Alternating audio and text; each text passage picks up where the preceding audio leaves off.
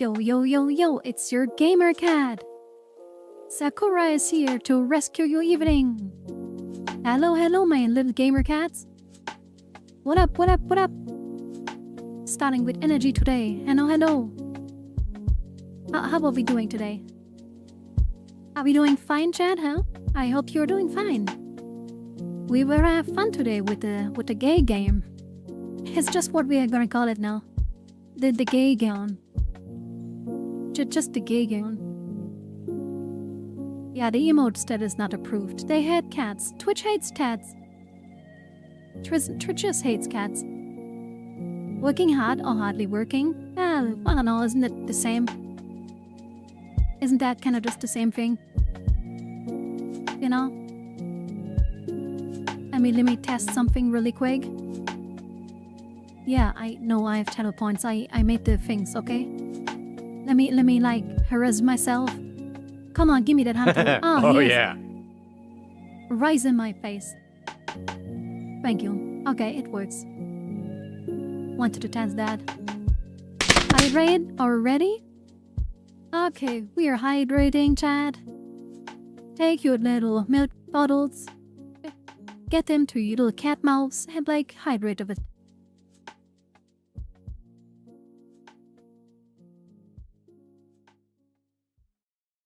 Alright, I hydrated, thank you. I still forgot that I have to put a cooldown in the hydrate thing. Please don't overuse it. Like, and your little Tamagotchi in your screen. But, don't overfeed me, so else I become like, what are these called? Gremlins? No. What are the little things that you're not supposed to feed after midnight? What are those things? Not gremlins. What are they called? Those are the little things that you're not supposed to feast after midnight. What are they called? Like don't feed after midnight. What is that? No, wait, it's gremlins. Literally gremlins. Okay. No, okay, it's gremlins. Okay, I'm a gremlin apparently. Don't feed me after midnight or something. Like, oh man. Oh yeah, okay. I wanted to start off with like making like an impression of something I just saw. Oh yeah, gremlins. But yeah, I wanted to make an impression of something I just saw. So for anyone who doesn't know about recent events, this is gonna be very weird. But I'm gonna make an impression of something. Look at me. Hey, don't put that camera too close to me. I don't want to be filmed. Hey, stop putting that camera in my face. Fuck you. Anybody caught what this was? Anybody caught what impression that was? Anyone has an idea? I have no idea. I'm gonna do it again, okay? Oh, hey, no, stop. I don't want to be a film. Please, don't stop. Don't put that camera in my face. I don't want to be a sound. Fuck off. Fuck off. You know what that impression is now? Probably not. It's a terrible impression of it anyways. Donald Trump? No, what the fuck? That guy wants to be in the camera all the time. You? No, it's me, yeah, but like, not like that, no. It's the fucking Mr. True, you're responsible for a large leak of Cat Empire? Miss, is it true that you're responsible for a large leak of the Cat Empire? Wait, what leak? What leak? What is being leaked? What is going on there? Who's taking a leak where? At loss of its milk? No. Fake news. That's just trolling. Probably Katsumi doing like one of those 4 cat posts. Totally. But no, the impression I was giving you that was terrible and not funny was the reason the Dutch guy got banned from the Eurovision contest. Man, I just saw that. It was so fucking funny. Apparently, I don't know if you guys heard it. The Dutch contestant from the Eurovision Song Contest. I didn't watch it either, Feel. I just saw that. Apparently, the Dutch contestant, like the Eurovision this year, has been a huge shit show. With all the, political crap that's going in. A certain country being allowed to participate made people very mad and all that. Not to get into that. Look it up if you want to, I don't care. But the point I was trying to make, the Dutch guy, the Dutch contestant, came down from the stage, wanted to go and be backstage to his room or something, to get like makeup done or something, and he was just done. And he didn't want to be filmed, but a camera woman like put the camera right in his face and was trying to follow him, like, and he was so annoyed that he turned to the camera and told her to fuck off, not film him or whatever. That got made into the harassment case, and he's now disqualified from the Eurovision contest. That is so fucking insane. That is like so insane. He just turned to the camera and told her to not bother again and whatever. And that got him fired. It's just a joke, I tell you. That is the biggest joke ever. Like, that's such a joke. That's just such a joke. The Russian? No. It starts with an I. And ends with an real. There's one letter missing. I keep you guessing. Well, no, it's not about that. It's the other big war thing. The other big war thing that's going on in world. Well, like, let's not get into that. That's like, I don't want to touch that. Let's forget about that. I just found that fucking funny.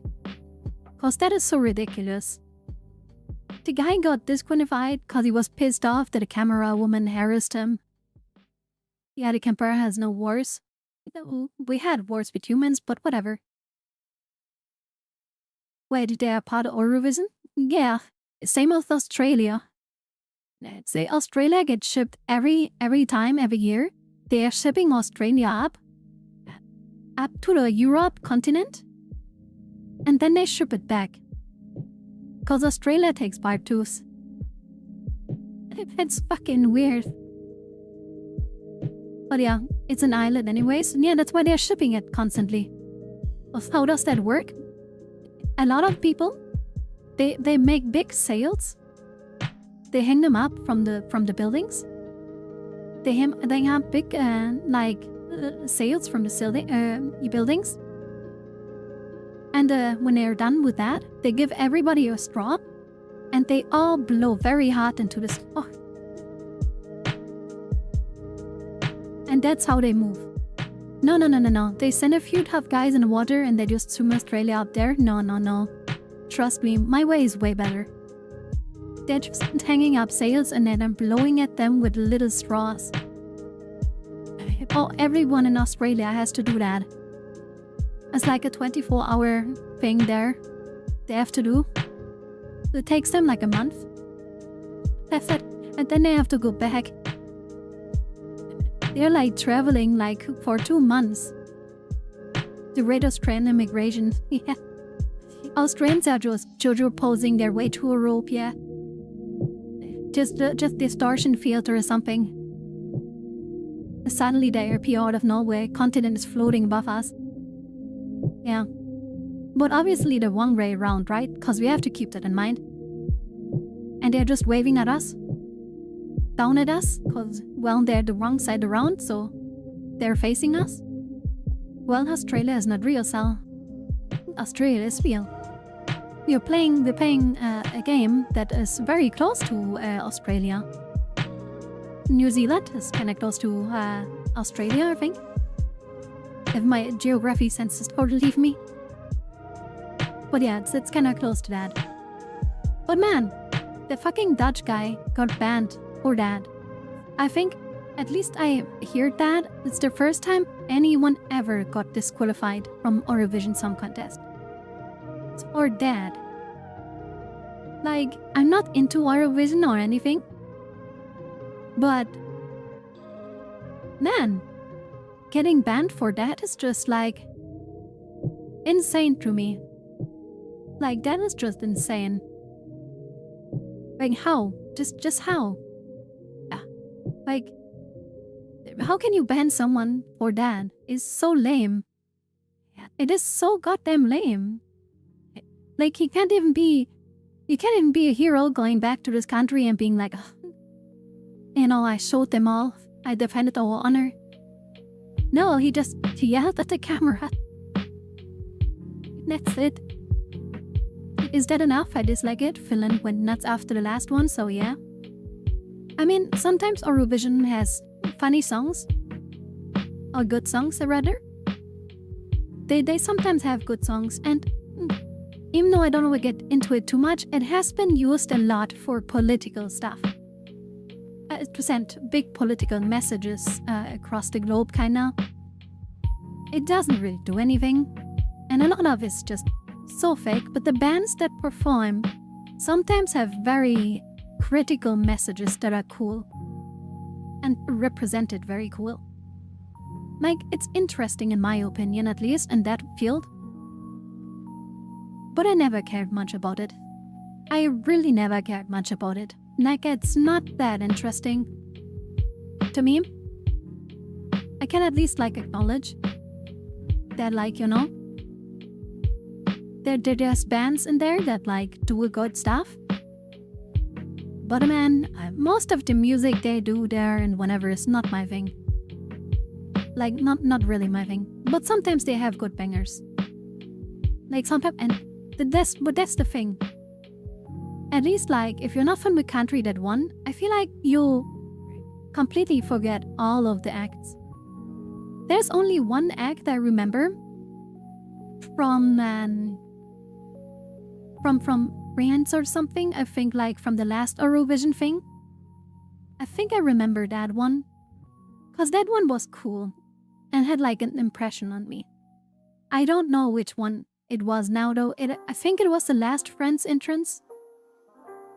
And they get not us there was something interesting about it. Glad I got recognized and won over it at least once. I have no idea what Manskin is. That's the thing with Eurovision. You just forget about all the bands there. It's just so meaningless. Who the hell cares? I don't know any of the Eurovision winners. Even if they were from my country. I have no freaking idea. They're the Italian team? I have no idea. I know, I also just don't watch that. As I said, I don't watch Eurovision contest. But man, that they banned the guy for that. It's just hardcore. It's just hardcore, okay? Man was just stressed out, wanted to get backstage and get a stupid makeup on or something. And they banned him cause he was a little mean to the camera woman. And tried to spin it to an harassment thing. Oh, the funniest thing is... Oh, there's so much more. I don't know if you guys care about it. You better listen to me rant talk about it now, though. I don't know. The funniest thing with okay, let's just say it, Israel. Big controversy, nobody likes it, so many people are mad, whatever. Not the topic. They paid for an ad shown on YouTube videos and all of that to vote for number 6. The funniest shit now is Netherlands is gone. Netherlands was 5th. Israel was 6th. Now Israel is 5th. Number 6 is someone else now. But they paid for the ad already. I have no idea who number 6 is now. But it's so fucking funny. Because now they are number 5 and their ad is running vote for number 6. Stop, fuck it, Puffy. And the best thing that I heard, apparently Sweden, Norway, and some other countries, I didn't check which one. A few countries are apparently planning to just not show up on the final. Apparently they're just planning to not show up. Cause they're like, oh, we're boycotting this. You know? I just saw that. And that would be so funny. If that was true. Imagine like they have the final. Yeah, wait. A member of the Austrian press has posted an Instagram story which states that Ireland, Estonia and Switzerland do not want to perform at the final tonight. Can't find this anywhere, but multiple sources stating this. Bis power psulovering. And apparently it's some guy named actually that the information comes from someone that is well known. The guy's name Jan Bormerman or something. And apparently a bunch of countries are planning to just not show up to the final now. Like, what the hell? That will be so fucking funny. They're like, and now Switzerland. And just completely cricket silence. I mean, no, cause like they know they aren't here, whatever, but that would be funny. If they would show up and not go on stage. And make a complete fool out of themselves. That would be so good. Like, show up. But then when they call you, don't go on stage. Or just, no, wait. Even better, go on stage and just stand there in silence. Just look around and be like, ah, cool. That would be so funny. Makes sense considering many of those countries have either strong ties or friendly with Palast. Yeah, I don't know if that is really the case. I think like most of it is for the Dutch thing now. Cause it's really annoying here if Finland wins anything. Yeah, that happens in every country though. Oh man. If you any EU country, if you live like in the EU, Europe, whatever, you guys know what I talk about when I say or mention the word football probably. World Championship. If your country wins, fucking hell. If your country wins the World Championship in football in Europe, your country is done for the next 3 weeks, I feel like. It's so annoying. Oh man. I get that people love this sport and they can have their fun. It's whatever. But some people take it a bit too far with that shit. Nah, even Finland won the hockey thing. Some Finnish people went to Sweden to beat people up, so yes. What? Why are they beating up Sweden if they won? What is their point? Why are they doing that? Just be like, we won, we're gonna show you how much better we are and beating you up too. Or what is the point? I mean, the Irish at least right good friends with the Panas to point a minute as real. Started up Ayame, they told them to cut that out. Yeah, I think like Hossi beat Sweden on the final. Okay, so you beat them in the hockey game and then you beat them in real life. Okay. I see how the logic of Finnish people works now. Like, interesting thoughts, you guys, Sash. I bet someone was like, we beat them in the sport, but what if, listen to me, what if we go out and just beat them up in real life too? And someone was like, genius, give this guy a raise. Like, what the hell is the point of that? Like, why are you beating them up? Like, I don't get it.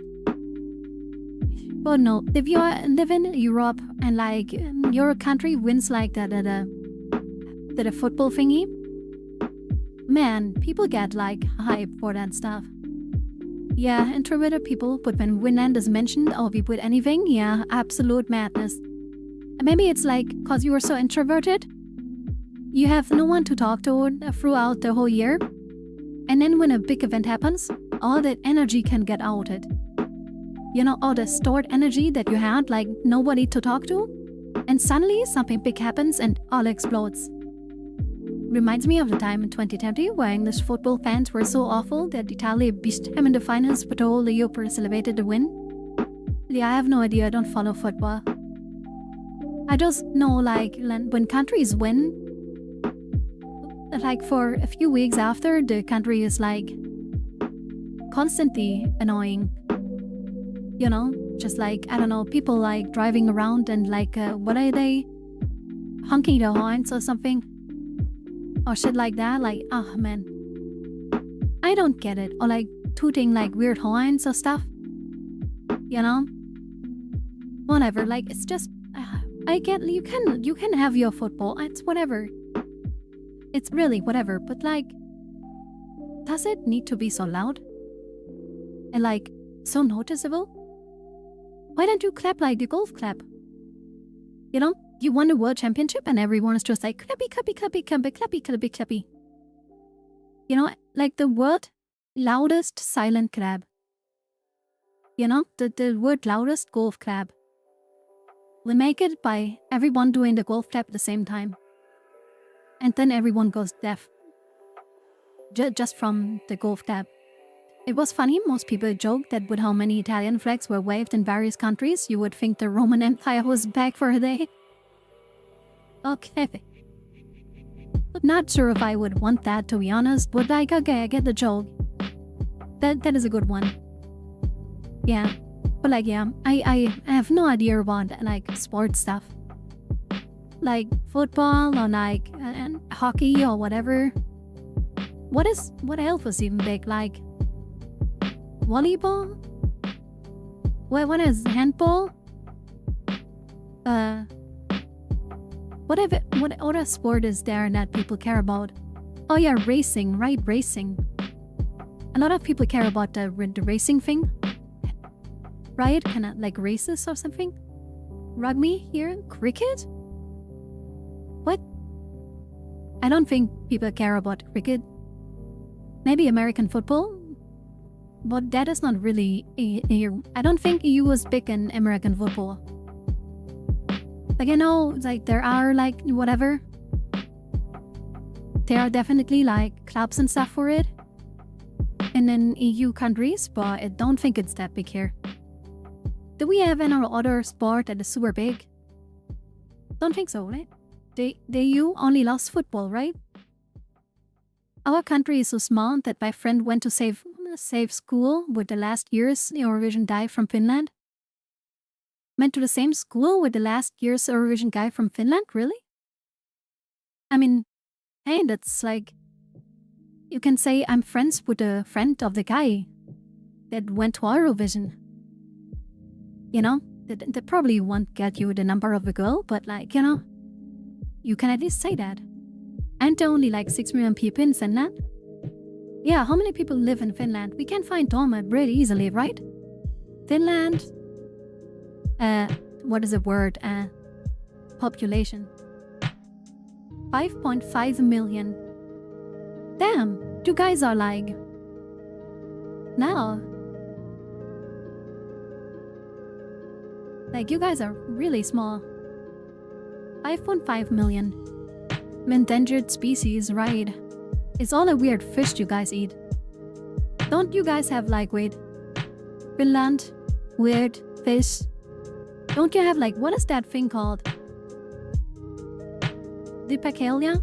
Lipacalia, or a traditional Finnish dish made from salted whitefish soaked in lye solution. Oh no, the super disgusting stinky fish is Norwegian or something, right? Or Swedish? Surströmming. Yeah, surströmming. Surströmming. What is that? Whhhhyyyy. Whhhhyyyy. Yeah, the Swedish. It's Swedish. Oh man. Surströmming? That shit is disgusting. Did anyone here ever have like surströmming? Yeah, the other thing is Swedish. I know, like surströmming is like Swedish. I know, surströmming is Swedish, but like, did anyone here have that? Cause that stuff smells bad. Really, really bad. It's really bad. The request is, can you put that on pizza? You definitely can. But do you want to? Like, really, do you want to? But it's like fermented, it's like fermented herring. And it's not, Sistering, pronounced Söström. Swedish is for sour herring, a lightly salted, fermented Baltic Sea herring. Traditional Swedish cuisine, at least in our 16th country. It's distinct fried or pickled herring. Like, damn, that stuff stinks. I can't say stuff about Swedish fish considering Italians have maggot cheese and fermented fish sauce that stinks like hell. I mean, yeah, the maggot cheese thing is like, ugh. You know? The maggot cheese thing is like, the fermented fish sauce, you don't know about it? But the maggot cheese thing is like, there's like, is that the cheese where you have to then like, make it airtight so that maggots actually die? Isn't that the one where you have to make it airtight so the maggots die? Why is you have to make it airtight so the maggots die? Oh my god, that was, when I learned about that, I was like, why do people do that? Like, man, why? Well, we had reindeer here, so some people are shocked. Reindeer, whatever. Like, isn't that just the same as normal deer? Like, the reindeer is just like, I don't know. Seems very normal to me. Has surprisingly massive black markers. Yeah, I know. People love that for some reason. But like, man. But yeah, like, them stranger is like one of the worst foods, like smell-wise. It's really not good. Like, just the smell. Yeah, but like, so not too surprised. But like, Doormat, did you ever eat like lipakela? Lipiakela? Or live fish called? Did you ever eat that? Have you finished? I don't know how to spell it, by the way. Lipicalia? Lipicalia? I don't know how it's called. Oh yeah, wait, you're allergic to fish. I can't ask you shit like that. Of course. Lutefisk.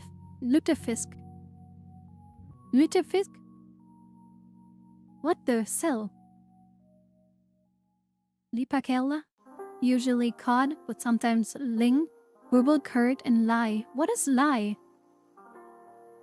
Lye is an alchemic acid. Wait. And using rainwater to leach wood ashes? What? Wait, what is lye? Earthing lye water, a caustic basic solution. I don't get it. What is lye? What is lye? Lye commercial method using membrane. What is that? Why is that so bad? Why is lye so bad? Well, why is lye so? The lye water would either be used such as for pouring olives or bidding them. Why is lye bad? I don't really get it. Why is like lye bad? Is it tour? Mammy is also something disgusting but enjoyed. Mammy? Mammy. How do I write that thing? What is that, mammy? Lemmy. What is that? Finnish. It's a traditional Finnish dessert eaten around Easter. Lemmy is traditionally made of water, rye flour, ground malted rye, salt, and dried ground civil orange zest. I mean, it doesn't sound that bad. It just kind of looks weird. It kind of looks a little bit weird. But like, it isn't that bad. Then it was a rare allergy. I have never heard of fish allergy, only of shellfish. I mean, Doma, did you ever try again? If the allergies went away or something? Not sure if like you should try that alone. But sometimes they go away, right? After some time. Better than maggots, yeah. It's better than maggots. Man, why do people eat like cheese made out of maggots? Like, what the hell? Just why? Just you don't need to. Nah, deadly. It's 16 still, so yeah. Damn. You got unlucky by life, doormat. Like, you got unlucky by life. Like, life did you dirty. Life did you really dirty. Just letting you know that I feel for you, okay? I feel for you, doormat. This gaming cat right here. This gaming cat feels for you, okay? I hear like if you eat like fish accidentally, maybe you have eaten fish today accidentally. One of the symptoms is that suddenly you see things changing color. But I don't know. I don't think you ate any fish today, did you? Only one from our line? Damn. But I hope you're not seeing stuff change colors. Cause apparently that's one of the symptoms to have a highly allergic reaction. So if things like around you start suddenly changing their colors, you should get worries. But I also was ginger, so... Man, okay. I am tripping again. Tripping about what? There's nothing happening. What are you talking about? There's nothing to trip up on. Nothing is tripping. There's no tripping. You know? But yeah, I'm glad we could start off today. You eat shrooms? Yeah, did you eat any weird shrooms, Starmat? Cause like, why are you tripping? What was going on there? Oh my god. Oh my god. I just saw a meme that I don't want to post in the Discord because I feel like it's too dark. But should I post that in Discord? Oh man. It's from like, if any one of you watched Dungeon Meshi? Like that delicious dungeon? Oh yeah, okay, let me... Okay, let me... Oh my god, no.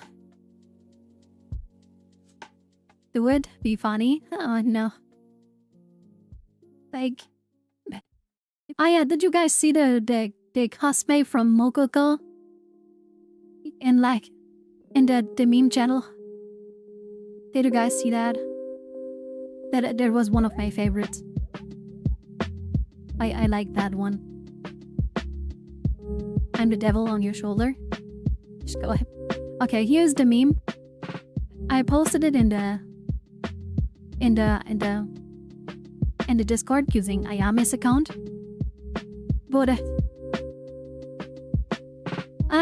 yeah, yeah, that's not good. That's not good. Oh my god, they peek cat through. Oh man. Oh yeah, I was about to post it, but it's kinda dark, right? But yeah, that's different, right? That's a different kind.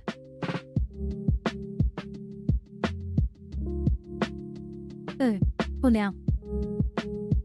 Man, it's just... It fits very well though. I feel like if they would be really in that world, the cosplay was perfect. Oh man, the cosplay was something else. Wait, I wanna look at it again. Ubalajinaido. No cocodins. Oh my god, he looks perfect. Perfect. It's just Mokoko. That's incredible dyke, but also extremely funny, yeah. Man, but like, their cosplay is on point. Really. But yeah. That's so good too far in those hot cosplays. As we lose each other. We have Mokoko at home. Mokoko at home. Is the coefficient doing a Mokoko cosplay. It's so terrible, but so good. He looks, at least he looks confident in it, okay? Like, he looks confident in it. The confidence carries it. You know? He can be his own Mokoko if he wants to. He can be. You know? All power to him. I just noticed that my lights on the side are not using the same light thing right now, which is like kinda annoying. I think they're not the same brightness either. I wonder if that is cause someone messed with them like a long time ago and never fixed it. She knows how to use the strength of his body. Oh, what is Mokoku? Mokoku. Mokoku is one part of the twin sisters that are known as Fuwamoku. They're Hololive streamers. And I like them a lot actually. Ayame and I watch them a lot together. But sadly we didn't have time lately. But yeah, Fuwamoku is like one of the only English talents we actually watch. Hello Nova, hello Nova. I didn't do the thing Ayame wanted us to do from now on. I didn't even do that. Why didn't you guys remind me? I'm gonna blame you if Ayame is angry at me. I just started off with so much energy that I forgot about it. I wanted to say hello to everyone that is here. Hello Nobaki Alpha, also known as Baki, the one that is cute. Hello Rosia Nerd, hey, welcome. Hello Doormat, common Doormat, you know, very happy that your phone showed you the notification. Hello Moon Ghost. Moon Ghost was here. Is he gone already? Is Moon Ghost still here? Hello Moon Ghost, hello Moon Ghost. Doormat, yeah. Figo, hello Figo. Thank you Figo for being here. Of course, Minajutan, Terry Coffee is here too. But yeah. And then, did I miss anyone? No, I don't think so, right? No one. Alright. By the way, my YouTube feed is ruined. I have recommendations: Honey Wake Up, New Momoka, Voice Dropped, Lilica. What the hell is Mimoko? You know, you don't have to say the whole name. Have to say the whole name? I know. Oh wait, you mean I don't have to say the full name? Yeah. I know that I don't have to, but like, you know, I'm a respectable gamer cat. I read out gamer tags, okay? The XX part in everyone's username is very important. Like XX-69XX. It doesn't have the same ring without the X's. Right? Like, it doesn't have the same ring, right? Yeah, but hello Nova. Welcome. I hope you guys had fun yesterday with Katsumi. We are trying to make her behave a bit calmer. No, nobody's IGPing. No. Nobody's IGPing. I hope you had like fun yesterday with like Katsumi. I hope she was behaving better.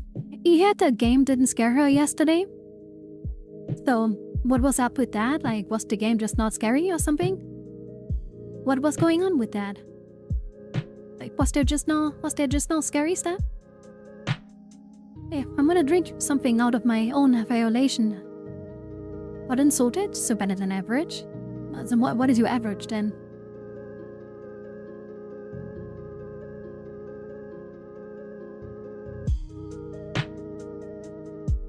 Well, I feel like I didn't drink anything today. And now my bottles are empty. You don't want to know? Yeah. I'm back. Hello, welcome, Rosie. You caught me weak because I left early? Wow. That is weak indeed. But yeah, I get you. Were you not feeling well yesterday, Baki? Was it too much for you? Was the game too scary, or just why you're just tired? Just got the reaction I'm used to when I enter the room. You know? Wait, what? I said hello to you. Or do you mean yesterday with Katsumi? Cause I said just hello to you. Was quickly wishing a good old writing Srimano to having a good day. I see. I see, yeah. I was tired, okay. Sadly, you guys, when you just came by now, you missed my impression of the Eurovision Song Contest string. We were talking about that earlier. Don't know if you guys heard about it. just insane situation. She didn't leave me had a third energy drink at least. She didn't even let me have a third energy drink at least. Wow. Oppression. Sleep is for the nerds? Oh, yeah, maybe. Oh no, I see it in the VOD. You were here for it, Rose.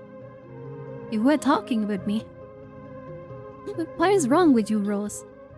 Wait, was I not talking to Rose? No, I was talking to Rose.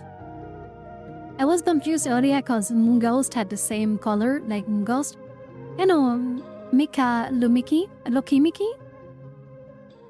I think I said that right. Hello, hello. I was? Okay, Rose, what is wrong with your brain? You were literally here talking with me about it. What's going on with you? Oh yeah, hello, hello. Mika. Hello, hello. I came to say the videos and shorts work. You say that videos and shorts work? What do you mean? I came to say that videos and shorts work? You mean the shorts work? Ow, why? You did jobs on YouTube from me and YouTube shorts. Oh, that's what you mean. Ah. Meow. Yeah. Thank you, thank you. I hope you liked whatever you watched. Some of them are hit and miss, I feel like. What? Meow. Yeah, they do. At least, you have to redeem. Meow. Hello, Mika Lukimiki. Thank you and welcome to the Cat Empire. Welcome, welcome. Okay, now they do. They were showing up before too. You're not supposed to use the comment. I saw the train one. That was the first I ever saw. That's a classic, right? Do you like trains? Cause I do. And Ayame gets rolled over by the train. I was worried that when she uploaded that one, that YouTube or something would think, cause there is someone kind of being run over by a train. I was scared YouTube would think I'm encouraging something. But it wasn't. Just so you know, Mika, this channel uses 3 different characters to stream. Today you are with me. The one that's normally in the shorts is Ayame, our general. And her sister is also here. She plays horror games every Friday. And you see me on Saturday and Thursday. Else it's Ayame time. General of the Cat Empire, right. Indeed, we are quite wondrous and great. Wait, that was the first one I saw too? The train one? Apparently the train one got on the people. Sounds like we should play Hoi 4. Oh no, you too? Why am I attracting so many people that like Hearts of Iron players? Yeah, I have so many people here that like Hearts of Iron. We are planning to do that. There's no real plans yet, but I want to do it. Yeah, but I have too many people joining me and be like Hearts of Iron fans. I feel like by now we just have to do it. Cat General's a dream of every... Yeah, Hoi 4 General. I get you, I guess. Or someone very talented in our Discord showed me just a SketchUp or something of a mod she made. Apparently she's a big modder in the Hoi 4 or something. I don't know if she's big modder, I don't know. But she showed me there something like that could be in Gone.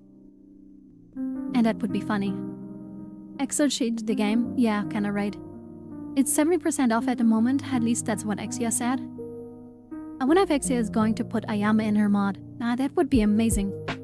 What is the image of the Renner connected with? Wait, what do you mean? What is the image of the general connected with? Paradox Gamers, VTubers?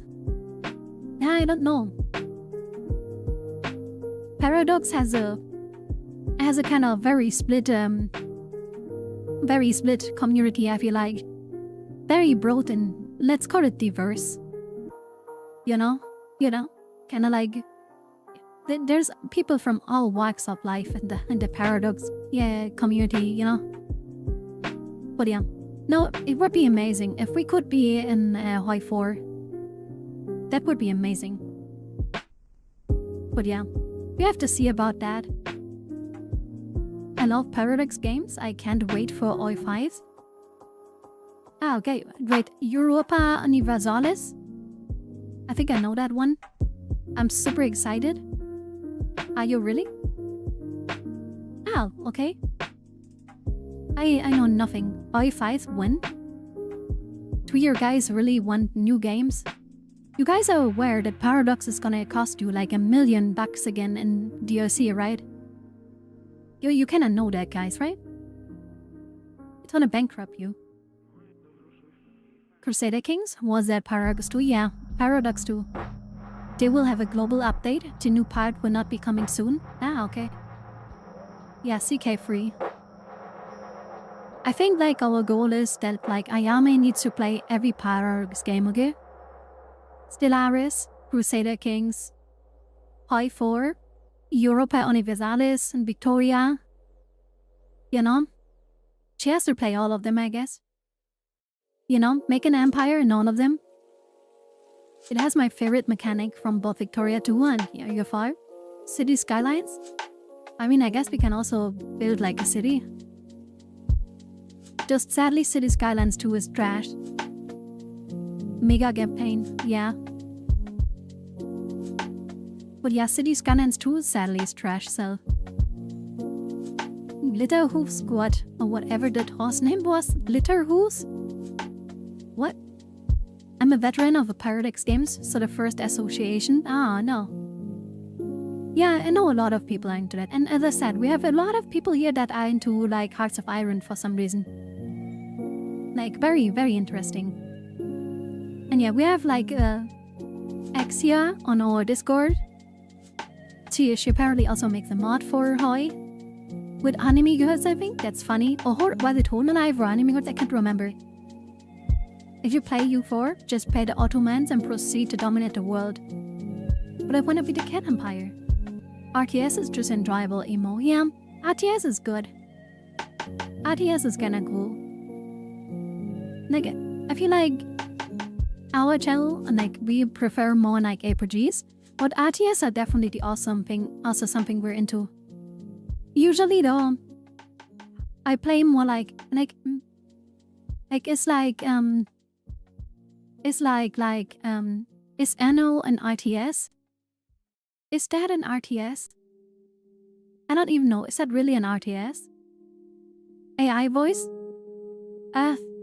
Every time that comes up, I have written AI voice under the channel, but it's not really an AI voice. But saying it's an AI voice makes it the easiest. But yeah. Wait, you don't think Anno is an RTS? I mean, what is it then? Like, I don't know, campaign building or something? Like Stellaris, isn't Stellaris kind of the same like Anno? And counts, I'd say it's since a real time, not a turn-based Anno, I mean, I think it counts, but you can say so, Australia can be a lot. I feel like it is an RTS. Anno is like an RTS. But like, you know, do you have also like Warcraft or Starcraft? That is like... Yeah, Anno. Don't you know Anno? The game where you like live on islands and like have to ship stuff around. You know, shit like that. You know, stuff like that. So yeah. But yeah. It's just stuff like that. Nope, sounds familiar. You don't know it, but it sounds familiar. Civilization Cheers, for example, is turn-based, so it wouldn't count into RTS. Yeah, right, cause that's different. That's like turn-based strategy, like TBS. But that's not a term, right? It's voice mode? Or 11 apps? Sorry, when you would discuss it. No, it's neither of those. It's neither of those. None of those thingies. It all runs like locally, but it's none of that. So, yeah. It's I don't mean to make a secret out of it. It's called Okada. And that would be used for translation, cause like we are cats. You have to see, we are cats. And like you couldn't understand us. if we are like trying to talk cat with you. So we are trying to like make a translation layer so you can understand us, right? Is it like sort of steampunk and city builder with ships? Yeah, most of the games are kind of like that. They have different time spans where they are though. So that's kind of the thing. But yeah, it's like sort of steampunk city builder with ships. Yeah. By the way, I sometimes read messages twice and respond to them like I didn't read them before. I don't know why I do that. I have no idea. Like, no idea why I do that. But yeah. Anyways. I think we're getting close to the... Yeah, we're getting close to the 1 hour mark now. Of just babbling. Another game I got into is called to Arms, Gates of Hell, Ostrand. Which is kind of RTS and kind of isn't. It sounds like one of those old school war-like, you know, control your tank units or something game. Though I have not tried it, I know seen it before. Yeah. I love BioShock and Battlefield. I don't know much about those. I never played BioShock. Thanks for the oh god, I forgot I enabled that. That was the first time that happened. Thank you for the 100 tuna cans, thank you. I forgot like to replace the icon yet with tuna cans. But thank you. And I forgot it froze literally 100. It froze really 100 of those things at me. I forgot about that. Yeah. Because whatever, never did do such thing. Yeah, that is a thing. I just have to change the symbol for it. So it's not like the bits icon. So it's like, I wanted to make little tuna cans. Maybe I even draw it myself. You know, little tuna can. So you can like throw tuna cans at me. But yeah. You're gonna at some point, it's amazing game series and recommend to try it. You mean BioShock? I really want to play BioShock. There's so many games I want to play. Like next month, Hellblade 2 is gonna come out, like Susuna's Sacrifice, Hellblade 2. I have 80 left in reserve, so you're saying I can throw 80 bits at you, literally? I am saying that yes, but I'm not like trying to hide now. I'm just gonna slide down here on this, like, you know, this chair, but like, not cause I'm scared. But I'm just gonna slide down here. I feel more secure down here, okay? I don't, you know, I'm kinda, you know, I'm not scared or anything. But I'm just saying. Right now, this is comfy down here. I feel very secure. Why are you hiding? I don't know, somebody wanted to throw stuff at me. Or at least hinted at it. No. Carry on, no. No.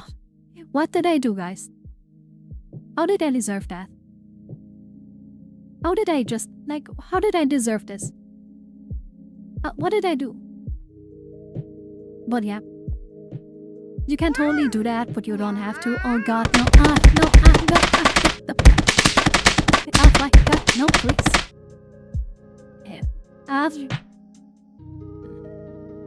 No, I feel kinda... My head is like shaking up. Thank you for the 80 bits. Yeah, it works. I still wish I had the tuna cans. At least I would delicious tuna down here at the floor. But thank you so much for the 80 bits. Do you love the Yakuza? Yes, serious? If you saw my shorts on the channel, if you look at it, if you look at a few more of the shorts, yeah, we play a lot of the Yakuza series and we kind of grow to it. We played the first Yakuza Like a Dragon, like when it came out 4 years ago or something. Of how old that game is, you know, and ever since we kind of got into it, right? And like, it is a good one. Thank you, Kiryu Bike, for being hot, fast, and like loud. Thank you, Kiryu Bike. I'm really happy that Kiryobite came by to tell us that. Need more bits? You don't have to. Like, maybe you want to save your bits for someone else or someone else. I can't hydrate. I don't have more to drink. I have nothing to drink. Sippy time.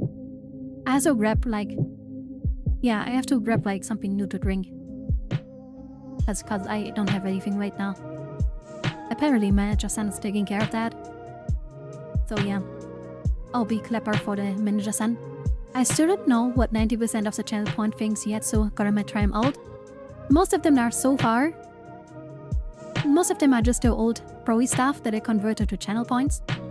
What I wanna implement like text-to-speech stuff and other stuff, it's just, man, I never have time. Oh, getting time to do stuff is like, how do I do that?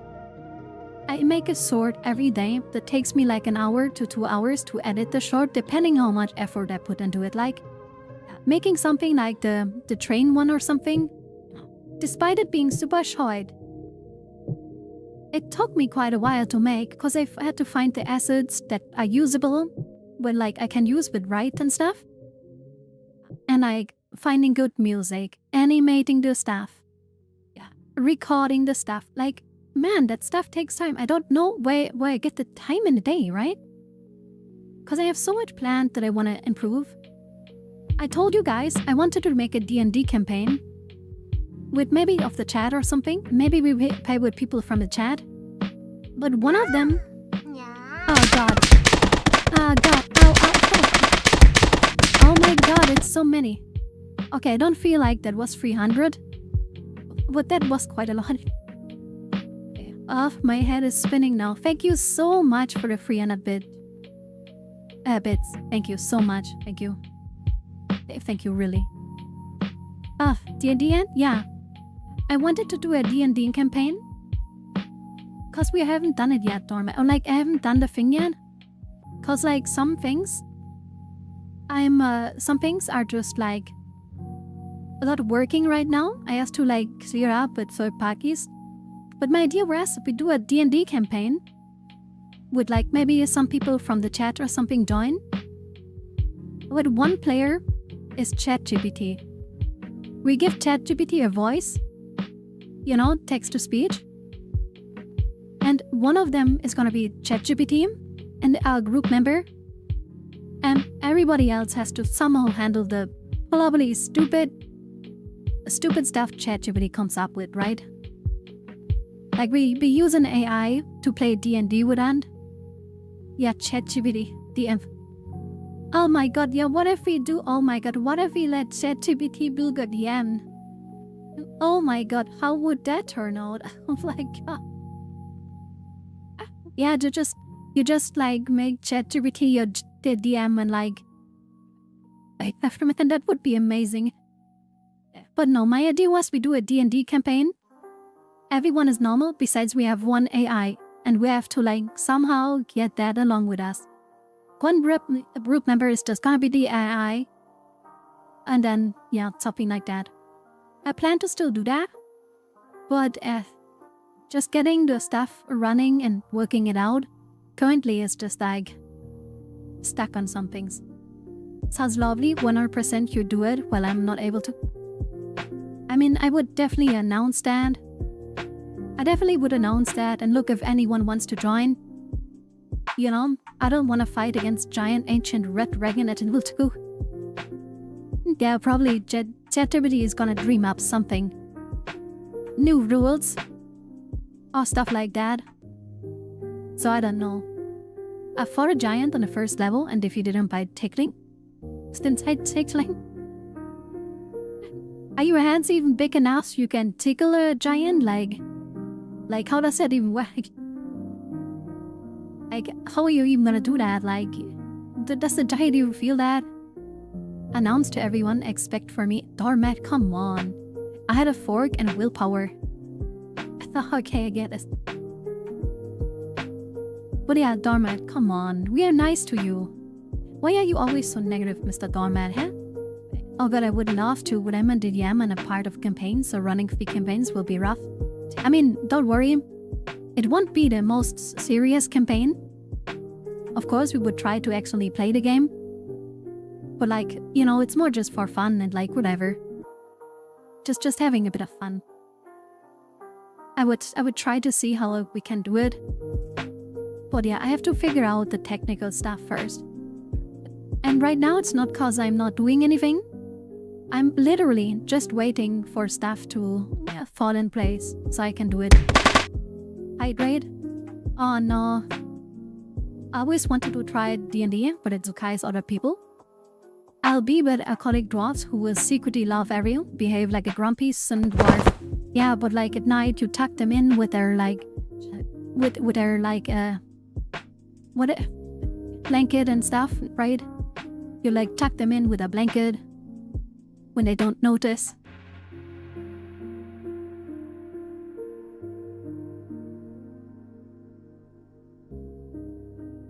Just a silly little one-off already. I'm down wherever it comes out.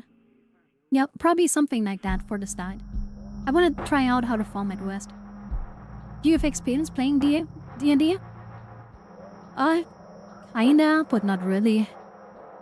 I kinda played something like D&D. Like not in the D&D system. But I played some of it, but not much, and it was some time ago. So if you do that, I probably have to read up on stuff too. That is work after the two.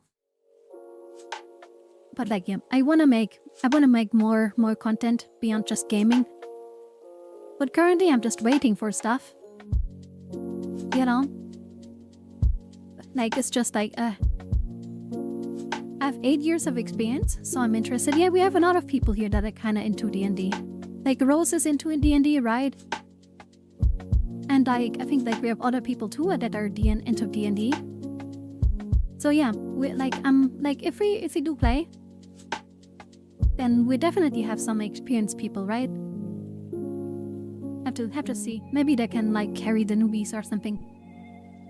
But as I said, I want to not make it too serious. I just want people to have fun. Never been able to play? Nah, we're gonna direct you in Doormat. We're gonna direct you in Doormat. You know? I used to play it sometimes way back. D&D E5 homebrew. I know I don't, and it was like a weird offshot system that was way easier, but I have no idea what it was called. It wasn't a homebrew. It was like something that was official by. It was, I can't remember what it was like. And we also played like it was post-apocalyptic, right? What I played. So not the old Dungeons and Dragons kind of thing. What I played was like post-apocalyptic something. You could follow the routes to a T while completing an order and use the bare bones. Yeah. Like we probably would do a mix. Like sometimes, you know. Sometimes just hold to the routes, but if something is funny, I would just want to go with it. The first game is always an introductory game. Everything is okay. Play a short campaign, yeah. Something like that we're gonna do. The last thing going into that direction, kinda, was Warhammer 40k. Yeah. Warhammer is kinda like that, right? I mean, it's not really like D&D, but like, you know. It's at least related somewhat. But yeah. Oh my god, Warhammer 40k? Why are you oh my godding me? I like this community. We have a lot of people that are into like strategy games and stuff like that. You know, we have our Warhammer people, we have our everyone apparently is just like Hearts of Iron. Oh god, I have to continue to write my campaign story. I've meant to remind of the responsibilities. Oh no, we triggered the flashback and rules. Oh no. Brain is malfunctioning. But yeah. We definitely, I want to do that. And I also want to play like point and click games with maybe an AI or something. Oh, next week? I talked to Ram, by the way, just like a little spoiler for you guys. Or like a little teaser. I'm gonna do something interesting next week with Ram. It's gonna be something. Definitely. Like, you know, we cooked something up. And it's gonna be here. It's gonna be interesting, I think. I hope she doesn't kill me. But we're gonna see. Rum, I prefer vodka. I think she's getting sick of that. Yeah.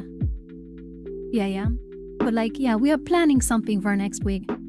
Ayame was talking to her and like, they are cooking something. They're definitely cooking something. Dharma 40k, deliver Emperor's Judgment. The Emperor protects.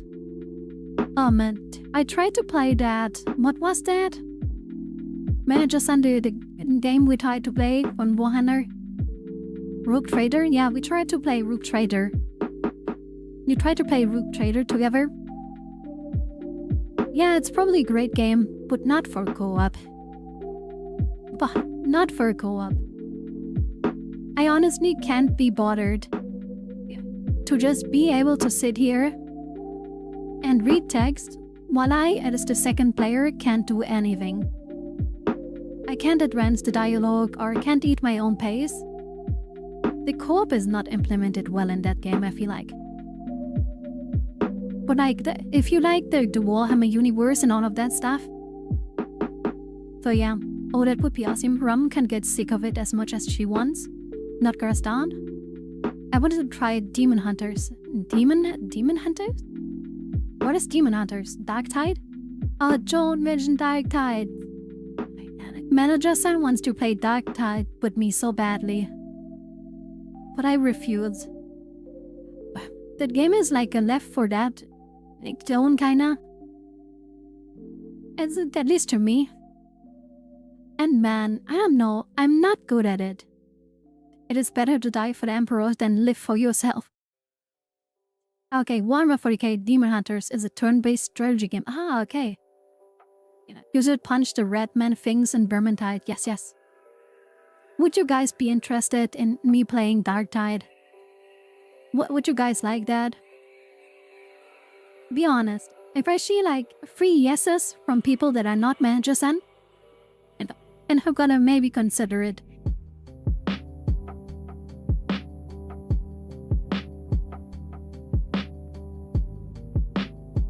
Okay, so far we only got 2.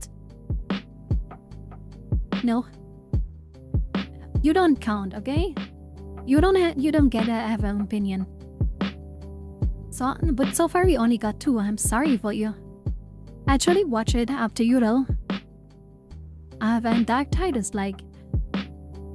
Dark Tide is like though... Then you would like... You guys know how Ayame plays Helldivers? You know? You know how she plays Helldivers, right? So, it's not gonna be better than that. If you don't think you will have fun, you don't have to, but I'd like to see it.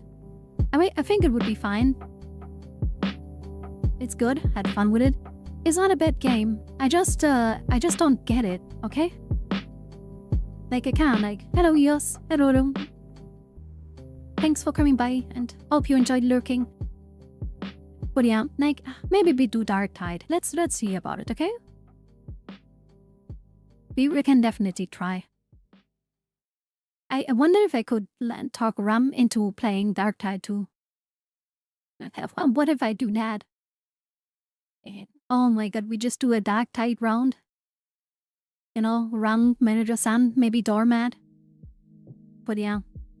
Man, not much. Wrote a blurb on my lore. Ah. No EOS lore. Is our emote finally approved? It's not. They haven't approved my emote yet. What do they dislike about the laughing? I still think it's the fact that I still think I just drank something. Okay, I'm gonna drink something new. And I'm gonna drink something new. For some reason, if you play Warhammer, I was forced to pay Skaven. But in Dark Tide, you can't pay Skaven. And maybe we do like a... What is that thing? Total War? Total War? Warhammer? We can also play that. Talking about... Yeah, Total War 3. We could play that. Talking about Helldivers, the new pass in Helldivers is alright. I like their sword rival in unlocks. I have no idea about that stuff. I've been right of my editing and I physically shield a hole beneath my body. Don't worry, Rose. It's gonna be fine. It's Saturday. You're gonna chill. It's gonna be fine. But yeah. Maybe we also play like Total War Warhammer 3. Maybe we go play that. And yeah, we will see about it. It's the only thing I'm kind of afraid of. I have a specific way how I like to play that game if we play it. And I feel like people would not like that. Cause, yeah, I don't know. I like to make the game unbalanced. So many words, so much things to fix and edit tries. You're gonna do it, Rose, don't worry. Play it? Can I be Skaven? The problem is that why I think I cannot play with others, cause I don't think you guys would like my way to play things. Game is often to again for up into strategy games. I am, but like the issue with it is, I like I'm like using a mod that gives you 3D skill points instead of 1. So you become very overpowered fast. And I feel like people would not enjoy that. But it's just what I like playing as. Whenever I played with Manager-san, we used that mod. And for me it's like I just like playing that way. It's just like, I don't know. I don't like getting multiple armies or something. And like, I don't know, I just like playing that way. It's just like, but I get that like, it's like way too... It's like, it makes the game way too easy, I think. But I just like it that way. You know, it's like putting honey on your ice cream. Okay, that was not controversial. What would be a controversial thing on like ice cream? I don't know. What would be controversial on ice cream? Wine? I don't know. Lizard man? Lizard bro? Yeah, I know. Pineapple? I mean, pineapple ice cream seems fine. That is more the pizza thing, okay? But yeah. Anyways. We are gonna play probably some Warhammer stuff. Maybe we play Dark Tide. We are definitely gonna play the Paradox games at some point. Like Hearts of Iron or something. You know? We are gonna do that. Man, I'm tired. I'll see you wonderful people tomorrow. I believe there's a stream, but yeah, have an absolutely wonderful day, you beautiful individuals. Have a good night, Rose. And yeah, tomorrow is Stray with Ayame again. Tomorrow you guys are gonna be cats again, I think. At least if I don't have the schedule wrong in my head. Let me double check. Yeah, Stray tomorrow. With Ayame. Yeah, you're gonna have like... What time zone do you live in? US? No, like we are EU based. Like Europe. Take care, Rose. Yeah, take us. Bye bye. I feel kinda bad making you play all those games I told you about months ago. Wait, I kinda feel bad making you play all those games I told you about months ago? What do you mean? Yeah, right. Rose is from South Africa. Rose is from South Africa. EU, hello from DE. Hello, hello DE. Have a great day, Figo Meg. Figo Meg? What? Wait. What's milk? Do you mean Mika Loki Miki? Wait, so you homshin is Mika Loki Miki? Cause there's no milk in there. We have no milkman here. We should play the milkman game. It's like, I think it's like protect the neighborhood or something. When a milkman comes. The internet is kinda crazy for him. A lot of fan art of the milkman. It's going around. I don't care what you play, I'm here for professional commentary. I feel like you say that because I'm most of the time spending a lot of like time in your pocket. You are the first German in this community I know about. Yeah, weirdly enough, I attract a lot of Germans. Maybe it's Ayame with her general outfit that reminds Germans of certain parts of their history or something. Maybe it's that. I don't know. But yeah. Not sure. War. But everybody's welcome as long as they're nice, right? Yeah. I mean, games like Whhhhyyyy, Dark Tide, Total War. If gay people like that, but if people like those games,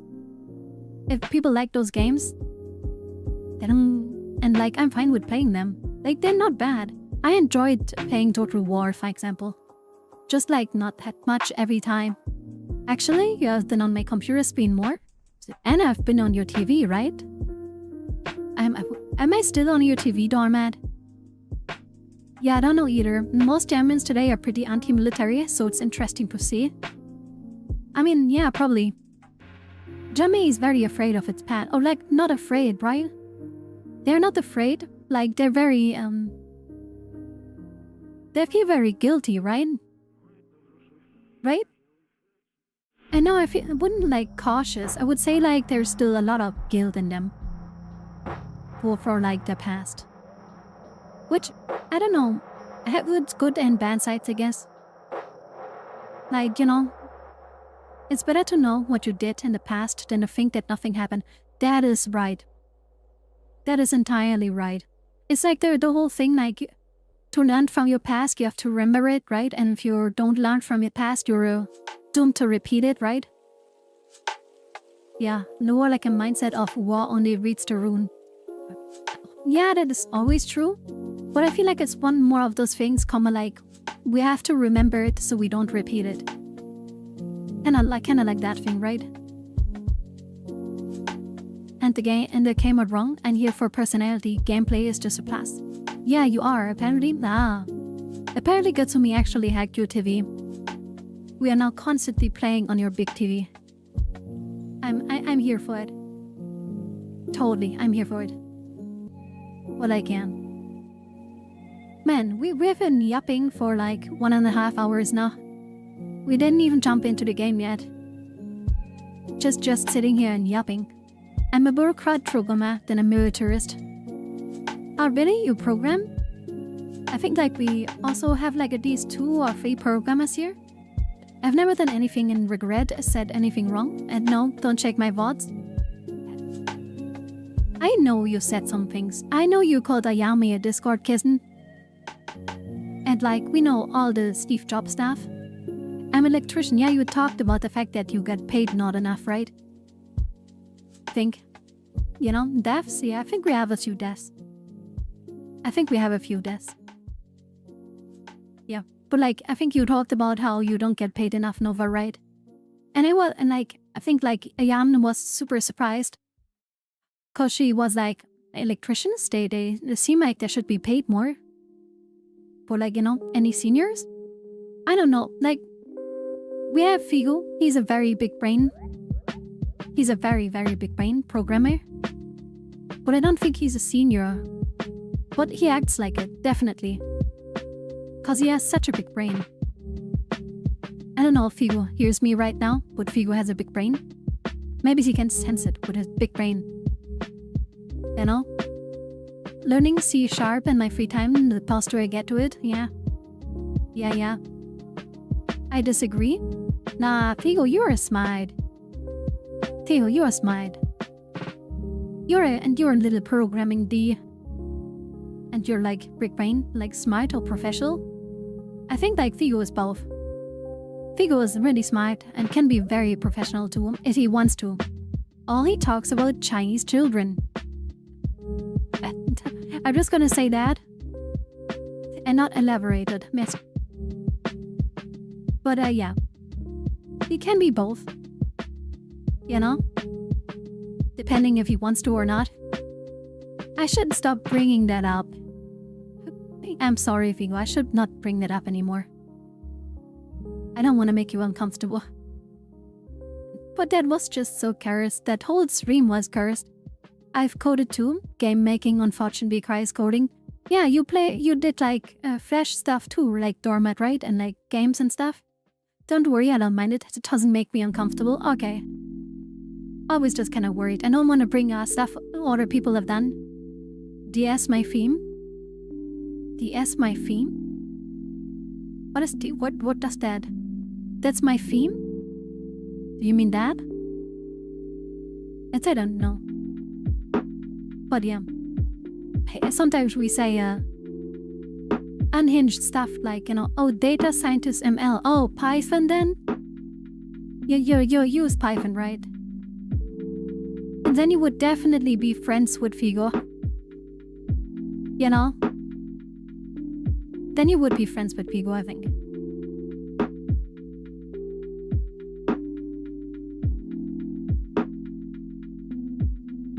At least you would understand each other.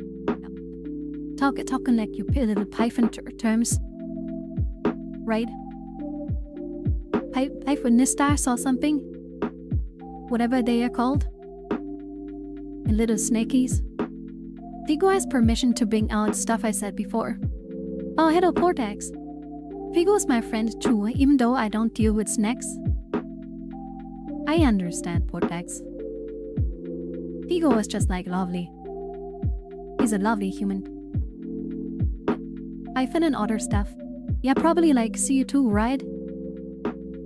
I just love AI. Ah. Yeah, it's becoming the modern thing, right? It's becoming the modern thing. Oh yeah, hello Portax. Long time no sniffing. You smell different, Portax. How are you doing? Long time no sniffing you. But yeah, welcome. But they pay well for this work? Yeah, they do. Cause like it's a growing field, right? I haven't shall I? Okay, I wasn't asking about that. But good to know. Good to know. Really glad to know that. I know Dormat, but I still choose not to. Figo is being benevolent.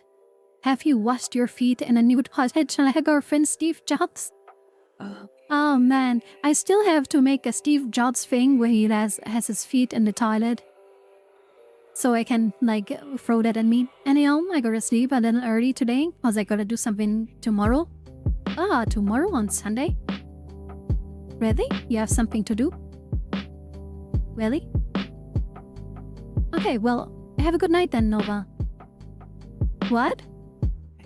If you didn't know, Ayame mentioned once that, true story. Oh yeah, right, Mother's Day is tomorrow, right? Yeah, right. Yeah. But Ayame mentioned once that a rare known fact about Steve Jobs, the Apple guy, is, and it's true, we are not making this up, you can look that up in books. The guy washed his feet in toilets. He just did that. Like, no joke. Apparently he just did that. He was always also someone that cried in meetings to manipulate others. Whenever they critiqued him, he started crying. And he also washed his feet in toilets. Cause there's another thing. I know most people already know this here now. But Steve Jobs was someone of the opinion that you don't have to wash yourself. Cause you only start to smell badly if you eat bad food. So he was of the opinion if he doesn't eat bad food, he doesn't have to shower. So he wasn't very vegetarian and never eat junk food or anything, and he didn't take showers. But he washed his feet for relaxation in a toilet. It sounds insane when I listen to myself saying these things. It sounds insane and made up, but it's actually true. I just hate that. I just kinda hate that because they sound insane and unhinged. But it's true. Don't worry, it only sounds insane because it is. Cause it is insane and it sounds like I'm making up. But you can literally Google these things. They are true. Steve Jobs washed his feet in toilets. And Steve Jobs thought that eating bad food makes you smell, so cause he didn't eat bad food, he didn't wash himself. The guy, the big guy, the big CEO, is the guy that was stinky as hell. Like, what the hell? You do this on purpose. You start talking about stuff like this when I start driving and I cannot tell you to stop. What? I have to bring this information to the world. We have to know about Steve Jobs. It's just so insane. Why did he wash? Every time we talk about that, I'm thinking again, why did he choose to wash his feet in toilets? Why? I don't get it. Why toilets? I don't get it. Why toilets? I don't understand it. Because of the running water? A shower head has all the running water. You can have a detachable shower head. And then you just shower your feet with the water from the shower head. Ever seen a shower where you can't sit in? Yes. Most showers actually have that feature. And now you can kind of sit down on the floor, or you get a chair. On the Japanese showers often have that. They have benches on the side. For 8 people or something. For old people. Or stuff like that. You can definitely sit in a shower. Why did he choose to wash his feet in toilets? I don't get it. How did he come to that conclusion? Was he sitting in his bathroom being oh, people always tell me I stink. I have to do something about it. But I don't want to take a shower. What is the turn? I said, he stuck his little toe into the toilet and was oh, this is kind of nice, huh? What is the reasoning for this? Too many Stephen toilets per square meter. Yeah, something like that. Standing in the toilet on Steve Jobs would say, going to a meeting. Don't remind me. Ayame went all over that, how they probably suddenly hold their meetings in their bathrooms. Everyone in a different curricle, everyone was just hey Steve, can we maybe hold a meeting in a meeting room one day? And they're no, flash. What the hell? That's yeah, every time, oh my god, imagine if they actually did that. You know? I'm sure you wholeheartedly believed he did that. That's the thing. He was believing in some kind of Buddhism or something.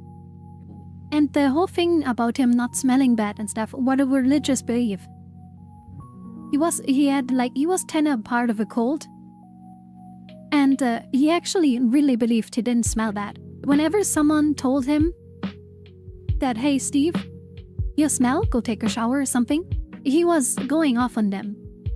Telling them that if they think he smells bad, there's a problem with them, not him. And all of that stuff. It's insane if you read about this guy. Get out of the toilet, I need to hold everything. But you usually do on stream games, just chatting. Currently, we are just mostly doing a bit of talking and mostly gaming.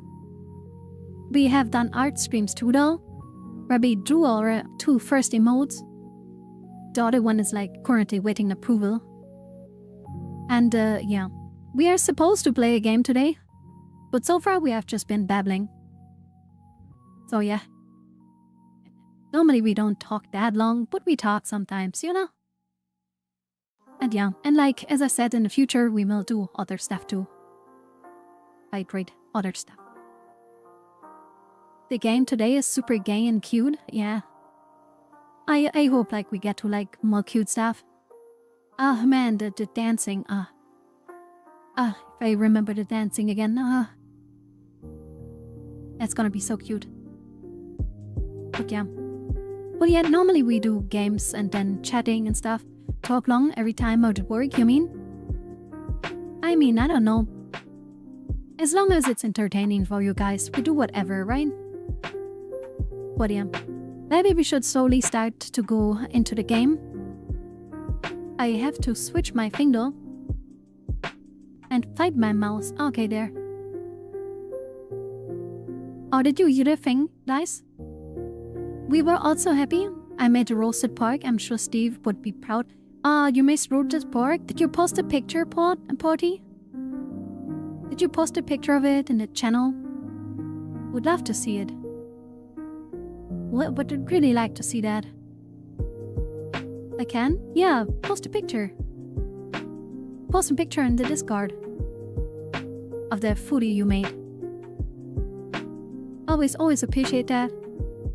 What game is this? We are playing a visual novel. Called Please Be Happy, right? It's a visual novel where we watch roommates be roommates. Oh god, we got the guy game. Okay, I'm gonna restart it. I know you guys don't see it, don't worry. I'm just preparing the game. And I didn't want a guy as the voice. No offense, but like, he doesn't carry the vibes we need, right? We need to be strong today, chat. I think like today is gonna be... Come on. Oh yeah, we got someone good. Okay. We're gonna watch... We're gonna wait. If you're gonna remind me about the ad thing. Sexism, I approve. What? What is that? What? Where did this come from? First off, I don't approve, and second off, what are you talking about? We need to satisfy Jeff. I know. I was about to do that. Okay? I'm far from this world topic, so if I say something wrong, don't be offended. Don't worry, don't worry. Just vibe, put it in, have fun. Just vibe and like have fun.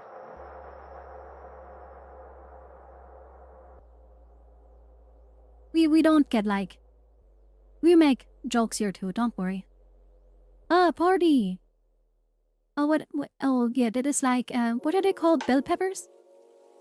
Right? And like potatoes, rice. Oh, that looks good though. That looks good.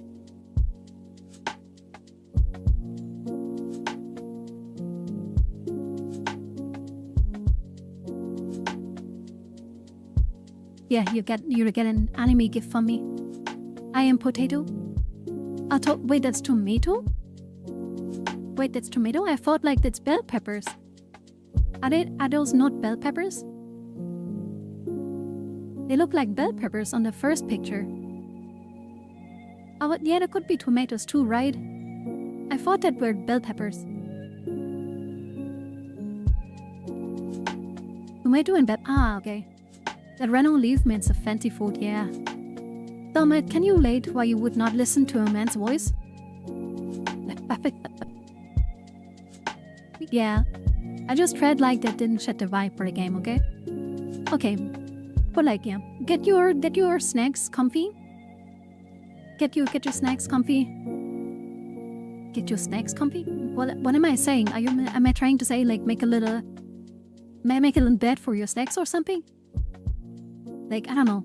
Huh? Sexism? I approve. No, face, don't say that. I feel like this joke is gonna get out of hand. Don't say that.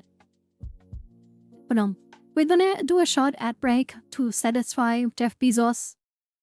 So he can like buy more polishing equipment for his bald head. You know? So that he's happy.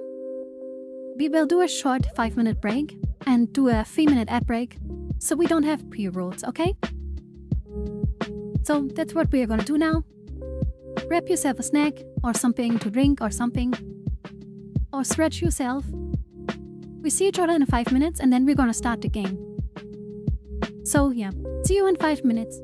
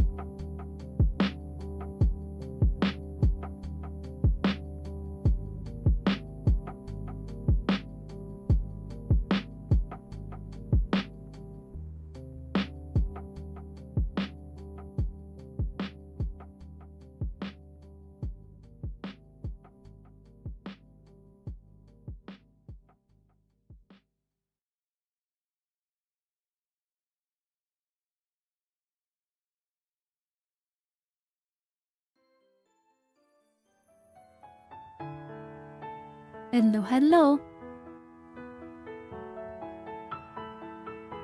There we are. For the cathedral. Yeah, Ayame would. Ayame is doing the next emote just fine, I think. Not sure, but do we even want this the next emote? Now we have a laugh emote. But like, we need the next one too, right? But yeah, hello. We're gonna watch cinema unfold in front of us again. That's why I have popcorn here. And yeah, we're gonna have fun. We're gonna, you know, watch cinema unfold in front of us. Yeah. But yeah, we just have to have an idea for like a new emote. What the hell is that? That is a cat, but like, why is it so grumpy? Why is that such a grumpy cat? Why cat? Why grumpy? You know? But no. We're gonna continue where we left off. Already? Okay, let me grab my keys. What is that? Is that Luigi? No, the Waluigi? Is that Waluigi? But kinda like big and like chunky. I don't know, random gifts up I'm taking for the adventure of the emotes. I mean, yeah, it's probably good to do. I hope you thank whoever gave you that. But yeah. We are playing now. Please be happy. I'm trying to remember where we ended last time. I think like we were building up to like a big decision or something. I feel like.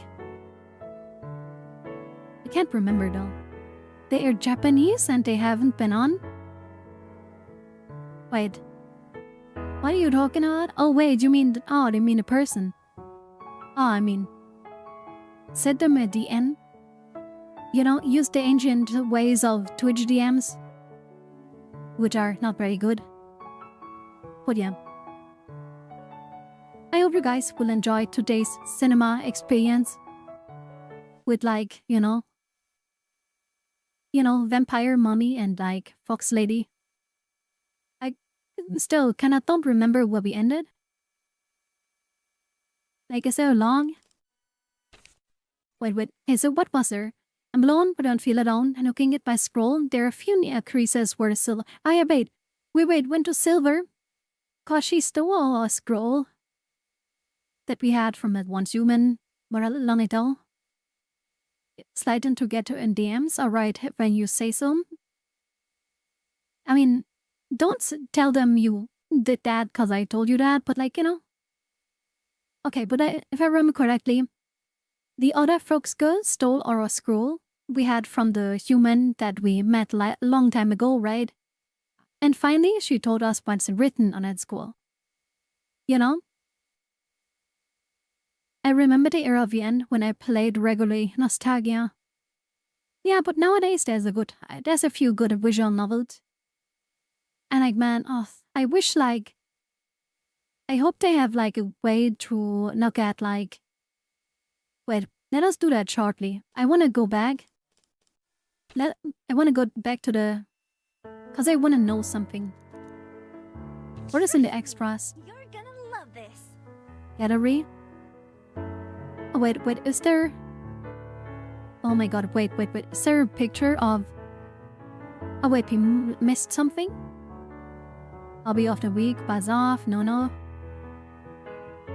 Wait, I wanna know... Oh my god, it's here. Oh my god, it's here. Guys! Look at them. Oh. Hey, are you in the menu? Cause you look like a snake. Oh man. How can you not look at this and be like, oh man. Look at this. Our vampire mommy dancing with her ass. Man. It is so cute. It's so cute. It's so cute. I can't take it. It's so cute. Man, this still makes me... Oh, man. Oh man, this makes me so hard now. But there's so many locked ones though.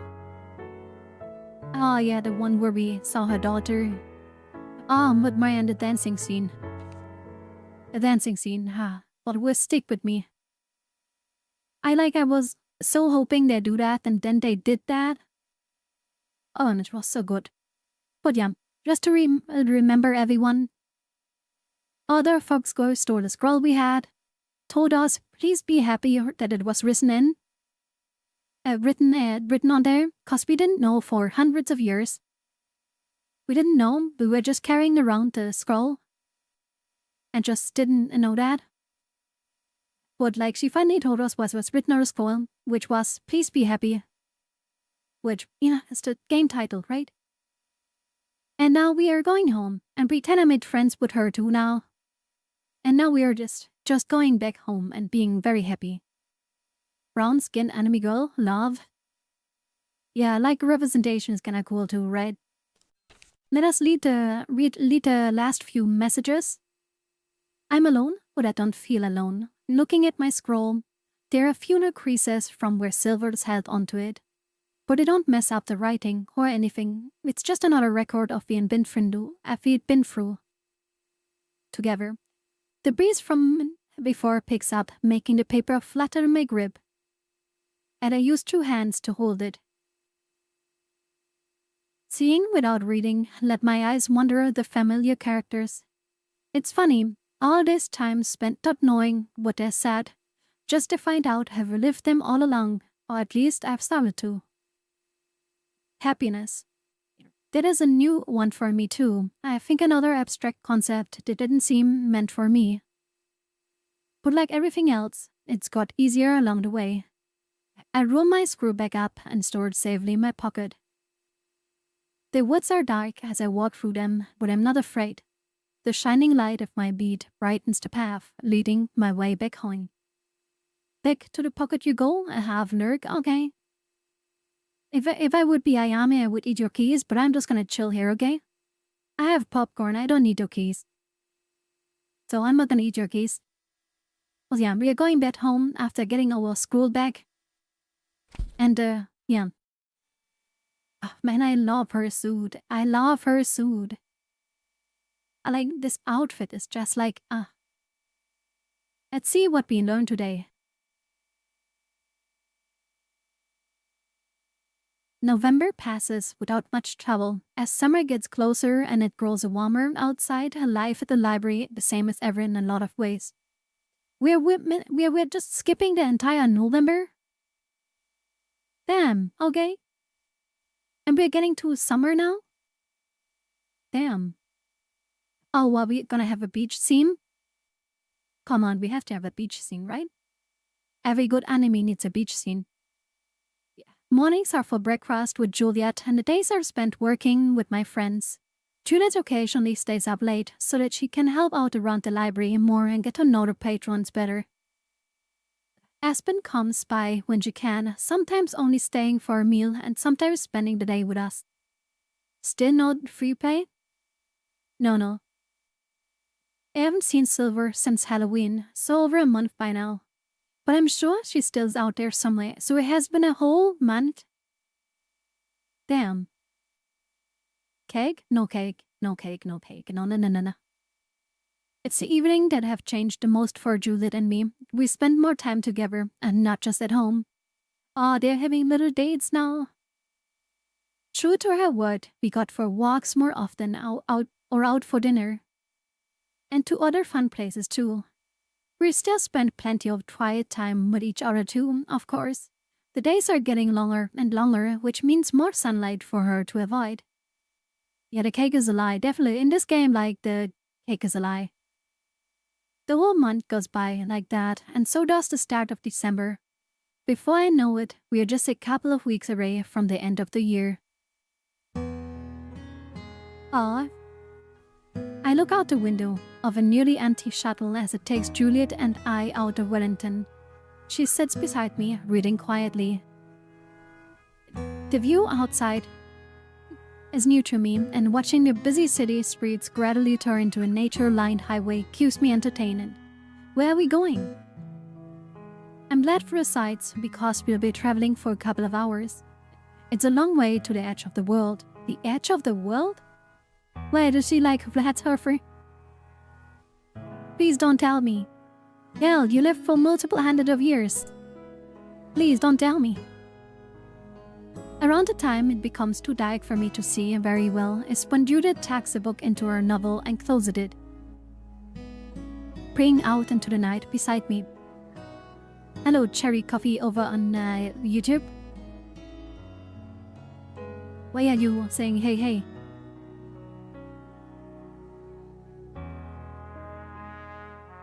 Why not? Okay. That Earth is real, it's shaky mad, we already noticed. Hello, Waffles. I don't think flat Earth is real. Okay. We have explained in one of the videos Ayame did that like flat Earth is not real, but the sun doesn't exist, and it's just a giant lamp.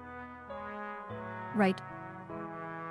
Around the time it becomes too dark for me to see very well, it's when Judith tucks the bookmark into her novel and closes it, peeing out into the night beside me. It's not too much longer, I think. I don't remember for sure. Where are we though. going? It's alright. I'm having a good time. I don't mind long rides when I'm not stowing away in a cabinet or something. Yeah, but where are we going? That was how you first came to Wellington, right? Yeah, in a cabinet. We kinda sneaked out and ran away. Yup. You'll see when they get there. Thank you, Waffles. think I had kinda know about that as when they much get there, legroom as the other passengers we're did gonna that know. time. This bus is pretty comfy though. yeah, Mio's the MC. We are playing as Mio. And you basically have the choice between two girls you can go with.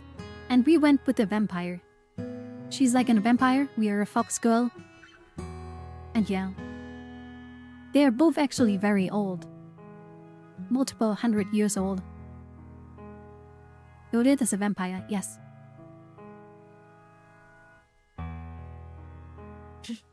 Indeed. I'm glad it runs through the night. The last time I made this journey, I flew. She runs the local library, yeah. She spreads the gay agenda. By gay books. As a bat? Yeah, who else? Oh wait, well, yeah, okay, she could mean by like lane or something. Yes, it's been that long. Oh, I'm not sure I could run that far, even as a fox. yeah, like, where are we going? Most people walked back then, which could take several days. I much prefer how it is Is now. Juliet a Maori? Oh, wait. No, I don't know. I don't think she comes from New Zealand, actually. But I don't know. You could be right? They're that, like, you know? She could be, right?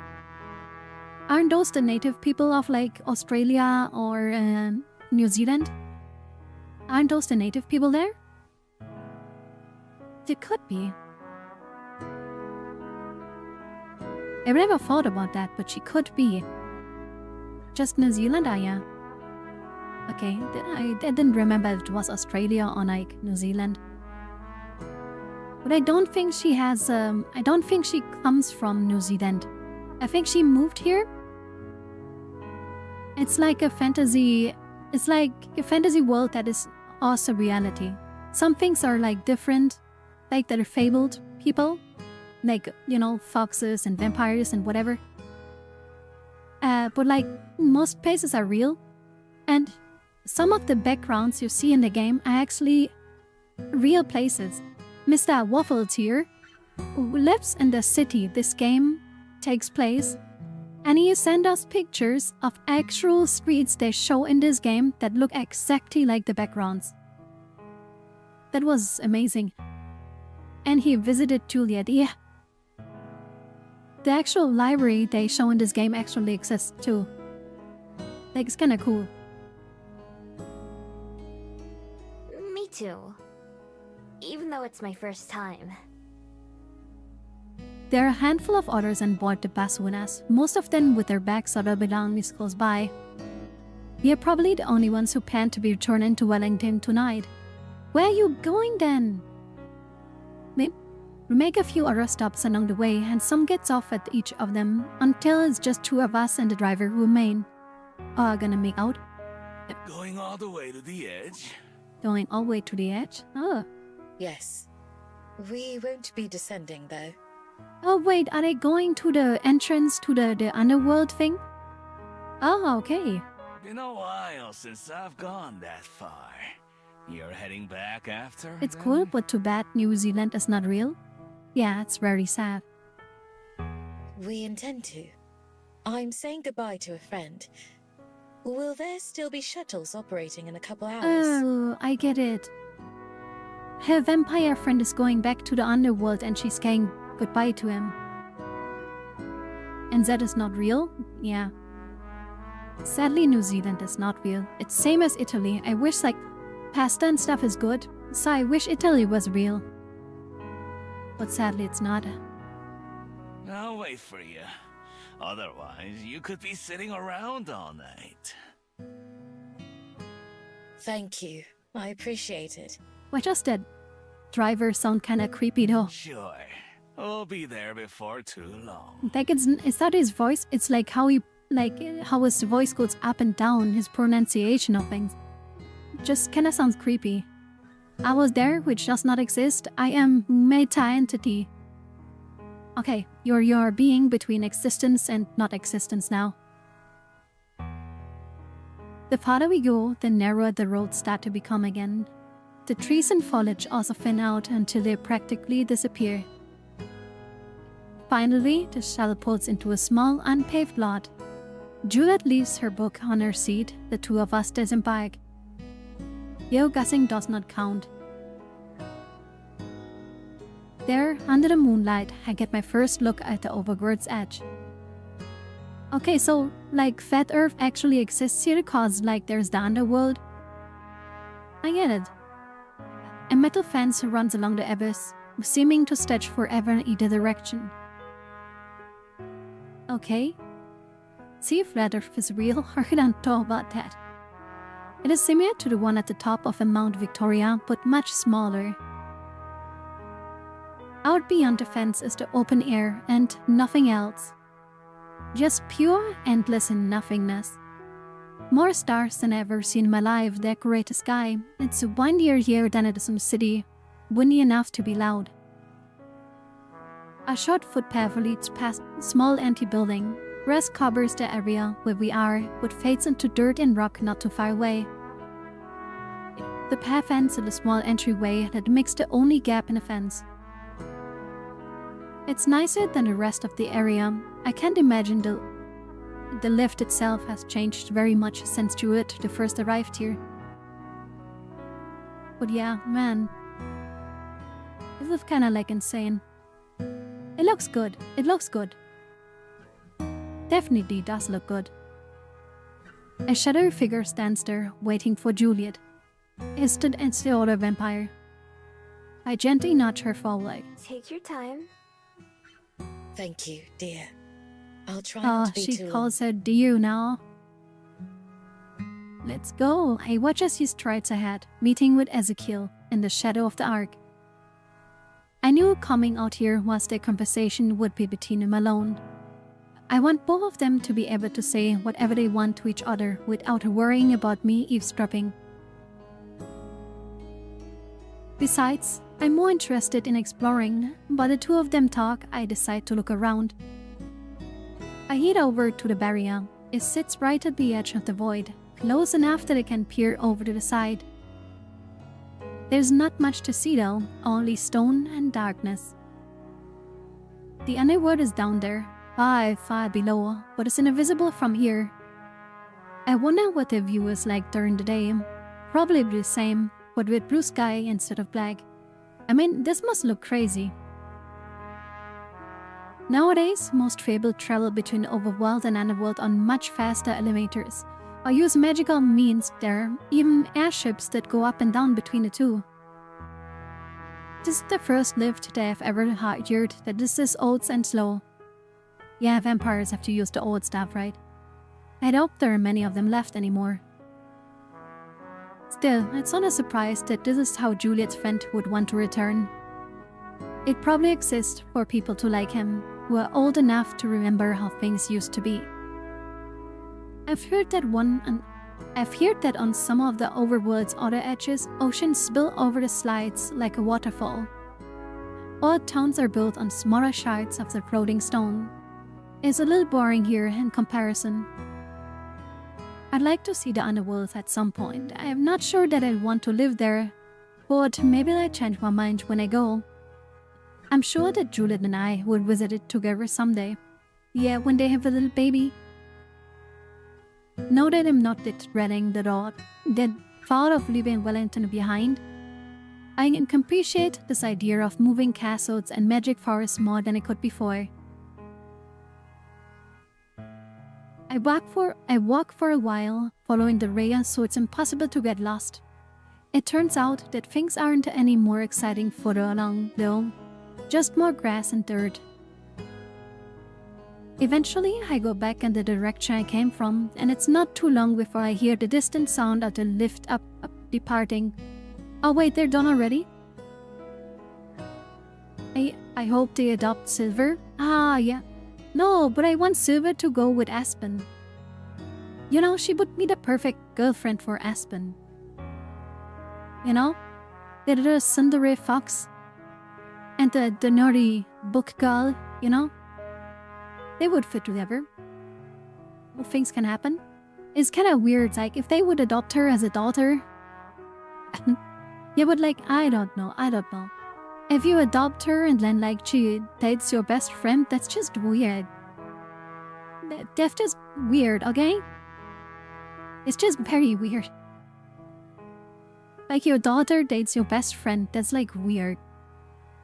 That's just how NZ rolls. No, I hope not. There you are. I was wondering where you'd gone. Thank you for waiting for me. I mean, that wasn't very long. Of course. I just walked for a bit, but there wasn't much to see. How'd it go? Yeah, how did it go? Tell us everything. We said what I expect will be our last goodbyes. He goes eagerly to a well-deserved rest. So, just today, I'm clear on that, right? That's what you get for being friends with a grandpa. I mean, I don't know, both of them are kinda grandmas by now, but just so I'm clear, if I remember correctly, the vampire told us that like normal fabled age down there, right? So is he going there to like, you know, die? Is he going there to die? Yeah, I think like he slowly wants to die. It's still gonna take like hundreds or thousands of years or something. Yeah, Juliet thought about that too, yeah. But Miu wouldn't age that much, if I remember correctly. Because she's a different kind of fabled. They said she wouldn't age that well. Or like that much. So yeah. How do you feel? Are you okay? Yeah, her only friend is gone now. I am. I'm grateful for everything. In the end, our paths diverged. And we're both going our separate ways without any regrets. Yeah, Juliet, you're with us now. I don't say it, but I'm sure Juliet thinks the same thing I am. Ezekiel was her last tie to her former lives. Her former lives even. Now it's just her and I, and the infinite possibilities ahead of us. From here on out, the future is what we create. Linking hands, we look out at the stars together. They twinkle and shine just for us. Aww. These people almost as old as me, they're way older than you. Can you see the stars from the underworld? Not like this. Not so bright and bold and infinite. Amen. I'd miss them if I couldn't see them anymore. As would I. As would I. As one, we return to the waiting shuttle and the long ride back to the library. By the time we arrive, both of us are exhausted. Lately, we have been on the same schedule more often. Not just she can spend more time at the library, But so we can be awake at the same time too. Couple of 100 years younger, but still, I feel represented. Okay, if you feel represented by the lesbian couple on screen, I feel happy about that. He has to take midday naps every now and then to make it work, but that doesn't seem to bother her too much. Before I can go inside, Juliet stops me with a gentle touch. Ah, and you hit us with that? Oh, you just hit us with that? Randomly out of nowhere? Oh, nah. She turns to me and I gaze sleepily, just as she leans in to kiss me. Even though the layers of fog settling on my brain, I'm able to appreciate the softness of her hands and the warmth of her lips. Oh man, she is so smooth. Oh man. I put my own hand on her shoulder to steady myself and just to feel closer to her.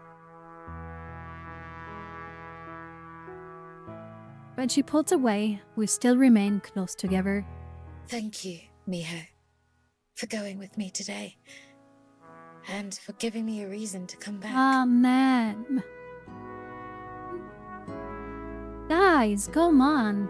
We just started playing again. You can't do this directly out of the blue.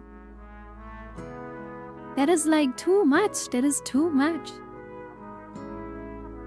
That is like just... There we go, right? Ah, Thanks man. for making me want to stay. Oh, I'd like to go there with you. Someday. they are so cute together. But... right now... Are they sleeping? Do you... Wait. Chad? Do you think they're sleeping in a bed together now? You think they're sleeping in one bed? You think that they finally did it? Nope. You don't think so? I mean, maybe it looks like this. Yeah, maybe it does, but like... Yeah, okay, maybe they're just not in the same bed. But maybe they're like, they moved their, yeah, they like moved both beds next to each other, right? They're both still sleeping in their own bed, but maybe they're like, you know, prematerial bed sharing? Nah. I hope they do kinda though. Mio's mom is going to show up, hands over the blankets. But Mio doesn't have a mom. My now turns into the big yawn. Juliet smiles. Aspen that, yeah. I can imagine Aspen.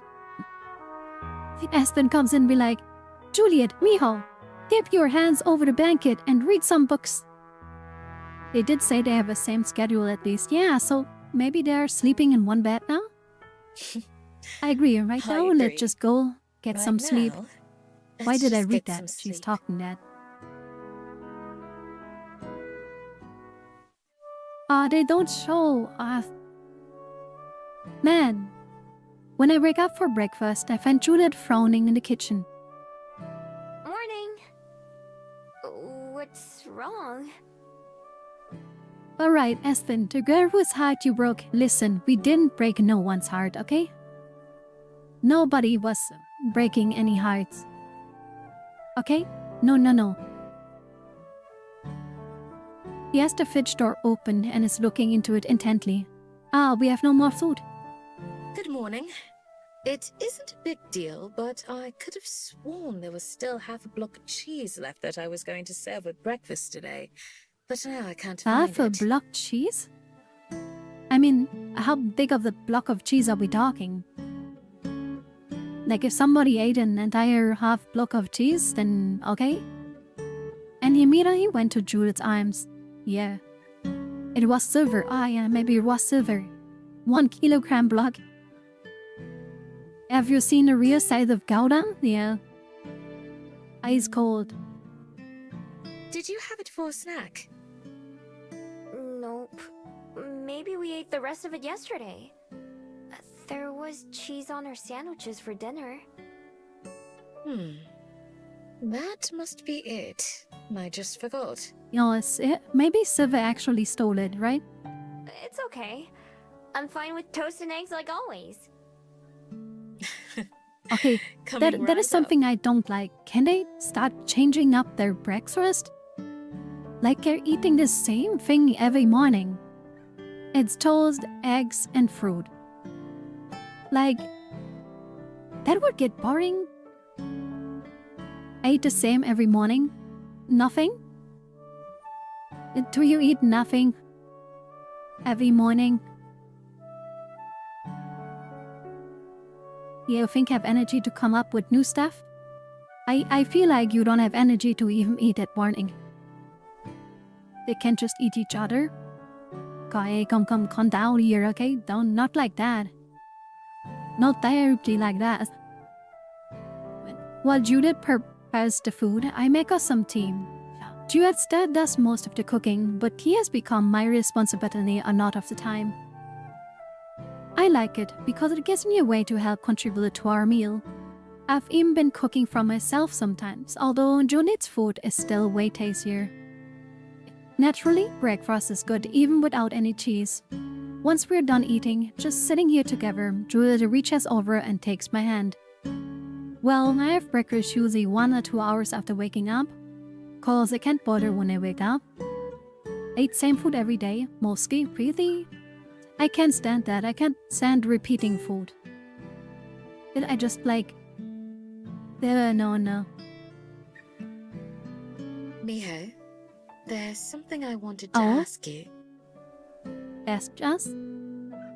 I mean, just to be clear, they moved fast, but marriage is not gonna come soon, right? Like, marriage is not gonna come soon, right? Sometimes I switch hot coffee for iced coffee. Wow, fancy figure. Very fancy figure.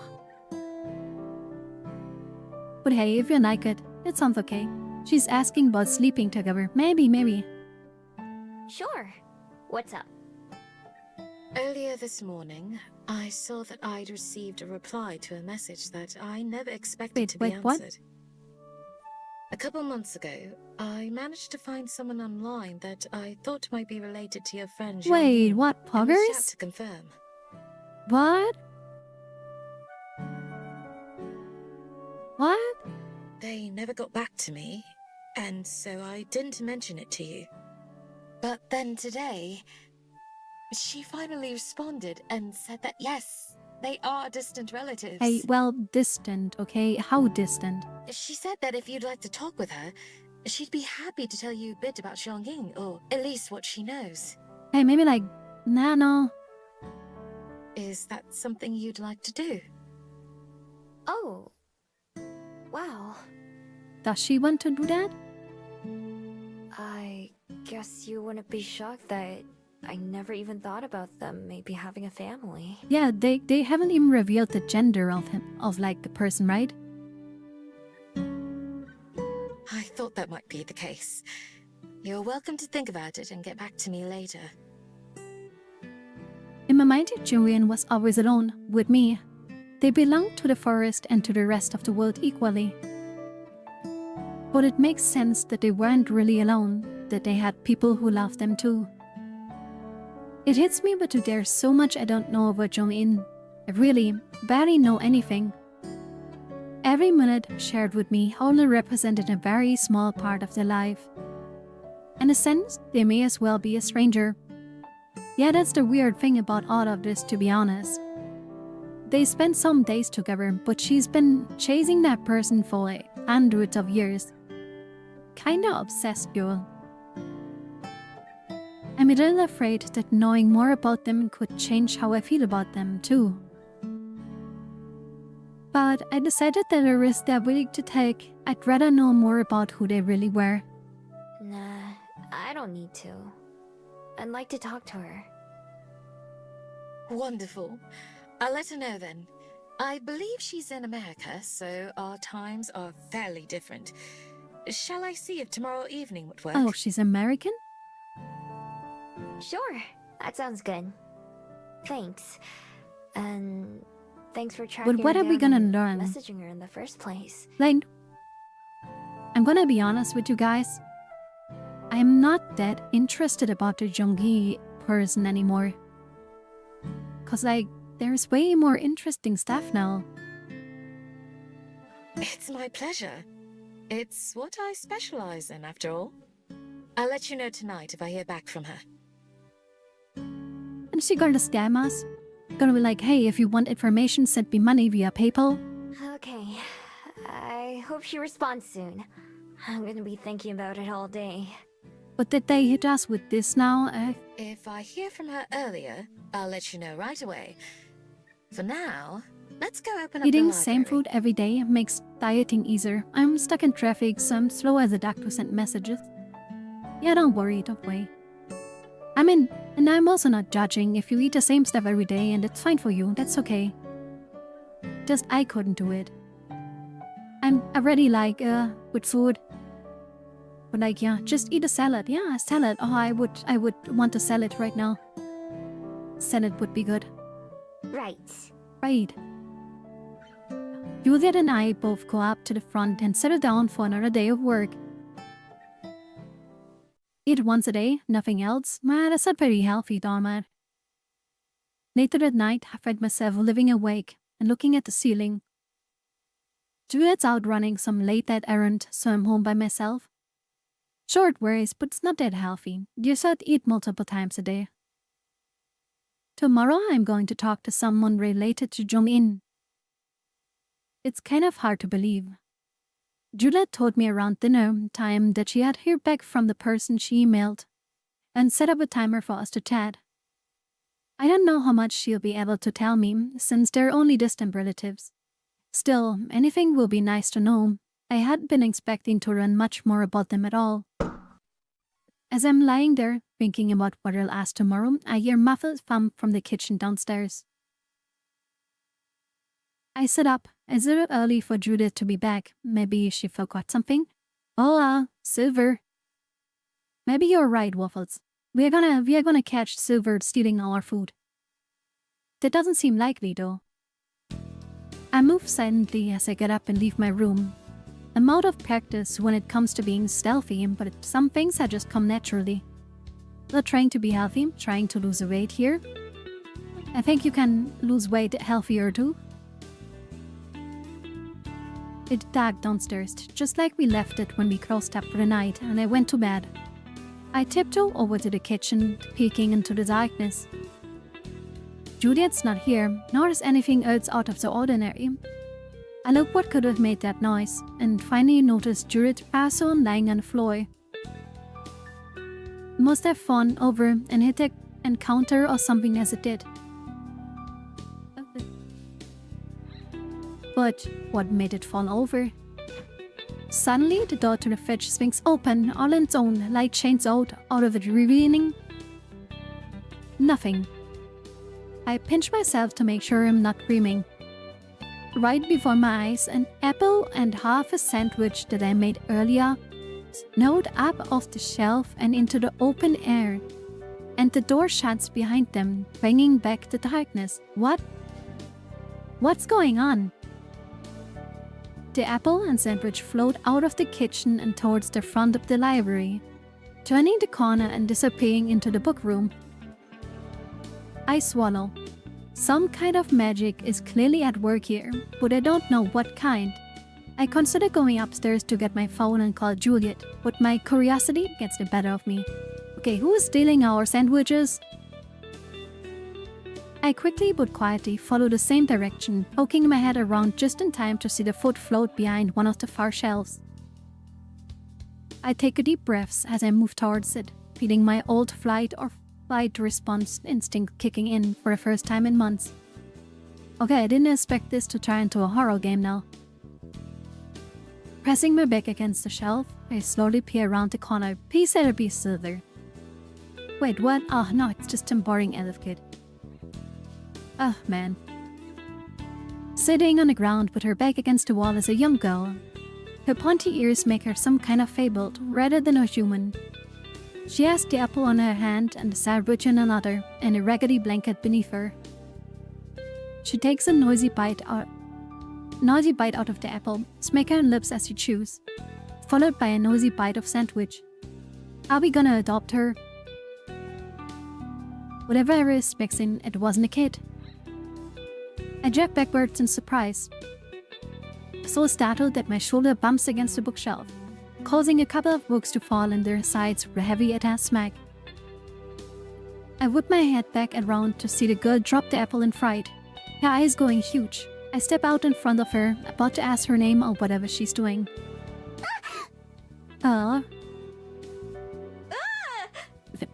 Why are you yelling at each other?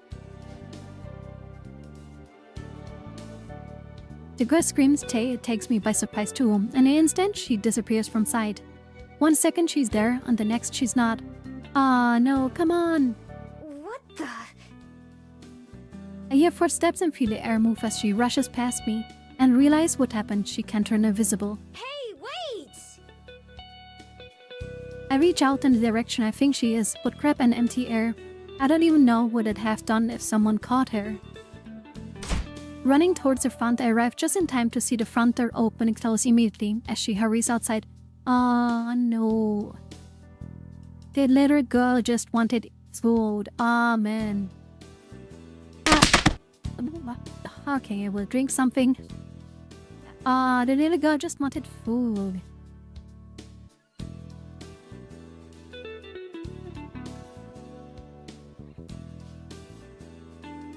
So sad though. I feel for her. First I thought it was just a boring kid. But then I was like, no, okay, she's kinda cute. I follow through the door wide as I go. As I step onto the front porch, I thought I know she's already gone. Studying the darkness, I look for any signs of her, but I don't see her or hear anything. For all I know, she would be right next to me. Yeah, call out, say, hey, sorry, I didn't want to scare you. Consider calling out to her, but I'm sure she wouldn't believe anything that I have to say. What would I say? Judging by the blanket, she was probably planning to sleep in the library. The spot she chose wasn't too far from the one I picked when I was going to do the same thing. The missing cheese from this morning makes sense now, too. How long has she been doing this? It is possible that other food has gone missing too and we just didn't notice. I don't know how old she is, but it was clear that she's just a child. Did she run away from home or something? Or does she not have one? Are we actually gonna adopt her? They're not. That would be too much for my height. They're not directly adopting a little girl, right? Is that the... Man, if they go for that route, that is gonna be so cute. It is a comfortable night out, without any threat of rain, which is a relief. But I know that even the best night outside doesn't really compare to having a roof over your head. I stay out front for a little while longer, but of course she doesn't come back. Or at least, she doesn't show herself. Eventually, I return to the spot where she was hiding. The apple lays on its side, already turning brown in the one spot she were I'd taken. Cheese, tomato, and mayonnaise stick to the floor where the sandwich fell apart. With the slices of bread nearby. I feel so bad. I feel so bad for her. Found Mio's harem? What? No. Oh man. I hope we adopt her. No, Julian. Bad Julian. She's way too young. I clean everything up, tossing the dirty food in the trash. Then I make another sandwich and grab another apple, wrapping those in a paper towel, just like when I took some food to Cesar. I also grabbed the ratty blanket. There's holes running through, lots of it, and doesn't feel very warm to begin with. I fold it up and go back outside, setting it down on the edge of the porch along with the food. Then I return to my room. Why don't you give her a new blanket? Come on. Through child labor, I approve Tahoe. She's an elf, so probably like 1,000. No, we're not doing anime logic in this stream, okay? No anime logic. She looks like a giant. She is a giant, okay? From my bedroom window, I have a clear view of the path to the library. I watch for a while, waiting to see if the girl returns. But she doesn't. I feel so bad now. Why did we have to do that? Maybe I scared her away for good. If I'd been in her position, I probably wouldn't come back anytime soon. Ah, this is so sad. Eventually, my eyes get heavy and I lie down, settling into bed. Whoever the girl is out there, I hope she's able to get some decent sleep. Ah, man. Judith's waiting with a smile to greet me for breakfast. Good morning, my love. Did you sleep well? Ah, good morning, my love. Morning. Actually, you'll never guess what happened. Actually, she's a 10,000-year-old witch and you're the weird one. No, you know. I tell her all about the events of last night. As I expected, Judith seems more concerned about the girl's condition than teased about the stolen food. Stolen food? What? Hey, stolen food. Boris creases her brow as she serves the raw meal. Did you see a blanket with food on it when you got home? No, I didn't. So I suppose she must have returned hopefully, at some hopefully. point then. Yeah. I look around the room. Once again, it's possible she's right here with us, but not revealing herself. Maybe I'll see her again. If I do, what should I say? I'm not entirely sure. I can only imagine that a child who has to steal food Oh my is god, living with please difficult tell me they are circumstances. adopting her. If this leads to that, I can't believe it, please. Don't get my hold up game. Don't make me hope for it. You're gonna put it away from me. I know it already, okay? But without knowing what those are, it's hard to say how we could help her. Or if she even needs help. Maybe you can cede her to Silver? Oh, hey, wait, no. We're not doing that, no. What is it with you guys being so unwholesome today, huh? We have like vampire mommy, a fox girl. And we have a little child they could adopt. Silver swoops in and steals her? No, I hope not. That as well. I mean, one thing I could see, Silver becomes their mom and teaches her how to nest in the wilderness. Then you can feed Silver to No. I'm like, nobody's gonna be set to anyone, okay? Of course, Judith goes straight to offering assistance without even having to think about it. That's basically where my thoughts were headed too, though. From the moment I stepped upright, I had my survival instinct to keep me safe, and I was able to adapt my new life as a thief very quickly. I volunteered to rest Silver. What? It's possible that this girl has been living the same way for a long time, but still she's too young to have to. Rest, test, eat. I guess this game is now called Please Be Hungry. No, you're not. You guys are making it that. Well, I'll keep an eye out. If I do see her, I can try to learn more about her. At the very least, maybe we can find out where she came from. The gay woman trying to teach young girls how to live in the woods on her own. Yeah, kinda like a witch. Yes, I think that would be for the best. What was that? I'll keep an eye out as well. Wait, what was that?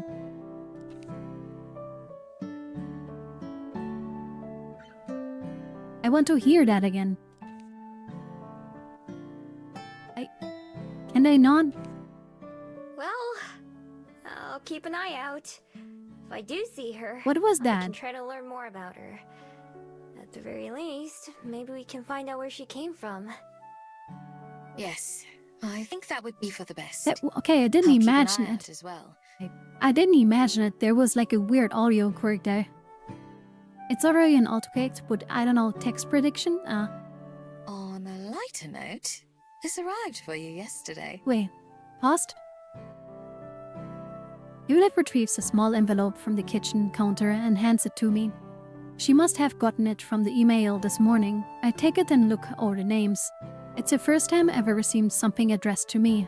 It's from Cello! Shallow? Wait, who's Shallow again? Shallow. Who's Shallow? Oh wait, it's the girl. The girl that didn't forget us. Ulvira nods happily. Yeah, the pen pal. I'd forgotten all about my promise to keep in touch with her. I'm glad she remembered. I use a nail to carefully open the envelope and sight out the folded paper inside. Dear Ms. Miho, how have you been? Life here in Amarina has been very busy ever since we got back from our trip. First of all, you and Ms. Juliet might be glad to know that we got a perfect score on our project. Even our teacher said that she learned a lot about Wellington. Okay, good. It was a little embarrassing to put on a play like that, but I had fun in the end. I think Pippa did too, although she would never admit it. And of course Armand had a great time. He can't stop talking about how he'd like to visit Wellington again. If you see him arrive on the library's doorstep, Hey, we got please them take good an care A of him. plus, right? For some reason, he and Pippa only seem to be able to remember Ms. Juliet. I guess that probably doesn't surprise you, though. I promise that I won't forget, at least. Since coming back to Amarina, I've been trying to find a special place that makes it feel more like home. Although I'm still looking, I've seen a lot more of the town than I would have otherwise. But why can't she remember miss us? the I still ocean. wonder.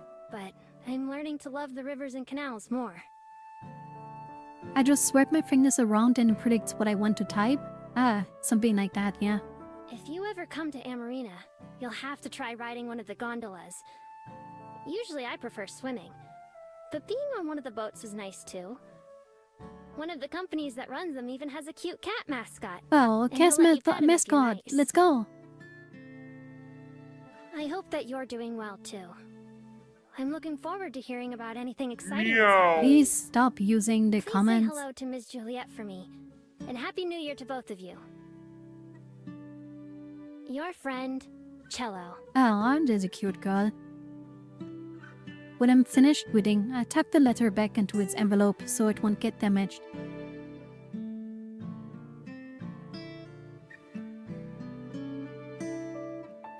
She says she's doing good. They got a good grade on their project. She also wanted me to tell you hello and Happy New Year. It's my manager privilege. I will never give it up. Okay, I'm gonna disable them for mods too soon. That's very sweet of her. I'm glad to hear their play was well received. Me too. She also said she's starting to like the town she lives in more too. Hello? You're going to disable me? Is that a threat? Should I report you to Twitch? What are you trying to say there, huh? Having some time away probably helped give her a bit more perspective. It's nice that she's finally settling in. You know what? I put the letter safely in my pocket so it won't get damaged. I write her a repay when I can. Our food has gotten a little cold because of the talking, so we eat quickly before it gets much later. Hey, good news, my earbud is dying again. Don't think that's very good news. After that, it's time to start to work and the rest of our normal routine. Between my upcoming call this evening and the mystery of the hiding girl, there's a lot on my mind and I'm sure on Judith's too. Even though the hours pass by slowly, I make it through another day until it's almost time for my call. When it's finally time for my meeting, Judith helps me get set up on her computer, then lets me take it to my room. I adjust the screen until I can see it properly and then I wait. My nervous keeps building up until I nearly jump when the call finally comes through. As the ringtone plays, I take a deep breath and then hit accept. Oh, okay, she's cute. The tiny person-shaped bubble on the notification dissolves and for a second there is just black screen. Then a woman appears. Look at this chat, you can just open your screen and see woman. Incredible. When the image comes into focus, she's squinting at the screen, probably waiting, just like me, but then she smiles and waves that she's able to see me. Hello! Hi, I'm Miho. Nice to meet you. Thanks for talking to me. I'm Minsa. No problem. Credit even the effect of like bad voice quality. Not sure I like that. Why was she an elf? Why can't it be a mouse or a rat? Why did it have to be elves? Why do you not like elves? Gotta say, I was shocked when I got your friend's email at first. I thought it was gonna turn out to be some kind of scam and eventually she'd ask for money. Yeah, we are the money part now. Give us your money. Give us all your money. I'm still a bit confused though. So you were friends with my Can't eat an ancestor? elf? Not with that attitude. Sort of. I met them when I was really young. I was just a regular fox back then. Like imagine this just like casually mentioning like I used to be a regular fox back then. Oh. Like what is that talk? I have history with the elfin kind. Let's just say I'm banned from the elfin kingdom. Ah, okay. Wait. A fox, like with 4 legs and pointy ears? Doma, what did you do? Oh, yeah. Yeah. After I met Jongin, I turned into the person I am today. Does she even know about Fabled? Whoa. So that was a long time ago, huh? But you look even younger than me. Oh, that's just not fair. Trust me, it has its downsides. Both of us laugh, and I can't help but relieve that she really feels easy to talk to. That explains a lot, at least. Yeah, she seems nice. So, Jongin, you're the second person to ask me about them this year, you know? Wait, second person? That's 2 times more than most years. Who was the other person? Who was the first? Yeah, who? These guys at some archaeological society who are putting on an exhibition. They wanted permission to display some of their old works. Wait, they're using gender-neutral pronouns again? I thought it would at least get revealed. Not that I care, but just like... It's kind of weird. Let's not get into it, but let's just say that it's something that was considered offensive to the elven royalty. Really? What are you gifting there, Waffles? I mean, okay, I guess being interested in what their, I don't know, sex was is kind of like not good. I just actually thought like, cause like they're so old that she wouldn't respect it.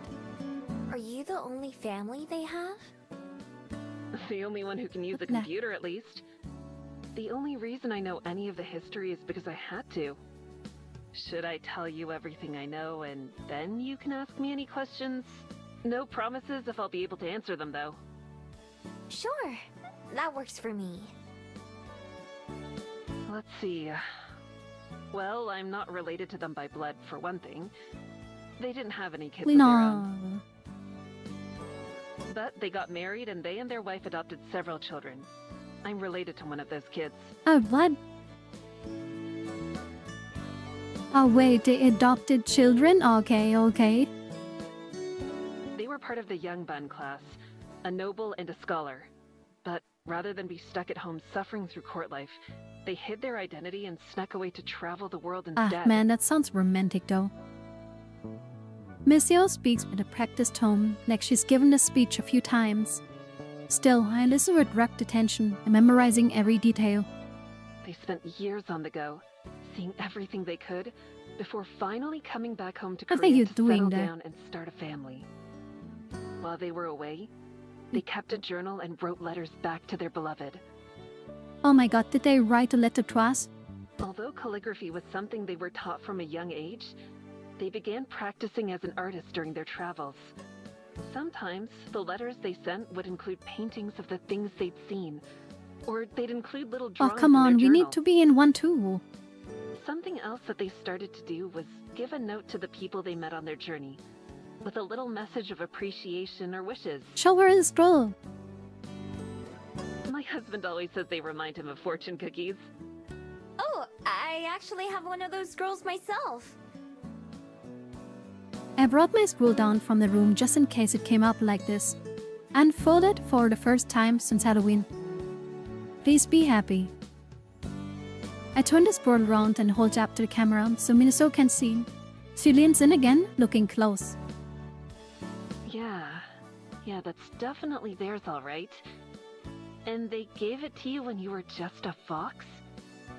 Jesus, this person's too nice to have died. Yeah.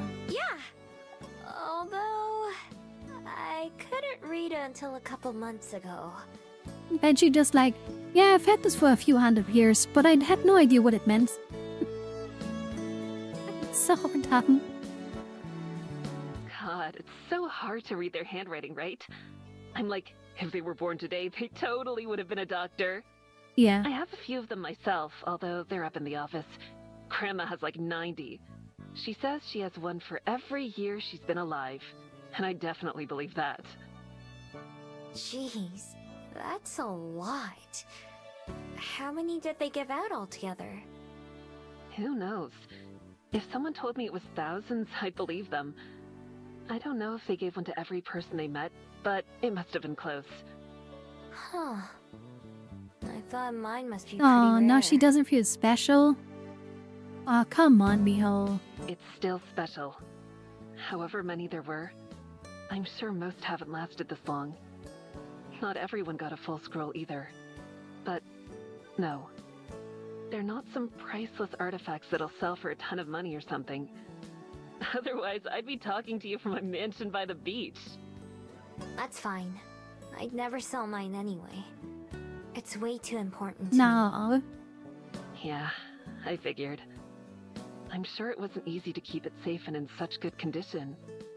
And they were giving it to people, not foxes. I mean, you know, aren't foxes just people? So maybe you were the only fox to get one? Maybe. That's for sure. We've been through a lot together. That's good. I'm sure that's what they would have wanted.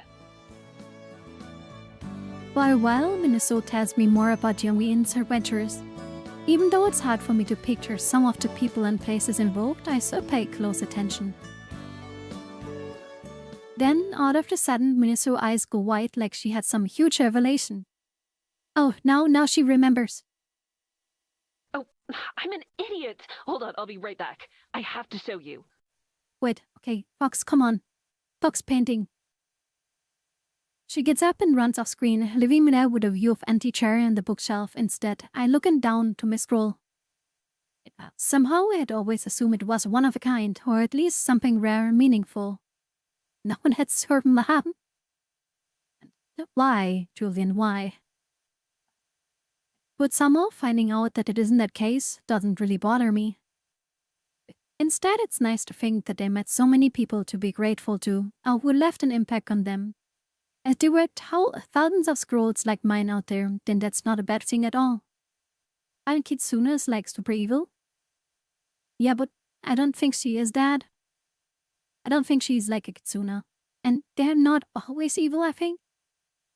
Where are my mom's aunts growing? Yeah, why? After a few seconds, Minaso returns to the computer and sits down, carrying the scroll herself. This is one that I had in the office. I can't believe I didn't think about this sooner. Is there gonna be a fox on it? Come on. Sometimes they'd include a butterfly in their signature or hide one in their paintings because they said they were inspired by butterflies to travel with the wind. But then, at some point, instead of butterflies, they started to include something else instead. Can you see her? No, 'cause you're not holding anything up, sister. Like, that's not how technology works, okay? She holds her screw up in the camera like I did. Focused on one of the bottom corners. Fox!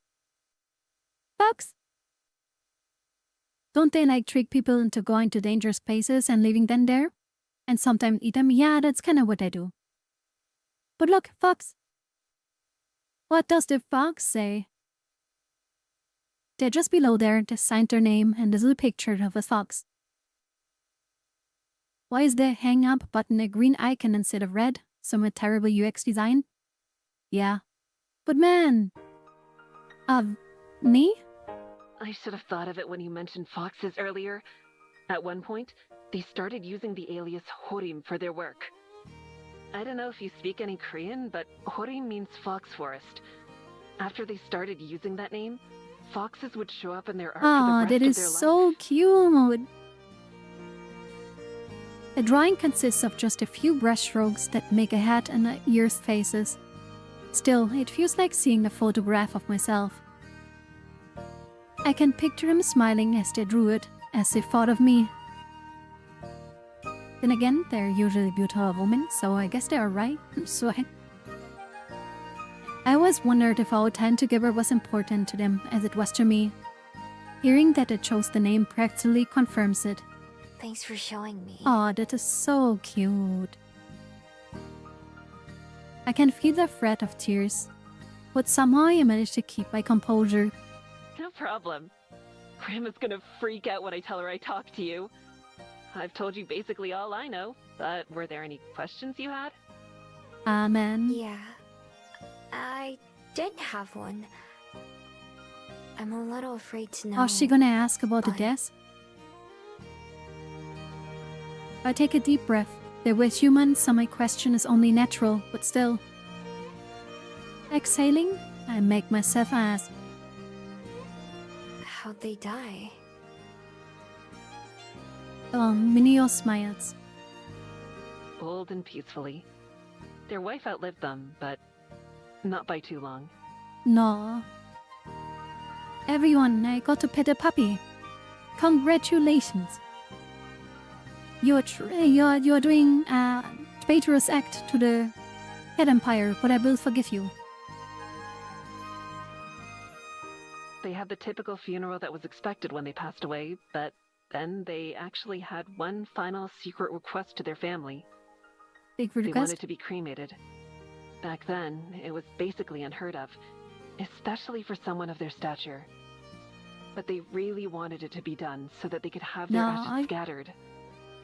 That way, the wind could pick them up, and they could keep traveling forever. Amen. So then... It sounds like they were happy. Yeah. Oh yeah. They told their kids that they had no regrets, because they'd live as full and rewarding a life as they could. That sounds good. I'm afraid that if I try to say too much, I'll start to cry, so I just nod instead while I find my voice. I'm glad to know that. Of course, of course. It's only right that you know, considering how many foxes showed up in their work. I think Minisu can tell that I'm having a tough time holding it together, because her voice takes on a more sympathetic tone. Was there anything else you wanted to know? Not sympathetic. What? She just struck that out. I was expecting her to be all lovely. Wait, is there anything else you would want to know? But no, she just shot it out like that. Was there anything else you wanted to know? Just like, what the hell? That was not sympathetic, okay? First happy little pupper I ever met at work. What do you want, kiss? I don't think so. You told me everything I wanted to ask. I only found out their name a couple months ago. Until then, I just thought of them as Mio, we my don't own person people, in my head. okay? So, really, I've learned a lot more than I could have hoped for. Aww. Well, I'm happy to help. Your friend has my contact Welcome back, info, Mika. so you can message me anytime. Yes, if we you think do. of anything else. Okay, waffles. We're not So having if you that think talk. about it, you and I are kind of like family, right? Oh my god, right. What if sort of Empire doesn't own people? I'll work at Empire, okay? We don't wanna own people.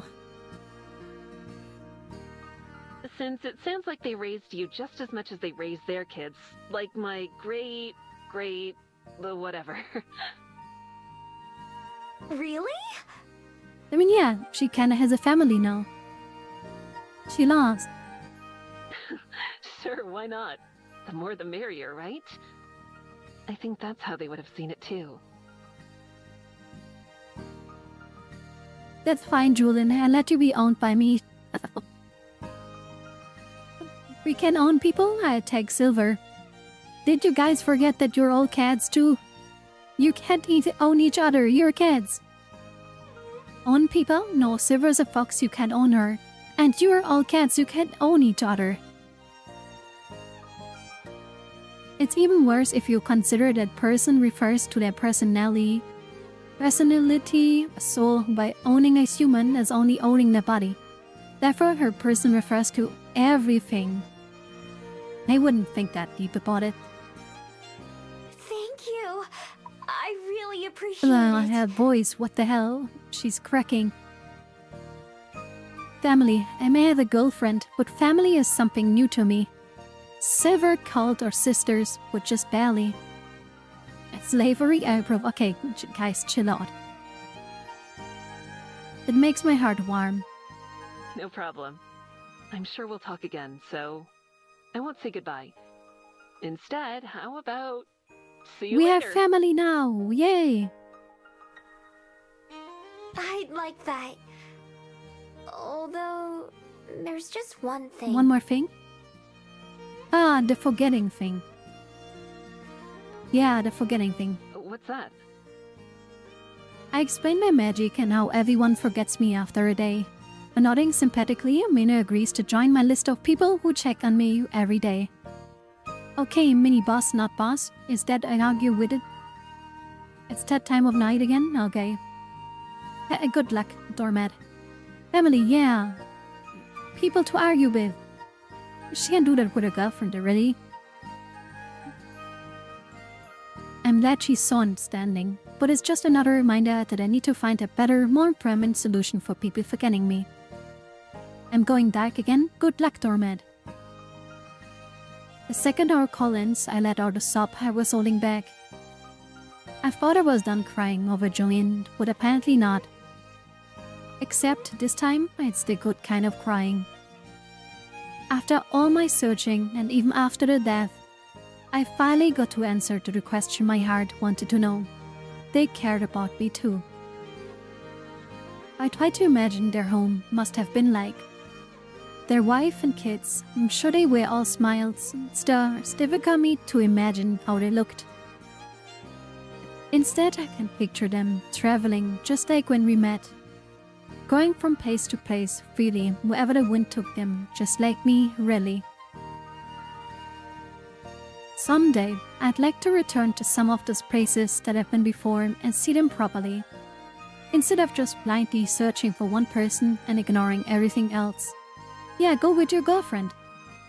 I'd like to visit them with some of the same wonder that Youngin felt. Oh my god. Thank you for the 200 bits, Mika. I went to bed, but thanks for the stream. I'll definitely come again. Thank you for coming by. Well, it was a lot of fun. Thank you. And thank you for the bits. I really appreciate it. Even though my head feels kinda dizzy now. I went to bed, but thanks. Yeah. Ah, man, okay. Night. Have a good night, Mika. Bye-bye. I'd like to visit them with some of the same wonder that Jungin felt. More than anything, I wish I could tell them about what I've experienced and learned this path was this and be down. And Julian is just making bigger squids. Even though I can't, there's one thing that I can now say for sure. They would have been out of me. After I finished my call with Miniseo, I end up going for a walk. It's the best thing for me to clear my head, even when I'm overwhelmed by my emotions. I'm glad to know that Jungin was just the kind of person I always imagined. To be warm, loving, and always looking for the next adventure. Knowing that, I feel like I finally have some closure. Not that I ever doubted them, but it's good to hear from someone who knows for sure. As I pass through the Wellington streets, I can't be helped but think of the girl from the library. She reminds me too much of myself, scared and alone and struggling to get by. Chad, I think we are adopting someone. I think it's gonna happen. It's because we have so much in common that I know helping her will be difficult. The only reason I accept Judith's kindness was because she tracked me all the way down to my den, and because I was confident enough in my ability to get away if things went wrong. Well, that turned out to be the best decision I ever made. At the time, I was full of doubt. I can really blame the girl as she feels the same way. Passing by the bedhouse, an idea strikes me. But Chad, what if I told you that we're gonna know what idea that is in 5 minutes? We're gonna do a short break. Agreed? Stand up from your desk, stretch a bit, grab something to drink. Judith is going to be like, oh no, again. What? Why? Wait, what? Why not again?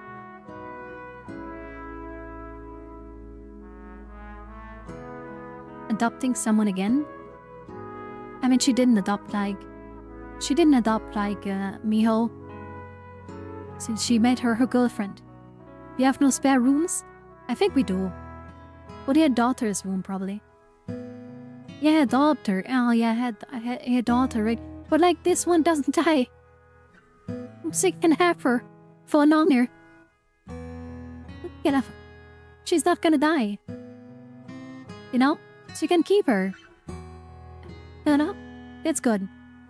But anyways, we're gonna do a 5-minute break. So, yeah, we grab something to drink or something. We're gonna see each other in 5 minutes, okay? So, be right back.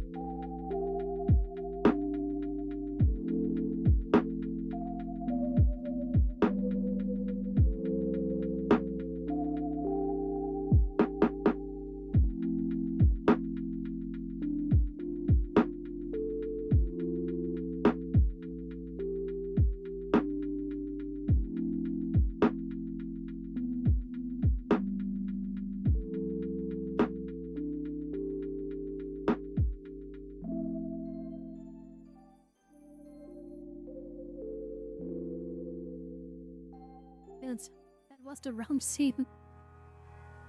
Whoops. I was sitting in my gaming room on my chair. That was the wrong one, sorry. But I'm back. Hello, hello.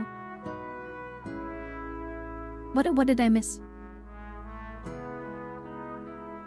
Looking for daughter. Must be nice, non-perishable, okay with vampires, bats.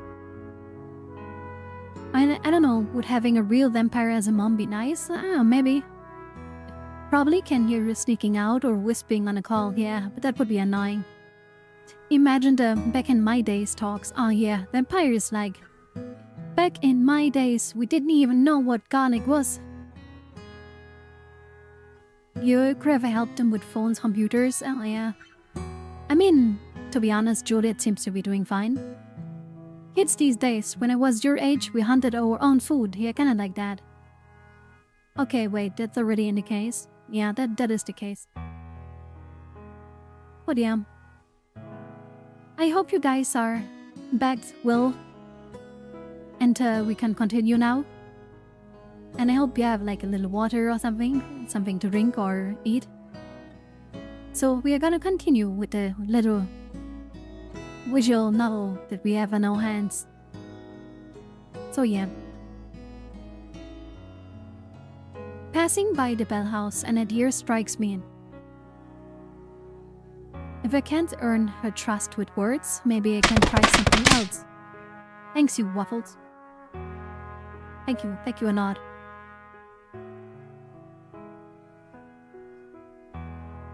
Maybe we can try something else. Sweets. Ah, she's remembering like the Halloween thing. I stop by another bakery and buy a slice of decadent-looking chocolate cake. Ah, the person who cuts it for me places it in a fancy box with a written on top. It cost me several hours' wages, so it better be good. How terrible does Juliet pay her? With my bait in hand, I return to the library and wait until nightfall to put my plan into action. I filled Juliet in on the details, and we agreed it'd be better for her to stay upstairs, just so there is less chance of the goat catching on and getting spooked. We haven't had any more food go missing or move around today, so we're not even sure if she's around. I keep an eye out for the scruffy blanket or other indicators, but I don't see anything out of the ordinary. Well, I won't be too disappointed if I end up having to eat the cake from myself. After finishing dinner, I take the slice out the box and put it on a plastic plate, and then put that back into the fridge. Then I go up to the room to wait. It's Batman, Juliet exploiting immigrants for low-wage labor. Okay, chill, okay?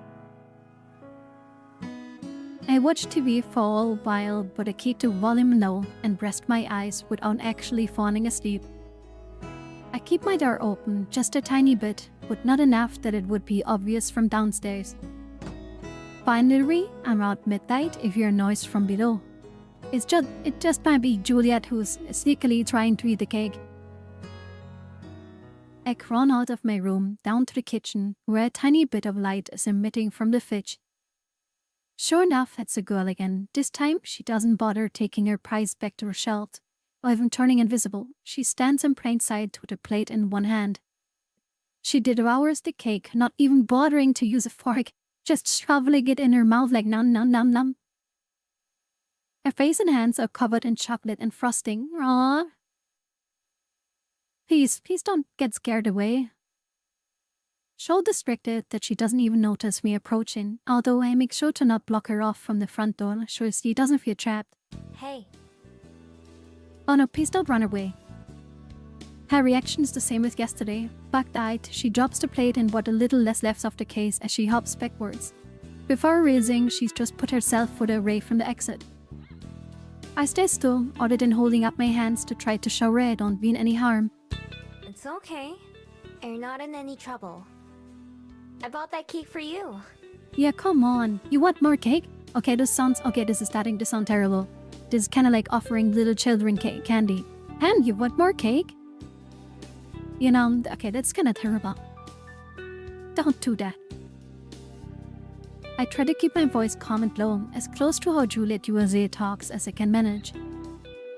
The girl whips her head back and forth, probably looking for anyone else who might be hiding from her, as she angles herself towards the door. She doesn't turn invisible, at least. I won't try to stop you if you want to leave. I But want I was Meal's hoping cake I could too? talk to Nah, you. come on. The girl stares at me mistrustfully from the other side of the room.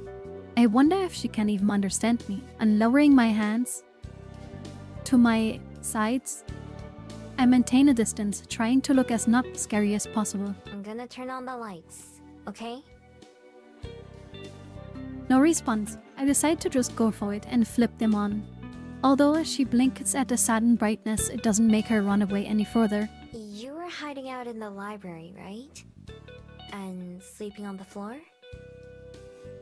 More staring, I noticed she doesn't have her blanket with her. It's okay. I'm not mad. Neither is Juliet, the other person who lives here. Maybe you've seen her around. At least the girl gives a slow nod. Taking that as a good sign, I put on my faintest smile. I did the same thing before. I was hiding behind some of the shelves and Juliet found me. Yeah, by the way, does the 30 minutes channel point bonus button show up for anyone?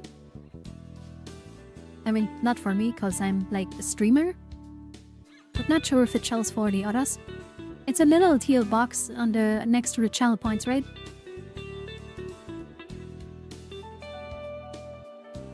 I thought she was gonna kick me out, but she was actually really nice.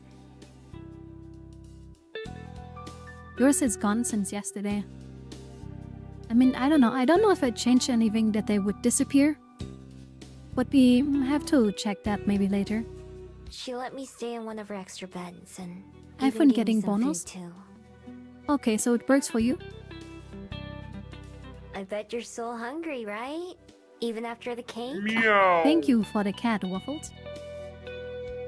I bet you're still hungry, right? Even after the cake? And a reluctant nod. She hasn't moved at all since I started talking. I can make you a sandwich or something if you want. That's what Juliet made for me. Do you want one? This time, she doesn't respond, she just stares at me from afar. You don't have to if you don't want it. We just want to help you out, since it seemed like you might be in trouble. I adopt her already. And just do it right now.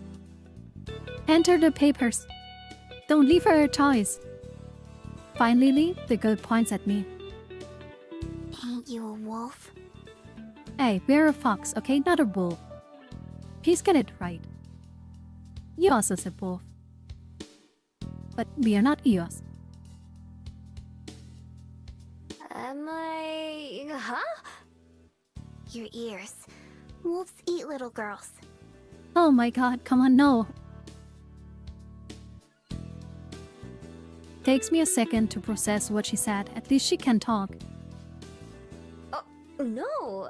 I'm not a wolf. I'm a fox. We have to check on Look. with Eos sometime, if it's true. If they eat little god. We have to check in, right? Turn into the fox right now, Mio. Yeah, just prove it. Oh, hey, she actually does. I hold my arms out and swan, shifting into a fox. The girl's eyes go wide, again, even bigger than when she was running away. I turn in a small circle to show her, fluffing out my tails. But I don't get any closer, then I change back. See? I've never eaten someone. Promise. Really? Is that true, Miho? The girl watches me, trying to decide if she believes me or not. Even though she's so young, I can imagine what she must be thinking and feeling right now. What if the girl can't differentiate between wolves and foxes? She probably can. Trying to weigh up the danger of sticking around versus getting out here while she can. I couldn't really blame her if she decided not to trust me. Even though, I'm being honest, there's no way she could know that for sure. It's a dangerous world out here. I can change too. Watch. Wait. Is she gonna turn invisible or like... Well, Fox is small, so not that scary, yeah. Taking a deep breath, she puffs her cheeks and then disappears from sight. Whoa. That's really cool. but it comes in handy a lot, huh? He reappears a few steps away from where she started. She nods. Before I started living here, I had to steal all my meals too. I would have loved to be able to turn invisible like you can. Yeah, not the criminal anymore, Mio. What have you become? Now you're just a housewife. She nods again. I can see her relax a little bit, slouching her shoulders, and although I'm sure she'd like to still she'd still take off if I made an false move. I decide to keep going and stop. It seems like she gets uncomfortable. Anyway, my name's Miho. What's yours? Yeah, what's yours for the daughter? Lyra. Lyra. Lyra. That's a nice name. Do you want me to make you that sandwich? Sandwich time. Swallowing, she licks her lips. Nah, yeah. You can come with me, or I can bring it to you out here. But I thought we were in the kitchen. Are we not in the kitchen? Like, bring it to you out here? That's how you get them, with sandwiches. Nah, sandwiches are like, you know? Why? Why what? Why are you being nice to me? We want to adopt you. We just want to adopt you. Looking at her face, I can see conflict emotions, the desire to say yes while also being uncertain. I probably asked Julia the same question back then. Because someone was nice to me once. More than once, actually. They helped me out when they didn't have to. Even after I stole from one of them. I'll bet you were only stealing food and hiding because you have to, right? I know how that feels. Yeah, she's a hardened criminal. Trust me, you. That's why I won't stop you if you want to go too.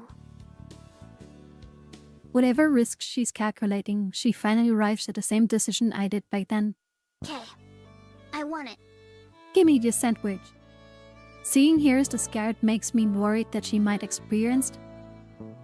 Maybe she has seen some stuff, who knows? Okay. Is the same kind as last night fine? Yeah.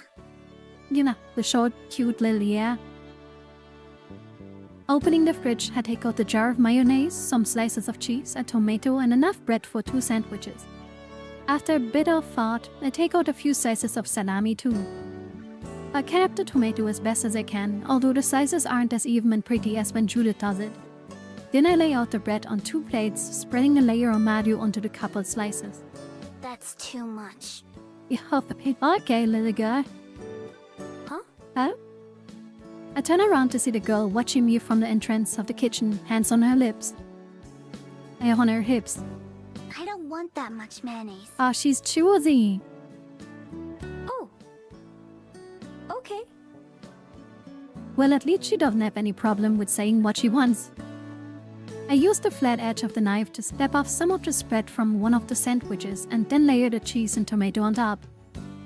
After cutting them both in half, I walk towards Lua to give her a plate without thinking. When she tenses up, I freeze mid-step. Here you go.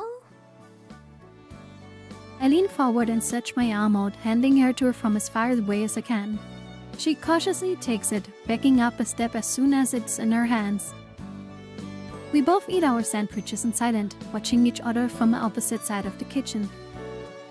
She finishes her whole snack in the time it takes me to just eat her half of mine, smacking her lips loudly as she chews. I feel like she had no family, cause she has no manners. When she's done, I hold out my hand for her plate and she cautiously gives it to me. I put it both the dirty dishes into the sink. Now what? Now, that's a good question. I had no idea how this whole thing would go, so I didn't plan it out too much.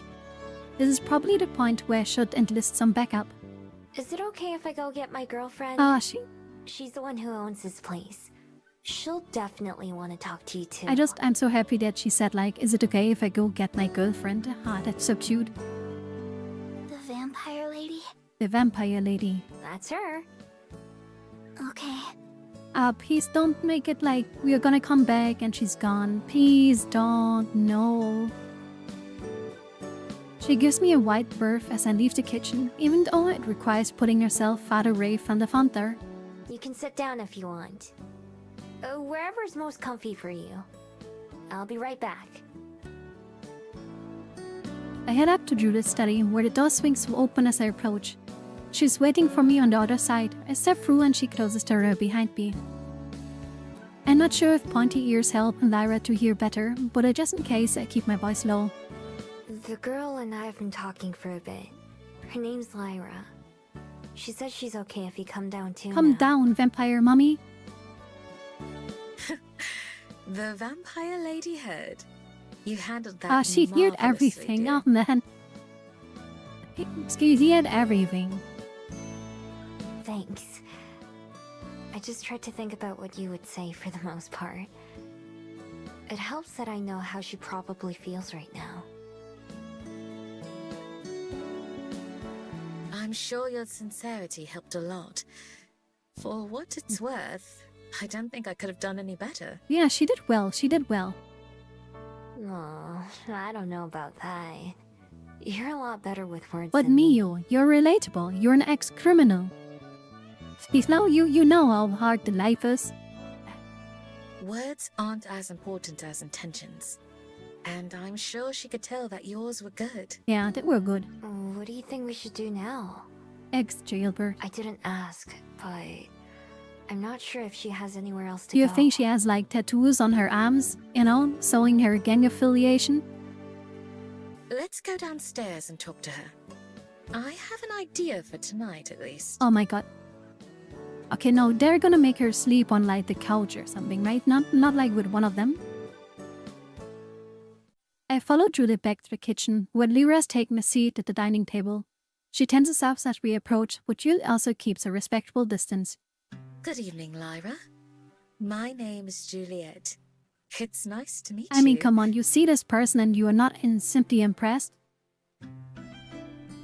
Miho told me the two of you spoke for a while. Would it be okay with you if we sat down as well?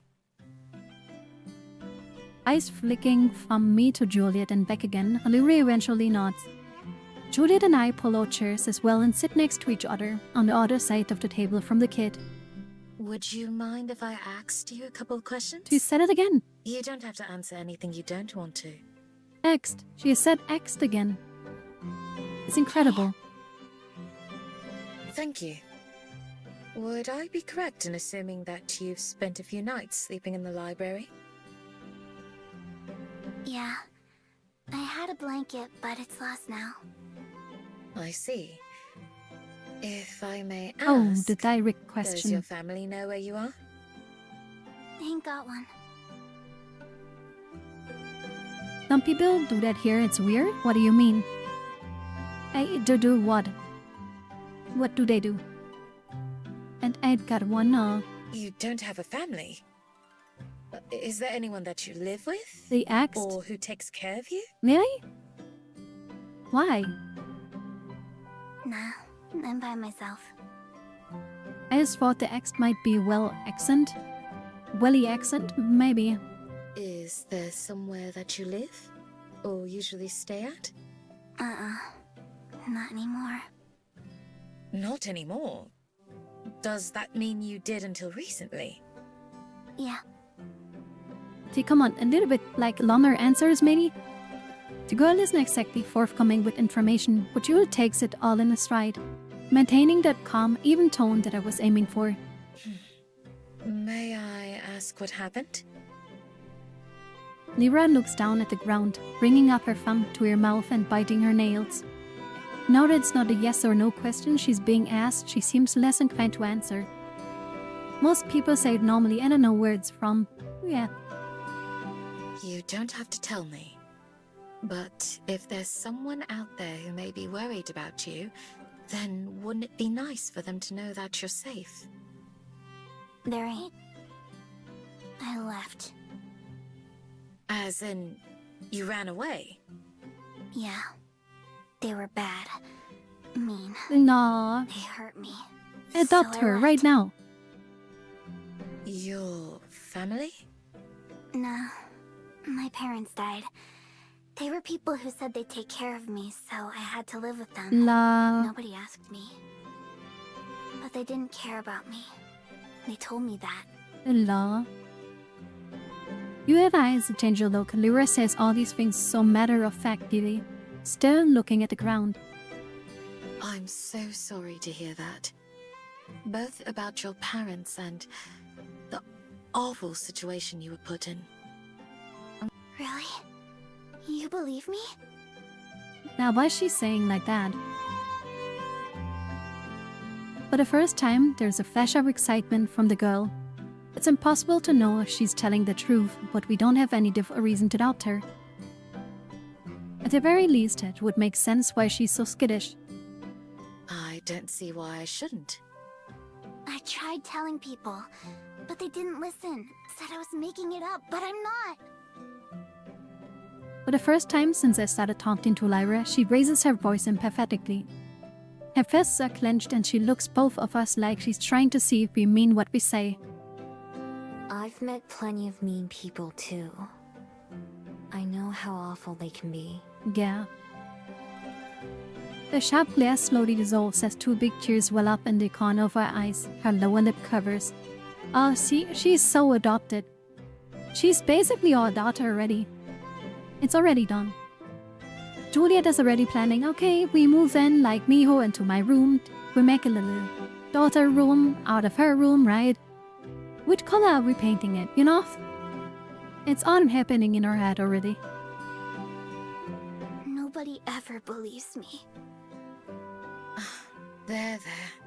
You're safe now. We believe you. I expected to start crying, but Lyra manages to keep it together. She wipes away the tears and then goes back to glaring. I won't go back there. No one can make me, so don't even try. We wouldn't dream of it. Can you tell me if you came from around here, though? Yeah, tell us where you actually came from. I got on a bus and rode for a long time. I knew this was a big city, so I came here. I see. I know that neither Miho nor I want to make you go back somewhere you were hurt. But do anything you don't So, want to. can we slam these evil people? Yeah. Nico is like Nico. Mio is gonna turn into a bigger fox and have a nice meal. We also don't want Oh, you she's to gonna have to send worry Silver. about finding somewhere safe to spend the night. Or finding food. If you'd like, there's an extra bed here that you can use, so you don't have to sleep on the floor. Tomorrow, we can talk more. Would you like that? Lyra sniffles a few times and blows her nose, kicking her feet while she thinks about it. Eventually, she nods. Okay. I guess that's fine. Perfect. I'm glad to hear it. I imagine you must be very tired already. Would you like to go Okay, to so bed? does she actually have more bed? Or is this the point where we move in with her? Yeah, I'm sleepy.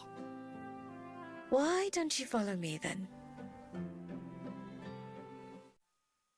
Judith exits the kitchen after watching her up for a bit. Lyra follows her. I make my way up behind them both as Judith passes by her study and down the hallway. I realize her intentions right as she stops eyes at one of the doors that I have never seen opened. Judith retrieves a key from one of her pockets and uses it to unlock the door, which swings open with a creak. Oh wait, her daughter's room? Everything is nice, fun until Miho and the squad shows up. Yeah. It reveals a bedroom. A well-made bed with green covers sits in the corner beside the desk and the dresser with a mirror. A shelf of books leans against one wall, across from a window with the curtains over it. Dust permeates the room, which must have been untold for years. Judith goes and fetches some rags to wipe down everything down and deftly changes the pillowcases at the sheets while Lyra and I stand nearby. I would offer to help, but I think she'd be faster without me. When the room is ready, she faces Lyra with a smile. Here you are. Do you need extra pillows or blankets? Lyra shakes her head, eyes fixed on the back rather than on Juliet. She rocks towards like a zombie, and 1 hour long it's been since she slept somewhere comfortable. Miho and I will bid you goodnight then, and see you in the morning. Would you like me to leave the door open? She nods as she climbs into bed, poking the pillow as she's checking to see if they're real. She doesn't pay us any more attention as we leave the room, already halfway asleep by the look of it. Aw, she's so cute. Poor little guy. We are gonna adopt her. Two of us go back to my room, standing in the doorway. Well, this has turned out to be a much more eventful day than I expected. Yeah, me too. I figured she had just run away from home or was playing a prank or something. I wasn't expecting her to have Adopt had her. such a rough Adopt life her. already. Adopt her. Indeed. I felt my heart break at her words, sparing as they were. You never could resist helping out someone who needs it, huh? It's true. So far, those have been some of the best decisions of my life. Judith leans in and kisses me as we wrap our arms around each other. I know we're both thinking the same thing. There's going to be a lot of talk about tomorrow. When we part, Juliet presses her forehead against mine. Shall we resume this in the morning, then? Oh yeah. Yeah, sounds good. This part too. Hello. I give her a quick follow-up kiss for a good measure. I'll be looking forward to it. Good night, Mia. Night. I went to my own bed and closed my eyes, waiting for sleep to take me. Please don't tell me she's gone and the next day. When I wake up, the first thing I do is tiptoe down the hallway and poke my head to the room where Lyra is staying. Tucked beneath all the blankets, I can see a spooch of blonde hair against one of the pillows. She's still fast asleep. Oh, okay. I wouldn't have been surprised if winter she left in the middle of the night. Being careful not to disturb her, I go downstairs to the kitchen, where Juliet is sitting at the table. Good morning. Good morning. Our guest is still sleeping. Yeah, I saw. Out like a light. Yeah, Thought she I would must be wait for her tired. to get up before starting on breakfast, if that's all right with you. Fine by me. Have you been awake since we went to bed? I dozed a little here and there. I've been using my free time to catch up on some reading.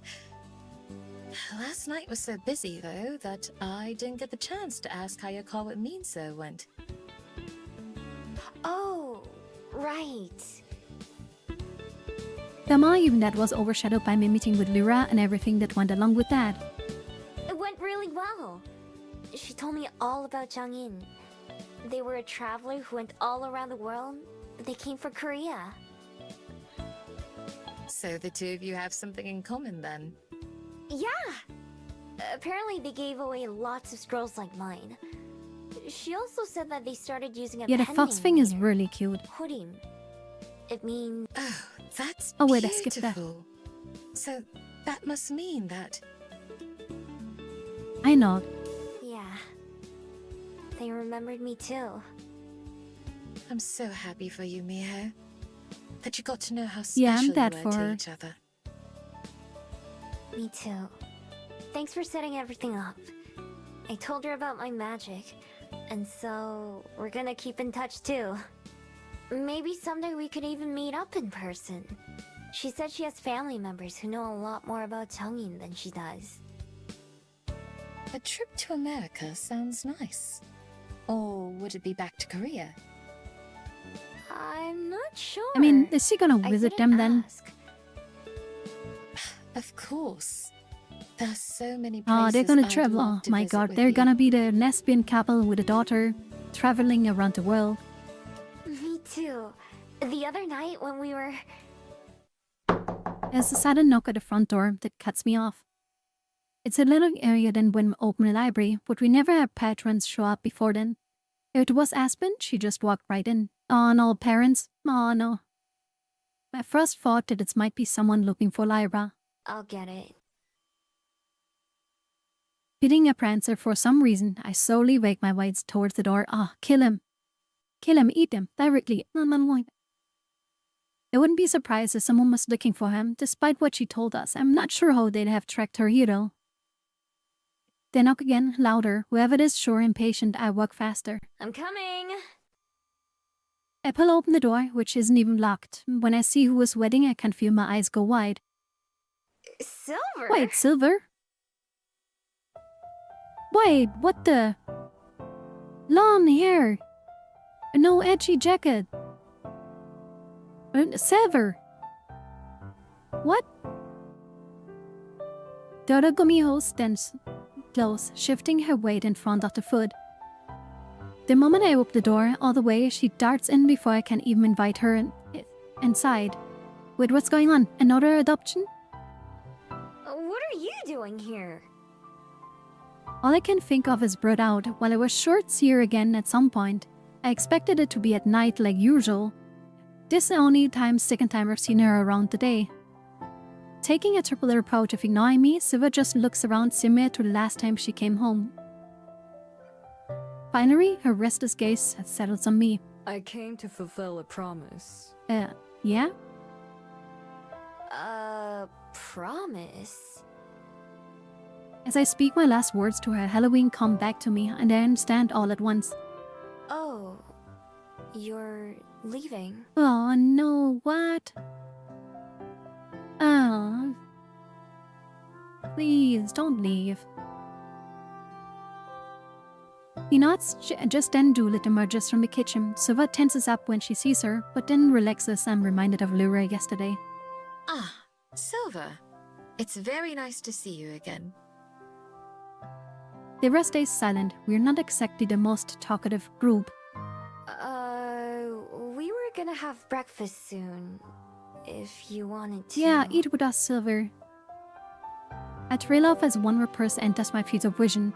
Upstairs, I can just barely see Lara over the handrail until she reaches to the stairs. Slippery is dumbing down them with a blanket in one hand. Oh no, Silver, don't ruin it. No, no, no, Silver, don't ruin it. No, no. At the bottom, she stops and rubs her eyes, staring at Silver and me.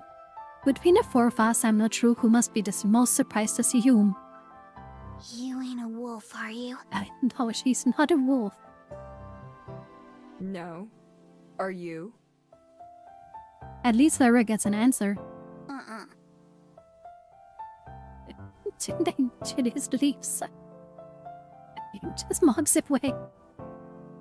Apparently deciding she's not in danger of being eaten, Lyra goes into the kitchen. With a small shrug, Juicy goes with it. Just like, what is that conversation? Are you a wolf? No. Are you? She just leaves. What? Why? I almost tap Silver on the shoulder, but I catch myself and clear my throat to get her attention instead. Wanna go talk outside? She nods, so I lead the way out. Where's she leaving her? Even without her shawl, Silver looks out of place in the sunlight. She belongs in the woods under the moon. Who is the child? It's our child. Her name's Lyra. She was hiding out in the library and stealing food. So we told her she could sleep in one of the spare beds. The three of us were gonna have breakfast soon. You can join us if you want. Yeah, join us. Come on, Aunt Silver. There, you have to be the gay aunt that lives alone. And comes by and gives the biggest present ever. I already know her answer before she can even shake her head. Oh, man. No. I simply came to keep my word. Oh, why are you so edgy? You have a strange choice of hobby when it comes to taking care of others. It's not a hobby, okay? We're not playing Tamagotchi or something.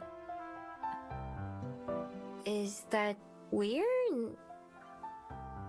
To me, helping out Lyra seemed like an obvious thing to do. It didn't even feel like a choice I was making. Just something that you three done. But half a year ago, I probably would have felt the same way as the does. I guess it is something I've gotten used to. How very like you. Is that a good thing? Skilla thinks about it for a bit. It's not a bad thing. I'll take it. Coming from her, that's about the best I can hope for. Silver glances at me and then suddenly reaches for my throat. What? Instead of trying to strangle me, which is the first thought that comes to my mind, she grabs my necklace and inspects my bead. For someone who hates being touched, she doesn't seem to have any problems when it comes to my personal space. Oh wow, she's into that. I have thought that too. I was like, oh, is this going somewhere else now? Still, I tilt my chin up, trying to let her see. Silver's eyes narrow on after the bitch lets go. As it falls back into place, I instinctively put a hand against my necklace. So, it's almost your time. Yeah. Although, I don't really know what to expect when I'm ready. What do you mean? Does Silver know what happens? Does she know what happens? When I swallow it, sometimes, if I focus, it makes me think about the clowns. Is it gonna be like, swallow it? Hey, you want to do that, weirdo? But I don't know what any of it means. What being a Chono means. I barely know about being a Gumiho. Ivanas. You still haven't figured it out.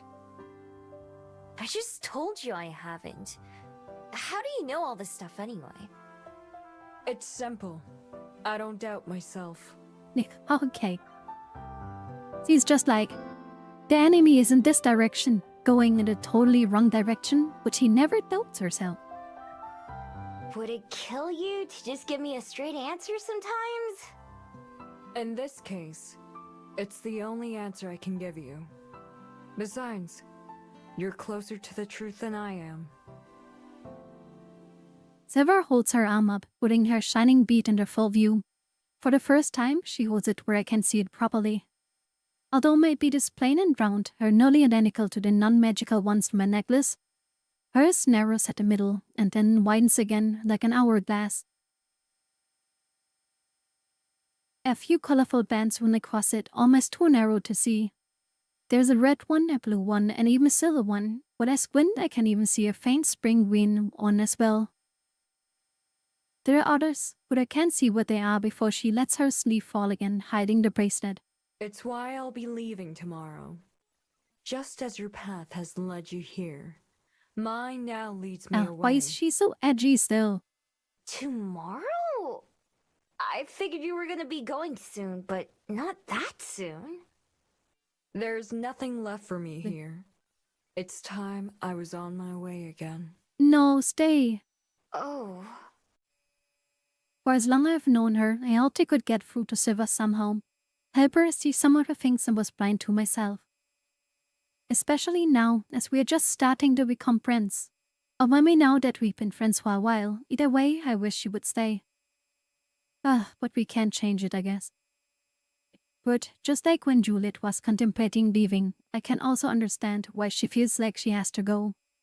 And unlike Juliet, there really isn't anything else to trying down to Wellington. Perhaps we'll meet again someday. Is that a promise? Her tone unusually gentle. I wonder if she'll miss me too. The sky is vast, and the road is long. Our paths might cross again. No, this is so sad though. I hope so. Let me come with you tomorrow to see you off. Please. He closes her eyes, thinking. Fine. I'll fetch you in the morning. Early. Be ready. I will. No, this is so sad. Is she gonna hold Aspen? And like tell us she loves us when she leaves? That what she's gonna do? Silver takes a step down, signaling an end to her conversation. But before she leaves, there is one thing I want to know. Wait. Yes? The girl you just saw Under the heart we can break? Lyra. What color was she? Ah, yeah, the color thing. Sever's lips curve into a wry smile. As hopeful a blue as I've ever seen. No. Of course, I have to lead up with that. Almost before she finished talking, Silver transforms. Her fur sparkles in the sun, looking less out of place than her clothes. Without looking back, she runs away as quickly out of sight. I watch her though before hitting the inside the library again myself. In the kitchen, Judith's working on breakfast while Lyra watches from close by. When I enter the room, the kid folds her arms. Who is that? She is like a sassy child. A friend of mine. Her name is Silver. At least, that's what I call her. She's scary. Scarier than you. She'd probably be glad to hear you say that. I tried to picture Lyra how Silver must have seen her. Beneath her almost permanent glare and short sentences, she's hopeful. Judith and I be the ones doing her a favor, but she's giving us a chance to. It turns out she's going to be leaving tomorrow. To go where? Is she gonna come back here? I don't know. I'm not sure she knows yet either. Wherever she goes, I hope she finds contentment there. Thank you, wife. Yeah, me too. What's contentment? Contentment. Oh yeah, means Juliet when is in you our feel role. at peace. She's a mom already. Like you don't have to worry about anything. There it goes. We lost her. She's a mom now. She's a mom now. There's nothing else. She's just a mom now. Oh, I haven't heard that word before. Taking on that, Lyra sits down at the table to wait for breakfast to be ready. Oh god, is Aspen gonna show up? I go ahead and prepare the dish. Setting up the 3 plates, it isn't long before Juliet comes over to serve us our meal, with Lyra's portion being just as big as ours. Here we are. Do you like anything to go with it, Lyra? Ketchup or more salt and pepper? This shakes her head, shoveling a fork full of eggs into her mouth.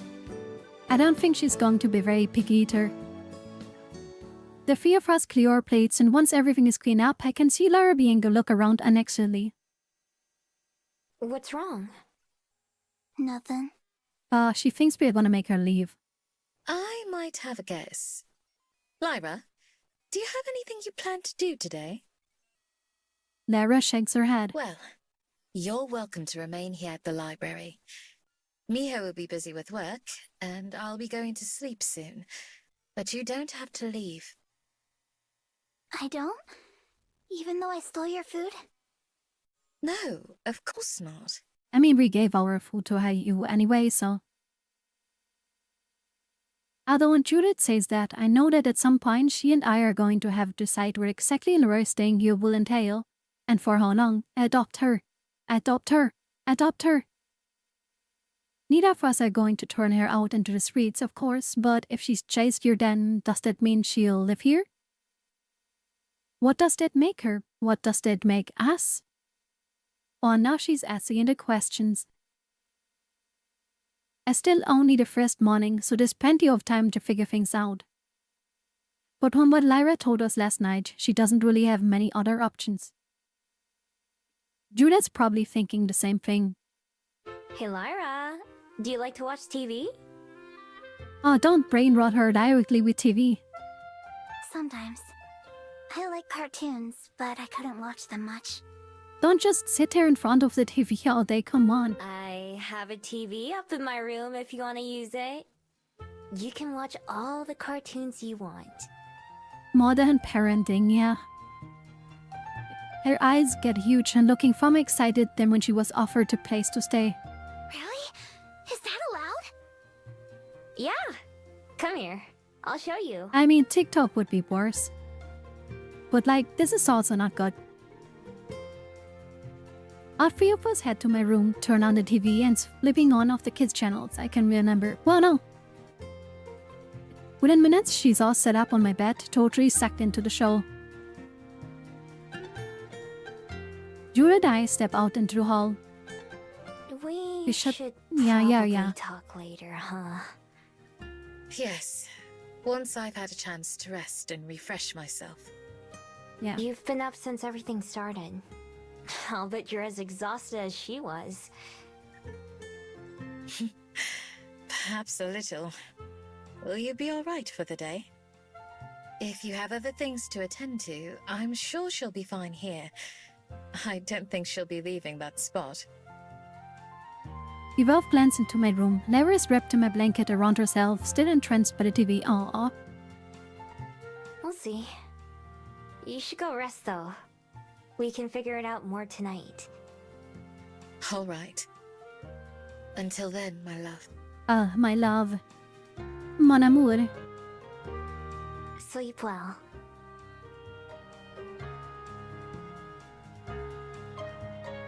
Will you? Back in a kiss, Drew at least for bed. And I go back downstairs to try and have a normal day as possible. Nighty-nighty, vampire lady. In the evening, after the lobby has already closed, there's a knock at the door when I'm downstairs. It sounds urgent. Come in! Wait, who's that? I open the door to find a worried-looking Gwen and Elijah. Miho, is Tommy here? No, Tommy Rizzo. Why is he here again? Nope. I haven't seen him since we talked last night. Is he missing? Please don't. I don't want Tommy Rizzo. Yeah, he was at the house with me and I went to pick up some dinner. When I got back, he was gone. We hope maybe he came here to visit you. Although I still talk to all three of them every day, it's been a while since I've seen Tommy in person. Not since the last time he and Gwen came to the library, which was a couple of weeks ago. I haven't seen him. Did something happen? Well, The two of them look at each other. we finally got the divorce paperwork finalized. So now it's official. I want to remind everyone that this guy is an idiot. I think he'd been hoping that maybe it wouldn't happen. But we just got everything signed, so now there's no going back. Let me go get ready, and I'll help you look for him. Thank you.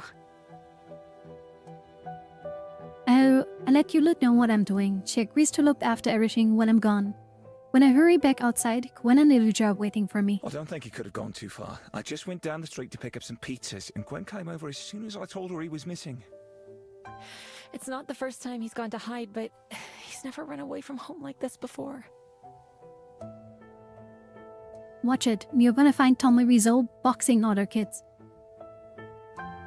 Walk down the residential streets with Elijah and Gwen alternating calling for Tommy Rizzo. I keep my eyes peeled not just for him, but for Jerby too. None of us are any luck. Near the beach, we stop. Maybe we should split up. I'll go check at the house again in case he went back. Gwen, maybe you can look around in town? All right. But what about Miho? I have an idea, actually. I'm gonna look around Mount Victoria. Yeah, Mount Victoria sounds good. Everybody that's lost. Oh, Silver ate him. Good riddance. Okay, we all have our phones, so we can call if one of us finds him. And then we can meet back here, all right? They should give him a phone array, but then he's gonna watch TikTok. And that's gonna destroy his brain. Elijah and I both agree, and then we'll go to our separate ways. I head straight for the mountain, and then we veer off the path into the woods. For a while, it had seemed like Tommy was coming to terms with everything that was happening in his life. Must the shock of divorce going through really enough to make him run away from home like this? I followed the paths that Tommy and Rizzo and I took when he came here a while ago, until I finally reached what used to be then it's even worse shape than last time I came here. Is he gonna sit in there? Still, I'm not surprised to find Tommy sitting in the dirt that used to be its entrance, holding tightly onto Gerby. Me! There are tear stains around his eyes and his clothes are filthy. Hey there. Looking for bugs? He shakes his head. Your parents are looking for you, you know. They came to the library to see if you were there. They told me why you might have run away. Tommy Rizzo shakes his head again, but more vigorously. I wasn't running away. I was chasing Gerby. The fabled wiggles in his arms. You know how Gerby can fly, right? But look what happens now. Is he gonna throw him to the ground? Like a sack of dirt? Cautiously, Tommy stands up and sets Gerby on the ground. Immediately, Gerby starts to rise into the air like a balloon, pulled up towards the sky. Tommy Wiseau grabs him before he can get too high and hugs him to his chest. Gerby's not doing that himself? The favorite shakes his head, eyes looking somewhat sad. No, it just started happening. First he kept hitting the ceiling, then when Dad went to go get dinner, he left the door open and Gerby blew outside. Davey's gonna leave now. His people need him. And I had to run to go catch him, and we ended up coming here. I was gonna go home, but I don't know what to do. I see tears starting to sparkle in Tommy Wiseau's eyes. And he sniffles. It's a good to know he didn't leave because of the news about his parents. But the change with Gerby is a mystery. Is it okay if we go meet up with your parents? I know they're pretty worried. And we can tell them about Gerby too. Okay. I'm not letting go of him though. I lead us back towards the spit where Tommy parents. As we do, I call Gwen first. Miho, tell me you found him. I did. Yeah. We're headed to the beach now. Thank God. I'll see you there soon. He disconnects and I call Elijah next. Hello? Hey, I found Tommy. And we're going to the meetup spot right now. You did? You're a lifesaver, Miho. Is he alright? Oh, he asked the right question this time? Not if he won the fight against a monster in the woods or something? Yeah, he's fine. He was just chasing after Gerby. Gerby? I should have figured that out. I think the dad is Australian. Is that why he's so dumb? I think it's like that the reason. His fable is flying away. I feel like that is gonna be the thing that shows Mio what happens if like her thing, if he is smart as her thing. I think like Fabled, when they fulfill some kind of promise or something, they ascend through the sky. Probably that's gonna turn out like that. What do you mean? I'll tell you guys about it in person. See you in a bit. I don't know.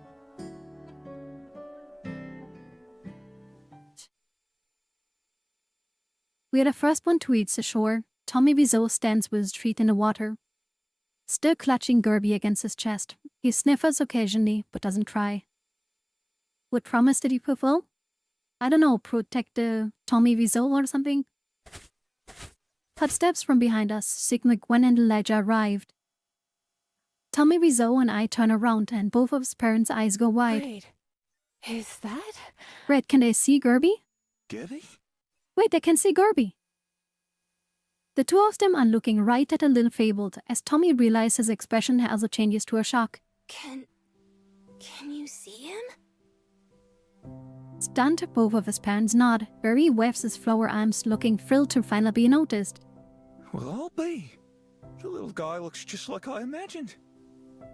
Something's wrong with Gerby. If I let go of him, he starts to blow away in the wind. I don't know what happened to him. Okay, tell us, Elijah. Tell us the sad truth. Is that why you ran out? Yeah, I had to catch him. With a small smile, Lady just steps forward and pats his son on the head. I heard something kind of interesting, actually. I asked a lot of people from work if they'd ever heard of a fable like Gerby. And it turns out one of them had. He said that when he was young, he had a friend just like Gerby, his only friend. They kept him company when his parents were fighting, or when anything else that was bad was Yeah, happening. and now that his thing is fulfilled, he's going. Then, once he got older and things weren't as tough anymore, he said his friend had to leave him one day in order to go to help out the next kid who needed someone. Oh. He told me that fabled like Gerby stick around until they know that their friends will be okay without them. And then it's time for them to go. A good old Sounds like story. maybe this is that time for Gerby. But I don't want him to go. I want him to stay. Tommy Wiseau can't keep himself from crying anymore.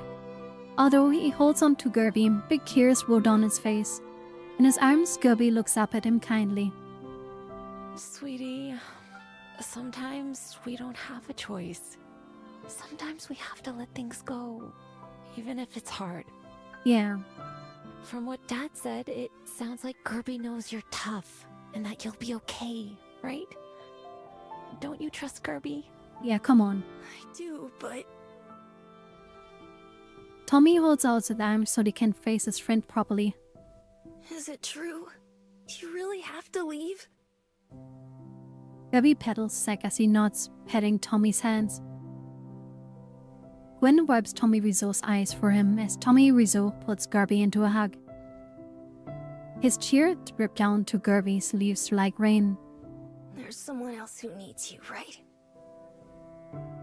Still close to Tommy Wiseau, Gerby nods again. Okay. Gwen and Elijah move to either side of Tommy Wiseau, and I step away. Keeping a respectful distance, it doesn't really involve me after all. Gwen kneels down in front of Tommy Wiseau, smiling. Thank you, Gerby, for being there for Tommy. Yeah, thanks, Gerby. Finally, it's Tommy Wiseau's turn. Thank you, Gerby, for being my friend. I'll miss you. You know what? I should, take all the hours we recorded of this game, upload it to YouTube, but every time Tommy shows up, I Photoshop Tommy Wiseau's face on it. For the whole game. You just do that. You know? It would be funny, but a lot of work, yeah.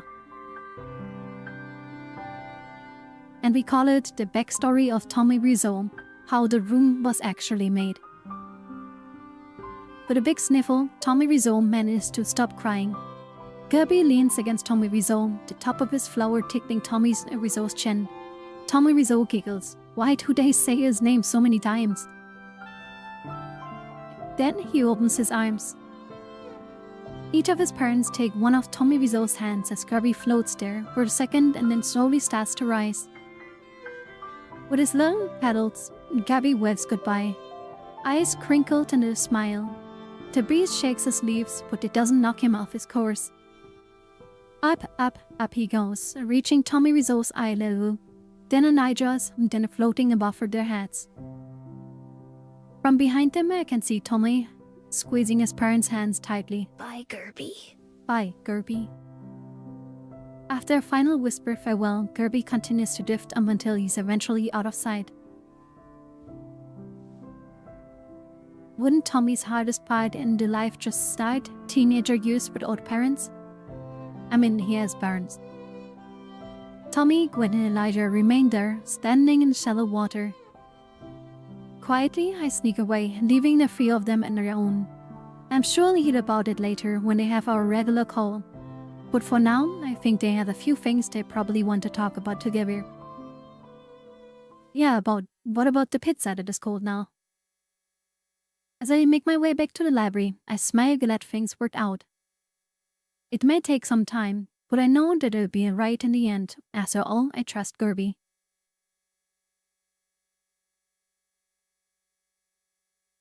And what happens now, we're gonna find out after a short break. I feel like a radio moderator or something. Okay. But yeah, we're gonna do a short 5-minute break. So we move around a bit. It has been an hour. Radio Nyanko. Yeah. Why are you shocked? Sounds good? Okay, we're gonna do a short break. Grab some fresh water, I'll move a bit so you don't sit all the time. And yeah, we're gonna see each other in 5 minutes again. Be right back.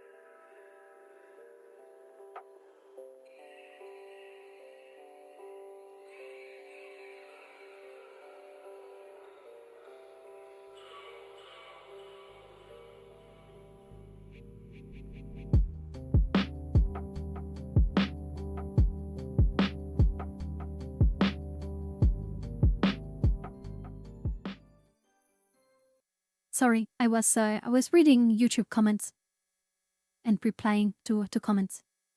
I hope you all saw the short that we uploaded today. Was a wholesome one, I think. I hope it was a wholesome one. And I hope you're all doing well right now. I hope you're enjoying the game and like having a good time. I hope it's relaxing or whatever we are going after with this, right?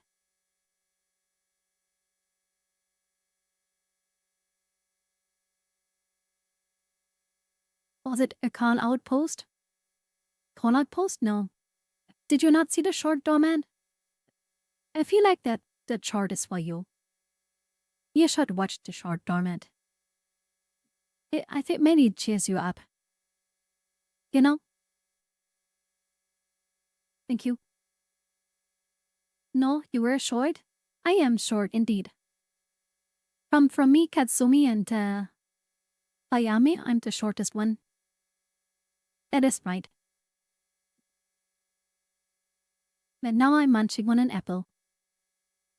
Num num.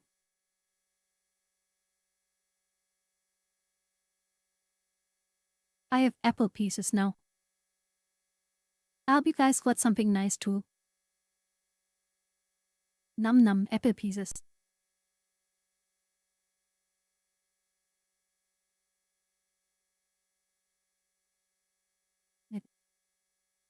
I saw it, of course. Nah, that's nice. I hope you liked it. You had pancakes? And you didn't send pictures, Waffles? Your food is always interesting. You also eat like a lot of variety food. You have like a lot of variety with what you eat.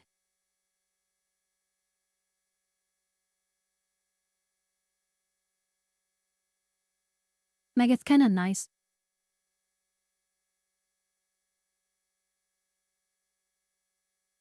Manager Sander posted who she made like 2 days ago or something. Or what is it, yesterday? I don't know. This cat eats well. Yeah, I hope you keep eating well, Julian.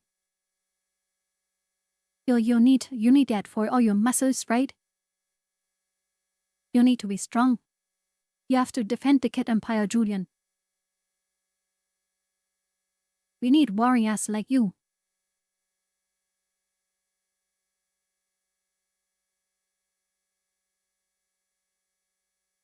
Yeah, muscles totally.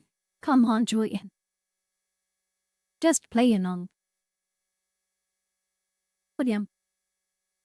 I hope you saw the short. I hope you liked it. It was a more wholesome one than usual. It was just a little message from Ayame. And I hope it brightened your day. At least I got nice comments under it. So yeah. But not to dwell on that too much, right? I think I swallowed the apple wrong.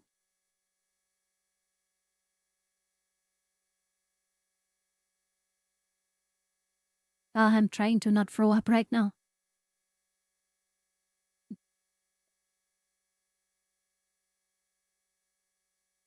I like the video and subscribe, yes. When'd you subscribe before? Wow, Doormat.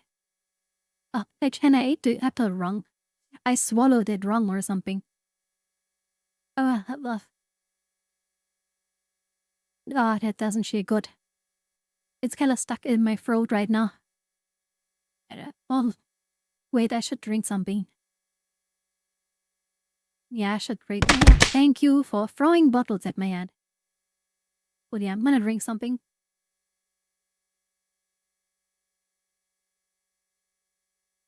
Okay. I think that kinda helped. No. But yeah. Okay. But yeah. We're gonna continue playing the game now. I hope you all are still enjoying it and having fun. And welcome back, Dorman. I hope your going dark time is over now. Meant that you're with us again.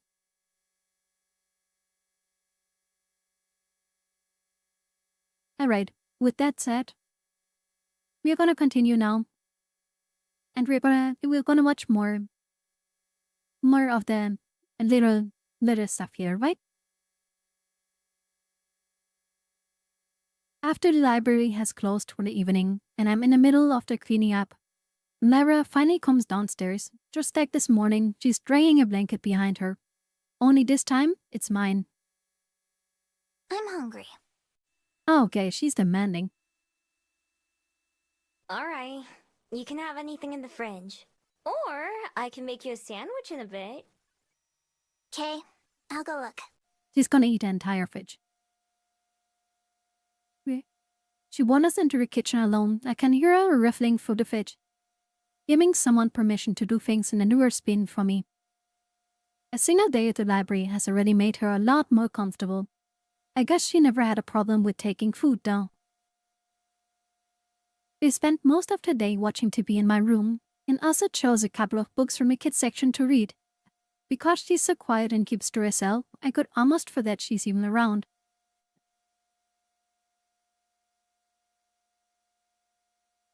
I peeked into the kitchen to check on her. Alera is sitting at a table with a book open in front of her and a bowl of cereal beside her. Yeah, she fits in just fine here. We are so gonna adopt her. Leaving her to a snack, I go upstairs and find Juliet in her office. Ah, Miho. I was just about to join you downstairs. How's our guest? And Eating in the kitchen. She seems right at home. Yeah, she's our daughter. She does, doesn't she? Oh, come on. Juliet feels it already. It kind of had a hard place for Juliet's tone, amused with a touch of sadness.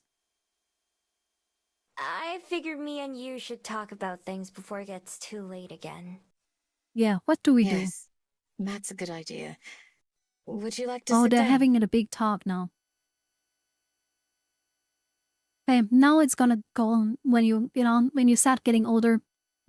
It's suddenly just all routine. They're gonna talk about marriage, about house, about children. It's all gonna come down right now. We take our usual positions around her desk. I thought we were talking. I looked online, but I haven't seen any missing person reports or other indications that someone's searching for her. Usually, if a child were to disappear, it would be all over the news. But in this case... There's nobody looking. Yeah, there's nobody looking. As far as I can tell, yes.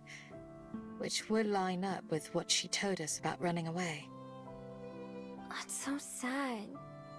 She's just a little kid. There should be somebody who cares about her. Yeah, they should. I fully agree. She mentioned that her parents passed away. Perhaps she has other family out there that we could locate. No, we adopt her. It's difficult with so little information to go by. Right. Wouldn't they have taken her in when her parents died, though? Yeah. There's that as well. Maybe we should just ask her. Though, what did I miss? The elf is now with us? Yeah. The elf girl, we convinced her to stay with the cake. She stuffed an entire chocolate cake in her face, and that made her stay with us. And, yeah, and the Tommy Wiseau and his parents, they finalized their divorce. And, apparently Gerby has a thing. Now thinks that Tommy Wiseau is strong enough to be alone and left him. And yeah, that's just all that happened. And yeah, and the elf girl told us that apparently her parents died. She got moved to a new family or something. And they were not nice to her. Let's say it like that. They were not very nice to her. So yeah, we're just yeah, we want to adopt her. Yeah, she hadn't had a good life. Yes, perhaps. Although, I suspect she would have told us already if so. That's true. Well, for the time being, it's no bother having her here. There's more than Juliet, enough space. do you remember the last time you said that? Since then you have a girlfriend. Right. That room that she's in now, though. It was Cosette's, wasn't it? It was indeed. I've left it untouched for many years now. But it's the only other room with a bed. Yeah, your new daughter. So it's only natural to offer it to Lyra. Yeah, new daughter. New daughter required. I reach across the table to take Juliet's hand. Yeah. I think it was the right thing to do. No. We haven't talked about Cosette much since that night at her grace. Still, I know she's on Juliet's mind all the time. I'm sure that just unlocking that door and letting Lyra in was more difficult than she lets on. Even if it was the logical choice, I hope it is also a good sign that she did it in the end. The sadness in Juliet's eyes as she smiles at me is the only confirmation that I am right. I don't blame her at all, though. Despite everything we talked about, it will take her a long time to heal. Easy fix, just get a new daughter. Yeah, Lyra. Something Silver told me this morning was that Lyra seemed hopeful. She's really good at reading people, so I believe her. Girl, yeah, come on. Please. I'm glad to hear that. Can't be easy to be in her position. Nodding, I stand up intending to go downstairs and reassure Lyra that she can stay here again tonight. However, I only managed to take 2 steps before I bump into something soft and invisible. Lyra pops into vision as she stumbles backwards and I barely manage to grab her shoulder to keep her from falling. Juliet makes a sound of surprise at her sudden appearance. Ducking away from my hand, Lyra turns and runs. Hey, it's okay if you were listening. You're not in trouble. Just outside the study, she skids to a stop and looking back mistrustfully. I'm not? I always got yelled at for eavesdropping. No, child. I can't fault you No, for listening in child. when you're being talked about.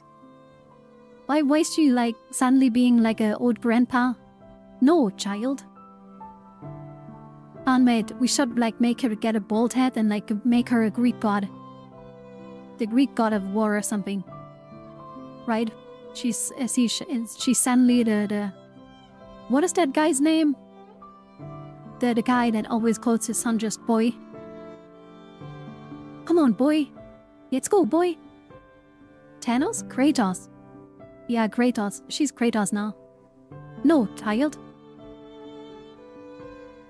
Hewitt stands by my side, with neither of us moving closer to Lyra. She may have gotten more confident around her library, but it's a different story with Juliet and me as people. I'd do the same thing if I could turn invisible like you. I've eavesdropped, even when all I can do is hide. Say child too? But like, not to like someone you met and know the name of? How much were you able to hear? Lyra shrugs. Who's Cosette? Oh, that is a topic. Lyra, that is... no. Beside me, I can feel Juliet tense up and take a deep breath. My daughter. That room you're staying in used to belong to her. Oh. Is she dead? Oh, Lyra.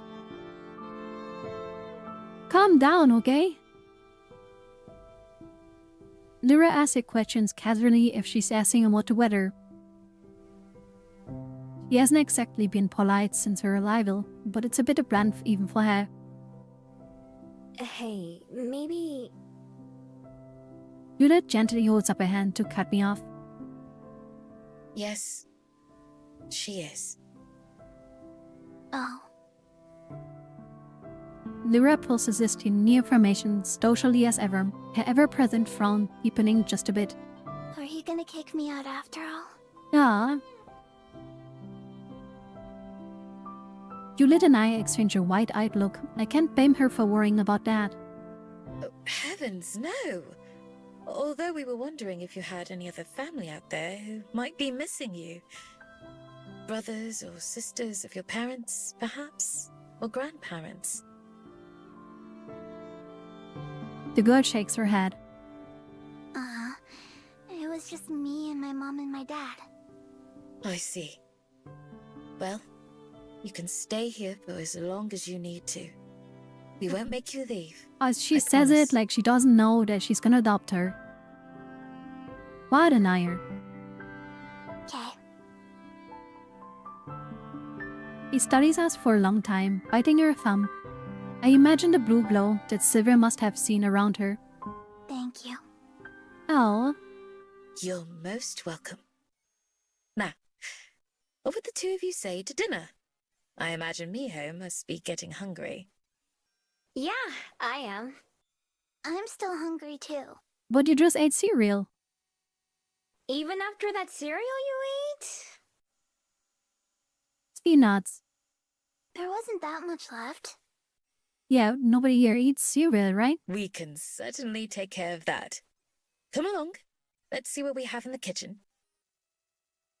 The three of us go down to the kitchen together, where Juliet sets about preparing the meal. Although she's still quiet, Lyra participates in the conversation a bit more, giving her opinion on things like certain foods or things she likes to do. I also say kiddo and champ. Oh, God. They're adopting you, Blake. Oh, yeah, kinda true. She seems like she eats and sleeps a lot. You also say kiddo and champ. Oh, God darn it, that makes you sound so old. Like, I don't want to be like that, but that makes you sound old. After you're done eating, it isn't long before she traipses off to bed, murmuring a groggy good night as she goes. Later, before I turn in for the night myself, I poke my head into her room to check on her. She's fast asleep, mouth open with a line of drool dripping onto her pillow. The blankets are pulled up beneath her chin and pillows are scattered around the bed.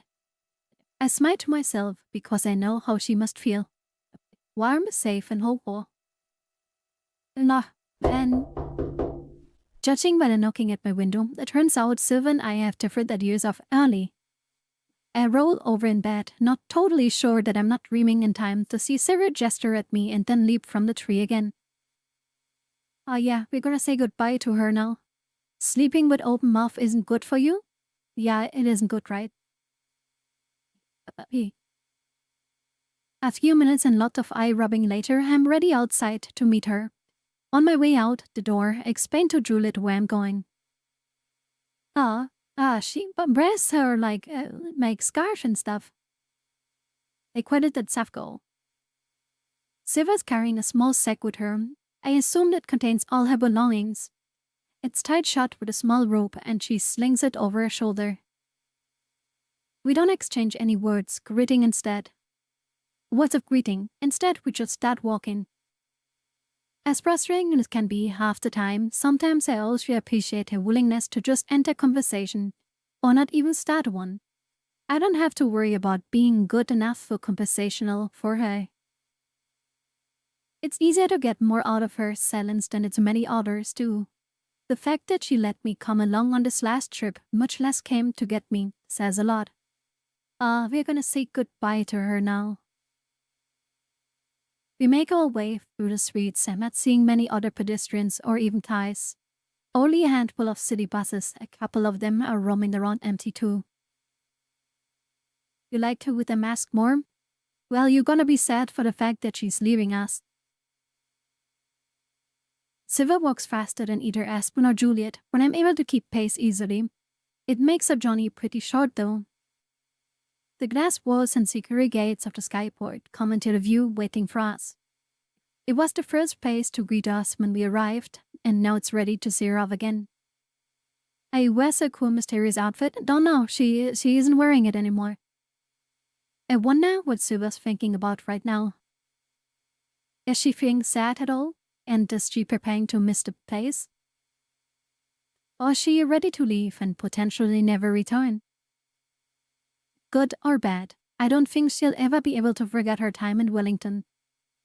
Oh, I don't want her to go.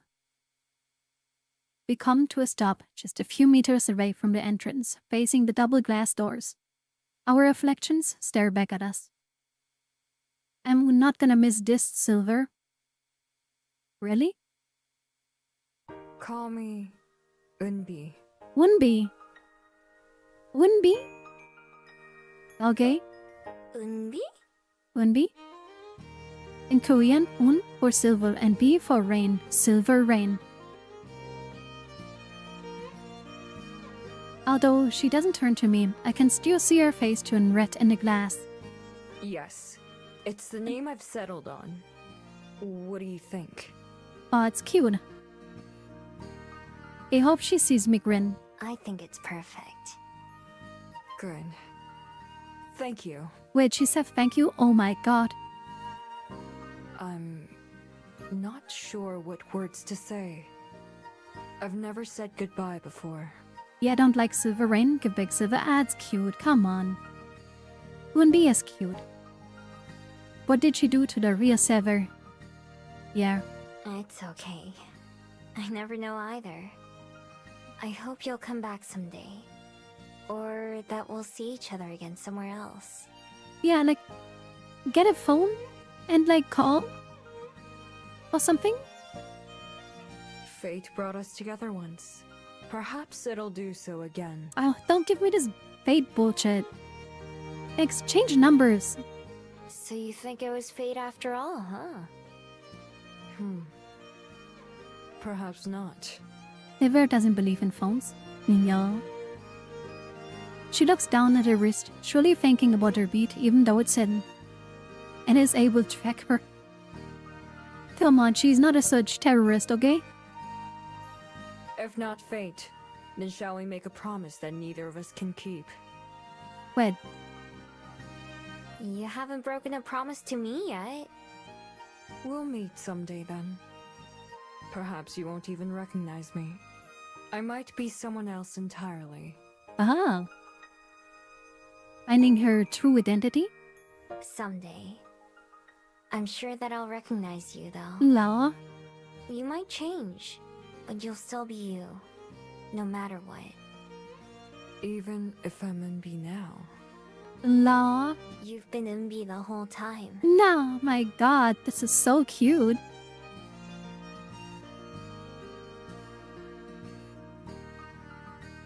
Like always, I can tell when she's about to leave. Before she can, there's something I have to ask. I may not get another chance. At first, you didn't want me to call you Silver.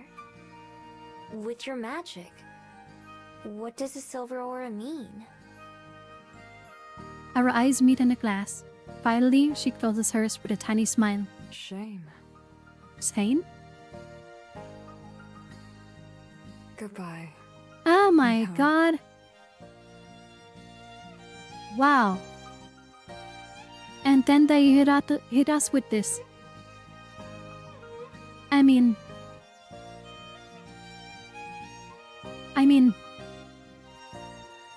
that smile. Come on. Unbi. I hope you do well, Unbi. Goodbye, Unbi. It takes her just a couple of steps to reach the door. The slide opens silently, dissolving our reflection. Not my Silver? Ah, come on, guys. I miss her already. Unbi doesn't look back at once. She throws through, letting them shut behind her once again. I'm left looking at myself, and only myself. Finally, I turn around too and start making my way back home. That was so short. Aww. I'm hungry. Oh my god, Lyra. You are a black hole. You're always hungry. Yeah, you are. So? Fair enough. Oh no, she's gonna eat our books. Ryra finds me in the library almost the moment I'm done cleaning up, and I follow her to the kitchen. She takes a seat at the table expectantly while I go to the fridge and pantry to see what we have. It's a part of the evening where it would make more sense to have dinner instead of a snack. Judith's upstairs and would probably come prepare something if we asked her to. Did I tell you should feed Silver to her? Did you tell? Did I tell you you should feed Silver to her? Would leave her full for 5 hours and Silver wouldn't leave? Come on, Figo. No. We don't do that here. Okay, Elf. Such a nuisance. Oh, come on. She's cute. Bud. I'll cook us something. Oh god, Meal's gonna cook. That decision is probably meaningless to Lyra, who's just nuts indifferently. But I'll be the first for me. I've watched Juliet make food enough times that I should be able to pull off something simple. Like when I cooked breakfast for myself a while ago. As long as I pay attention to what I'm doing, it can't be too hard. Okay, call the fire police. Call the firefighters. There's gonna be a fire. I hope. Edbury is so bad, and I'll leave Lara without desire to hoot for 2 months? No. Envtuber is not something not to take lightly. Yeah. I get a box of pasta and jar of sauce, an onion and a pack of meat. Oh, she's making spaghetti. You fire police, yeah. That's right. Police brutality against fire. At least this time it's useful.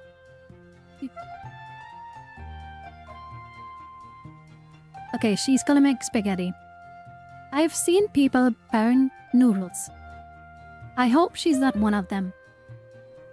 Cosette? Go, please get help. First, I fill up a pot of water and put it on the stove to start boiling. Then I grab a cutting board and a knife and get to the onion ready. It's actually the fire duty. How can you burn noodles if you put water in a kettle and the noodles done? I don't know, people manage that. Is she gonna fry the pan itself trying to boil water? Yeah. First I pull a foot of water and put it in the stove to start boiling. Then I grab a cutting board and a knife and get the onion ready. Okay, so far so good. It rolls around a lot and my cuts come out crooked, but eventually I managed to slice it. Very carefully, I chopped it into smaller bits. You're getting onion on the ceiling. Wait, on the ceiling? Wait, what? I look up. She's right. A couple of chunks are stuck from where they flew off the knife. What the hell? Oh, what? Look out, she's got a knife. And quick, look her. Yeah, he's gonna boil all the water off, then the noodles burn. But how did she manage to make like onion pieces fly to the ceiling? Like, what the hell? Girl, please. I look up, she's right. A couple of chunks are stuck from where they flew off the knife. Maybe I was moving the knife a little too fast. It'll fall off eventually. My god, please. I dumped the onions into another pan and turned the heat. And also grabbed some butter from the fridge. I'm not sure how much to use, so I just scoop up a big lump and throw it in. Better to have too much than not enough, right? Yeah, your cholesterol is gonna thank you. It takes a while, but the butter melts and the onions start to sizzle. And soon the whole kitchen smells pretty good. I also dumped the noodles into the water, which is boiling by now, and set the timer like the box instructs. She's actually chopping Tori's friend bites. Oh, God. I'm not sure how to tell when the onions are ready, so I just let them cook until I get bored of waiting. And then I dump the meat in with them. It also sizzles loudly when it hits the pan, and I hurry to spread it around with a spatula. As I'm cooking there, Juliet enters the kitchen. Oh my, something smells delicious. Okay, man, Juliet, it's just onions and meat, okay? Julian, please follow the exact recipe and send picture. Wait, she's cooking silver? No, she's not. She means miho, not the food. Oh. Hey, I'm cooking dinner, I think. Is she gonna be like, you're looking like a snack meal? I'm cooking dinner, I think. Juliet beams with delight. The food smells burnt. Yeah, the food smells burnt probably. It looks like everything is coming along wonderfully. I can't wait to try it. Me too. I'm still hungry, you know. Hey, that's my line. But the only thing I'm worried about is like she's really not doing much. Okay, she's like cooking onions and like meat in a pan. Okay, she's boiling noodles.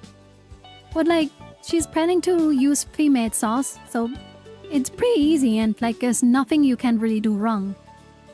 Yudet is going to be like, this is the tastiest food I ever ate.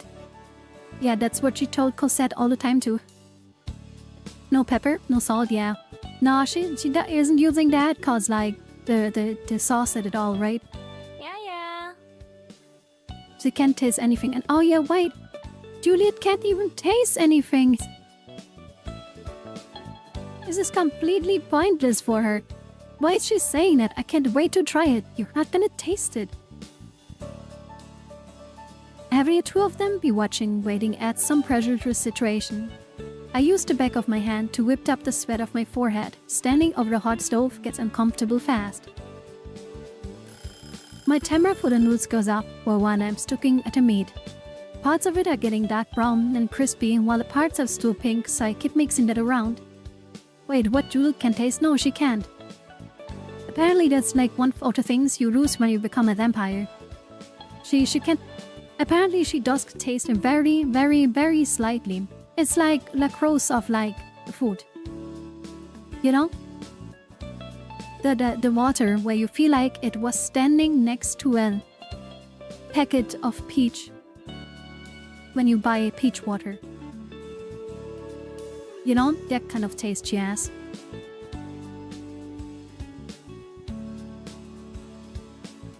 A few of the onions are beginning to burn too, so I pluck those out and toast them in the trash and I notice them.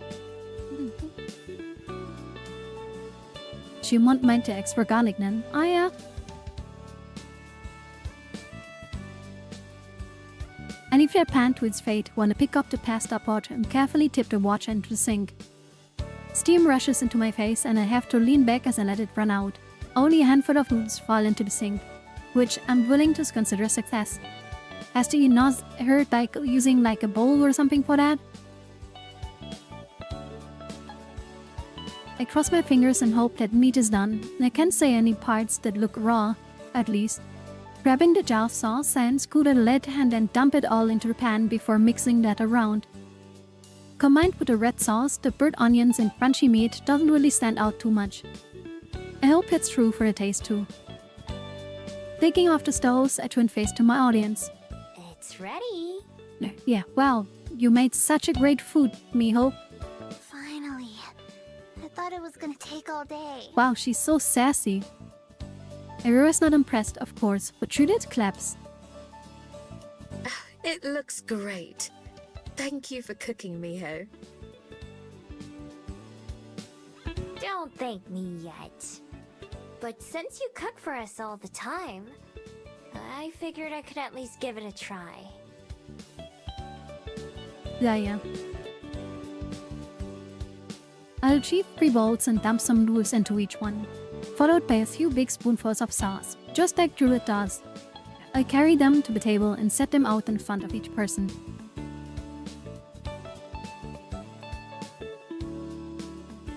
Why is she such a brat? I think you meant to type a different word. But like, I think like she just hasn't learned how to behave. I think like she just had a hard life, you know? Alright, here you go. I wonder how it tastes. Is she gonna take and be like, oh, this tastes worse than stuffed stew? Bland Lyra about to roast Miho directly to the underworld, yeah. The mixtape is dropping. Lyra wastes no time digging in, instantly staining her mouth red with sauce. Judith waits for me to sit down, their fog hovering over the bowl. I examine the finished dish that I made. It's not pretty, but it doesn't look wrong, at least. And it does smell pretty good. I take a tentative bite. It's not bad. It's not the best thing I ever eaten, but it's far from the worst. At very least, it tastes pretty close to what I expected it would taste like. Juliet blows on hers to cool it down before taking a bite herself. As she swallows, her eyes go wide with awe. Sakura is honest word here. Come on, don't lie. We know you can't really taste. It's delicious. What? You can't even taste. Cool. I'm glad it turned out okay. No, Miho, I mean it. It's delicious. She's just like, she's feeling the love in the food. What do you... Oh! You can taste it? Wait. Oh my god, can she taste food made by other fabled people? No information. Judith nods, taking another bite without bothering to wait this time. She chews slowly, closing eyes to savor it. It's some magic thing where she can taste only Mio's food. Yeah, maybe through the love, right? What if that's it? And she opens them. I see her tears sparkling in the corners. The richness of the tomatoes, the saltiness of the meat. Much It's saltiness the of the best thing meat. I've There had was in never salt at it. decades, even over a century. It's not that good. It's fine though. Next time you should add some salami. That's my favorite. Tahira. Mediocre or not, Lyra finishes her bowl in a record speed and then gets up to serve herself more. Black hole Drew. That's amazing! I wonder why. I didn't do anything that special to him.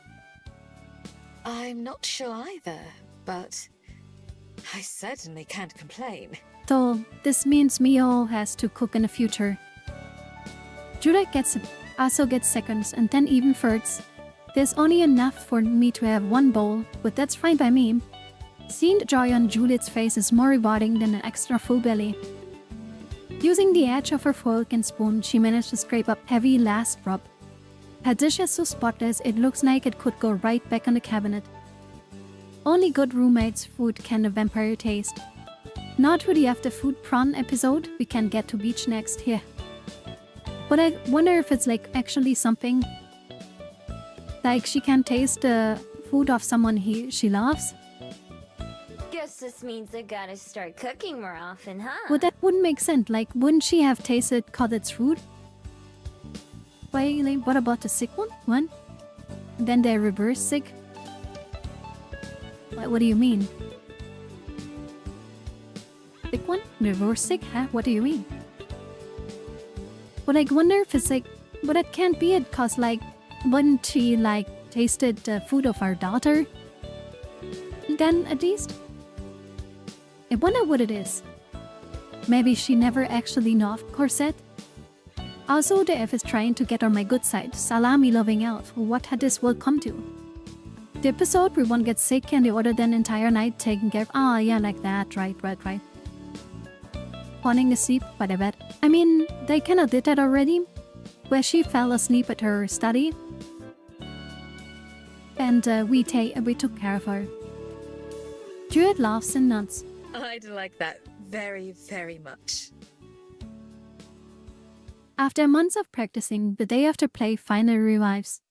Oh god, we are gonna be a tree. I forgot about that.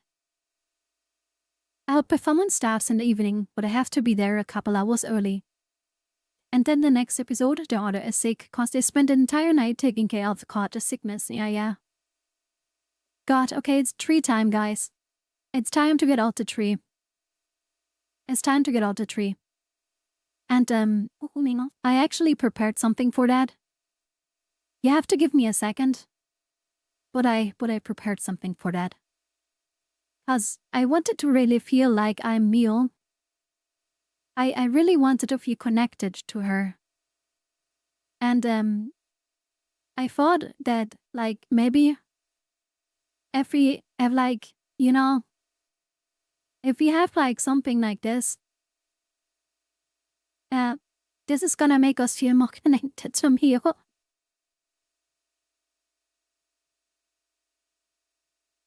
Yeah.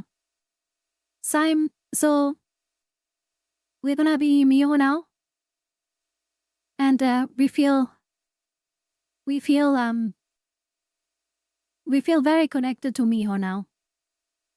So, yeah. I hope you guys enjoy this. And a tree with cat ears, yeah. That's what you get now. I mean, it doesn't really fit well, like, let me try to make it fit my face better. Like this. Okay. Hello. But yeah. We are now cosplaying as a tree. So, yeah, I hope you like it. Yeah. I'm now connecting with Miho. Juliet and Lara will both be in the audience, although I know Lyra isn't super excited for it. Aspen will also be there, for both me and for Lena. Best tree I've ever seen. Thank you, thank you. Thank you, thank you, thank you a lot. Even though I explained again and again that it was just standing here when I'm on stage. They're just excited as they were when I first announced to be participating. I'm glad they're here though. The last hour or so before showtime is a busy one, with lots of cast running around doing last-minute preparations or running frauds. I just try to stay out of the way and help if out of asked. 5:05 a.m. I have awake. Hello, and I'm a tree. I was playing a tree. I swear I wouldn't want anyone to see me. Good morning, John. You woke up early. Yeah, John always wakes up early. And yeah. Good morning, John. Yeah, you came at the right time. Ho ho ho, Christmas and stuff. I'm a tree. We made the change from practice in the park to practicing on a real stage pretty easily. And by now, the whole production is pretty smooth. This guy in Wellington dresses up as a tree and plays the sax all day long. I'm not gonna play sax, okay? I would be that parent who was yelling at the tuning and talking pictures for their kids playing the tree. Violently exploded according to Michael Bay action style. Okay. Well, yeah. We are tree now. I make the mistake of peeking out from the curtains before it begins, and see that almost all the chairs in the audience are filled. I even managed to spot my people. Okay, we went over this, Mio. They are not your people. You don't own people, okay? Our saxophone playing tree entertains the capital, okay? I make the mistake of peeking from the curtain before it begins and see almost all the pictures in the audience are filled. Even manage to spot my people, although they don't notice me. I spent 4 hours watching stupid Eurovision, 4 hours you will never get back. Why did you watch that, Trash? And hello, Baki. Welcome. We are to be today. I feel like I put this on wrong. Let me fix that. Yeah, that is better. Hello. To see Greece compete with sound effects from TikTok? Ah, okay. Sounds exciting. No shame, no care for the kid gets shamed. I would also tell everyone that's my kid playing the tree. I mean, sounds good to me, Darman. Hey, Mio, where's your tree? I thought we agreed to wear couples costumes. I head to the corner backstage, doing my best to stay out of everyone's way. Cyrus has been walking around, checking in with each cast and remembered in turn. Oh, and so Irving too. Now I wish even more the Finland loses. You should add a tree for her. No.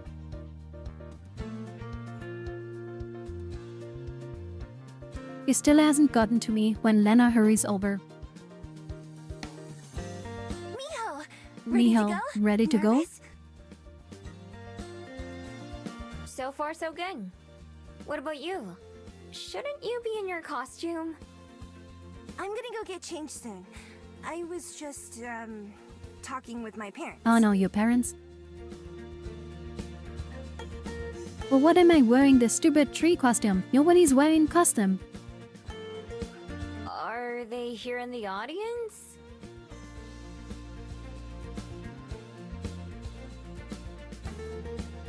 Yep, front row. I think they were more excited for me to be in this play than I was. Or at least give him, if it's a shitty performance, no one will remember it the next day. Yeah. Yeah, that's right, right? I know exactly what you mean. I'm glad I did it though. So I'm at my 4th energy drink. Oh, that doesn't sound good. Yeah, me too. They said they're glad I found something I like. Although I know they still wish it was ballet. I guess me being up on stage is still good enough for them. You're okay with that? Yeah, I think I am. I mean, it was my decision. Whoops. I probably won't be in any other plays anytime soon, though. Is one ballet girl who doesn't do ballet cause her parents want, even if she wants it to. Yeah, that's right. That's too bad. You're really good at it. I know, but I want to keep trying new things. Maybe someday I'll go back to ballet or something, but only if I decide that I want to, not someone else. Good for you, girl. Good for you. Cyrus wraps up in conversation with a nearby cast member. Ninton joins us in our corner. Are they finally dating? Hey, you two. All set for your big debut, Miho? Yeah, the big debut. And like, I was a bit early, Miho, sorry. I revealed our customs. But I hope you're not mad. I think I've got all my lines down. Oh, Miho, so funny, haha. Good. How about you, Lena? Ready, boss! Get that guy off screen? Yeah, I wish I could. Cool. Thanks for making this possible, both of you. No, it's no big deal. Right, Miho? Right. Yeah, right. For me, that's pretty true, but for Lena? We should probably go get changed, but first, Come on, is he gonna ask her out? Scratching his neck, Cyrus looks away for a moment. The tree pubs has lines, to be honest. No. Hey, Lena. Are you, Oh wow, he's asking busy her after out. this? Amazing. After the play? No? Why?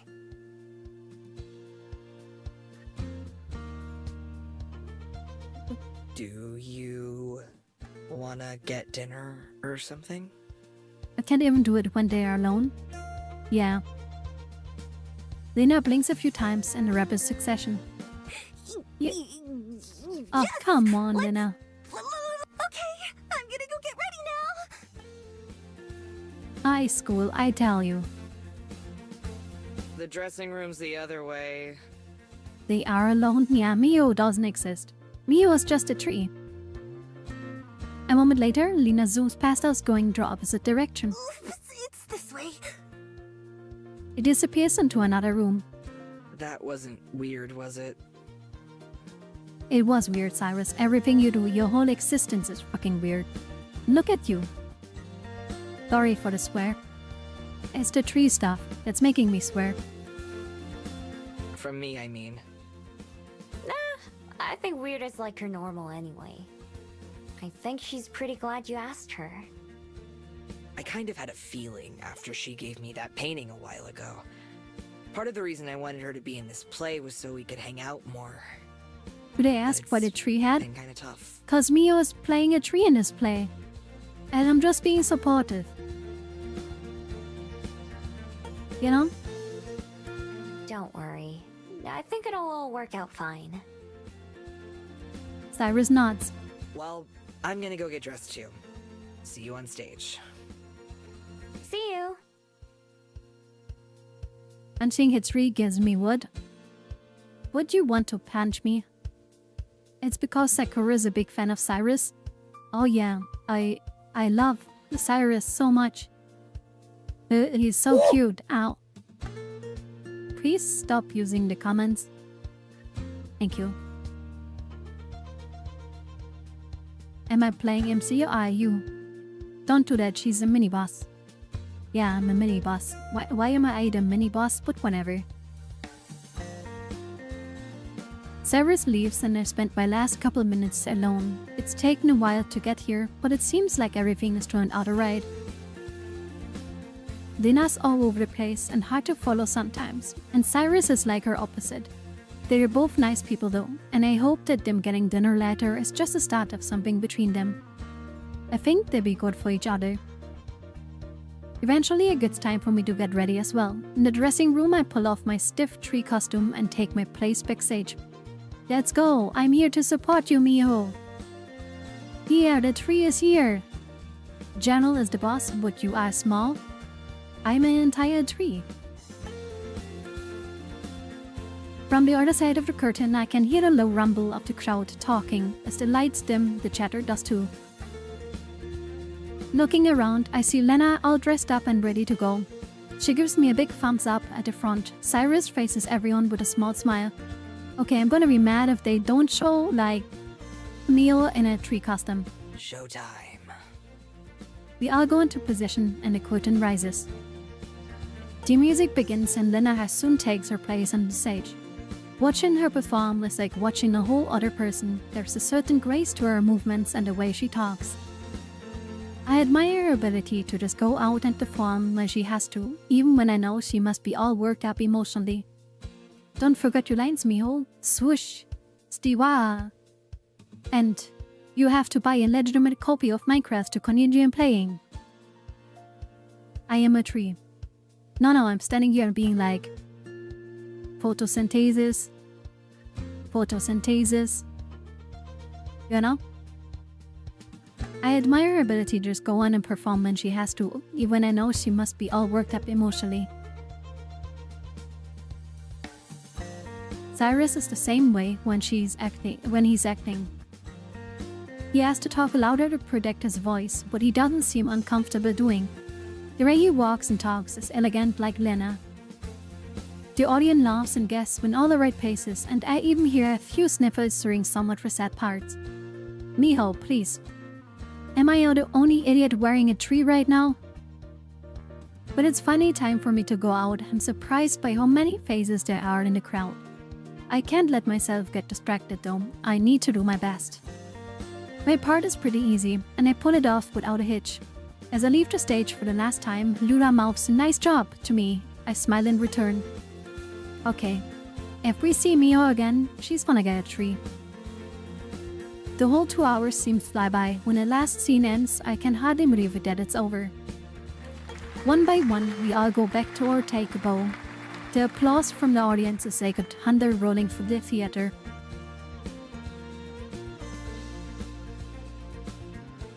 Wait, who's that at the right side? The last one to return are the 3 main characters, including Lena and Cyrus. As they take their place, the applause somewhat gets louder, with everyone rising out of their seats to clap. Confetti falls from the rafters as they look up around, basking in celebration. Lena's smile is huge, while Cyrus seems to be a little stunned by the reaction. The 3 of them linked hands, take a bow, and then the rest of us join them one last time. Last time for a final bow altogether. Throughout, Lena and Cyrus never let go of each other. We want tree home? Okay, Lena. You made a fool out of me. It's time for backup. Like, yeah, I'm gonna even make it worse for you, okay? Cause you, let me down that hard, I'm gonna make it worse for you, sister. You get, tiny little legs. There you go. Now you are a tree too. You know? And you look at this, watching this stream, and you wonder, what went wrong with my life? But Sakura, I'm just a tree. And Mio, don't lie. Mia, don't lie. We planned this and you back down, okay? I didn't plan for this. I didn't want that. Come on, you had the chance to just appear and you didn't. You rubbed every one of your appearance. We were so excited for you. And you just betrayed us. What they want to help me? Miho, I can't believe it. I'm so disappointed in you. I'm gonna tell you Vampire Life. Oh no, help me, no! And then she's gone. I hope you liked that in the theater. I hope you liked that, whatever that was. I wasn't. Okay, I can't believe the fairy tale part, but do people like to play that much? Nah. It was the tree. It was the tree. But can I take off the... Wait, that free thing is still there. It was supposed to go. Can I take off the tree now? Can I take it off now?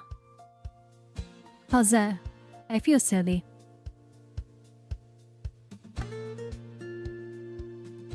I'm gonna take it off now too.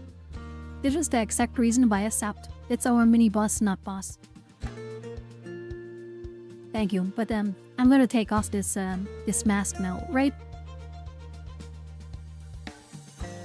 This think that instead of more vampire mummy of Coffee Mama, we have Cyrus. Ah, yeah.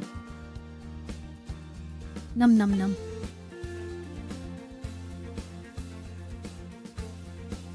But hey, at least we got to ask 3 Sakura. I hope that cheered you up. You stole this idea from Corona, and they're doing this for me. We all know that, but don't tell chat. No, I didn't actually. I saw that finger was like, oh, that would be funny.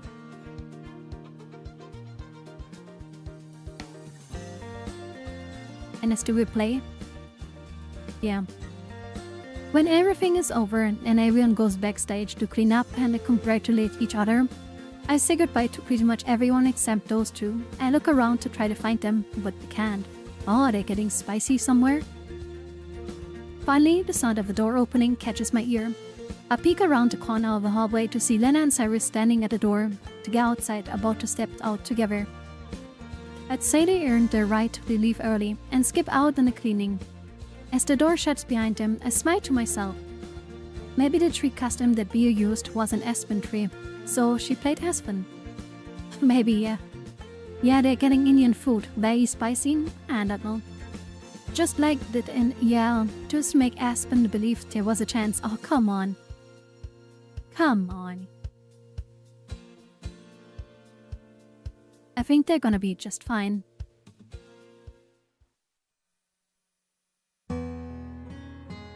The moon sits high in the skies, and Judith and I make our way through the quiet streets hand in hand. With Libra fast asleep at home, this is the first time we have spent together, with just the two of us since we got back home from the edge of the world. We catch a shuttle to a nature preserve from the same place I bought it last time. And just like our shuttle to the edge, it's almost devoid of other passengers. That's our view? No. The best part is that we don't have to worry about Shriho again. No. And we can focus on a good story. Come on, Trio was good. The preserve is open at all hours to give nocturnal disabled like Juliet the opportunity to come by and visit. But I don't expect it to be nearly as busy as when I went here. Though enough, we packed it alone that we entered having the whole area to ourselves. It's just as beautiful as I remember. Yeah, it's gorgeous. Yeah, it is. She's looking at her yellow friend, not at the scenery. We meander through the lush, sprawling forest before ending up back near the calm river. Judith and I point out nesting birds and skidding lizards as we see them. It's much different atmosphere than it was here in the daytime, but not in a bad way. Just quieter and more relaxed. I'm glad we can go out like this. It's been a while, huh? Can I at least hold hands? Like, hello? Yes, it has. It's been hectic having another mouth to feed and look after. Yeah, your daughter. For sure. I don't really mind it though. Nor do I. La, they're becoming a family.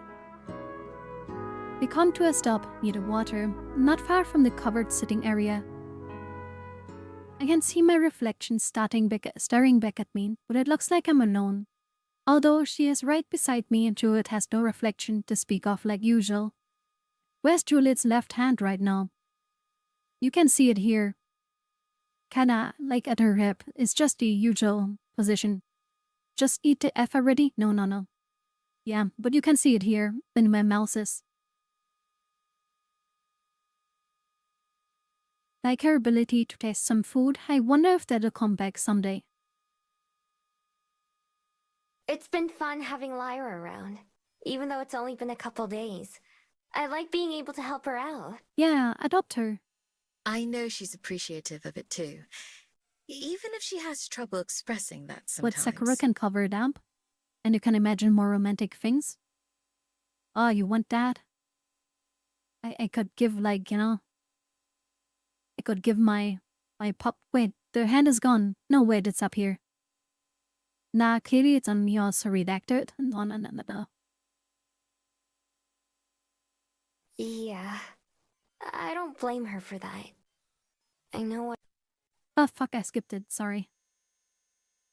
Whether it's cooking her dinner, or setting up the TV, or just checking on her at night, Lyria's presence has given me a sense of purpose that I didn't really have before. You had a job. Are you not happy with that? She's shown that she's capable of taking care of herself, but she's still choosing to rely on Judith and Bee. I keep thinking of that hopeful blue glow that Unbi described. If Unbi had seen me back when I first came to the library, I probably would have had the same color surrounding me. Tonight, Lyra went to bed without needing any reassurance that her time at the library is limited. And she even complimented the meal that Julia prepared for dinner. Just like I did, she's settling into a routine. What are we gonna do about her? Adopt. I ask quietly, and Juliet doesn't answer at first. I know that she heard me. She's probably thinking about it too. The answer seems obvious, of course, but also huge. Life-changing for more than one life. It's gonna come. Chat, it's gonna come. But it's not gonna come now. Because we're gonna do a short break. I'm gonna hook you in with that. I'm gonna hook you in with that, like the TV channels do it, like before the ad break. You know, they show the most interesting stuff, and now cliffhanger. Okay, can we skip this and go back to the tree playing? No. We're gonna do it for a short 5-minute break. Drained her blood for a year's supply of food for vampire mummy. No, okay. Nah, that's not what we are gonna do. Slay the Spire or Hades? Play Slay the Spire.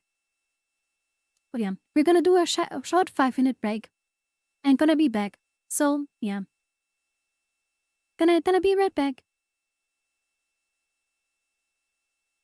Could we have some sort of ad or ad break comment? What would that do? What you imagine? For that? There we go. Well, we're sitting here and waiting for an answer. Woohoo. Sakura knows Slay the Spire? No, yeah, I do. I'm a gamer cat. Start the ad. Go. Ad? Okay. I'm gonna go ad. I'm gonna go ad, guys.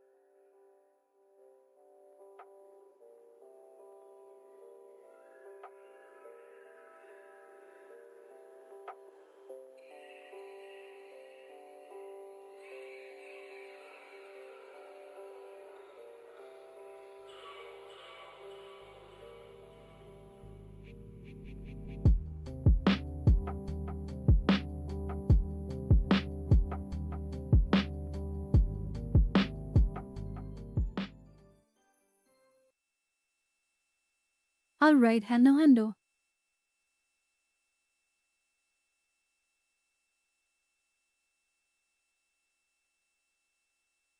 I am back.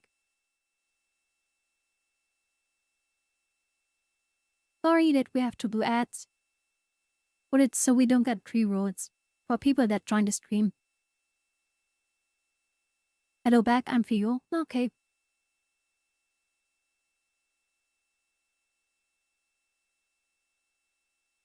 But I'm back.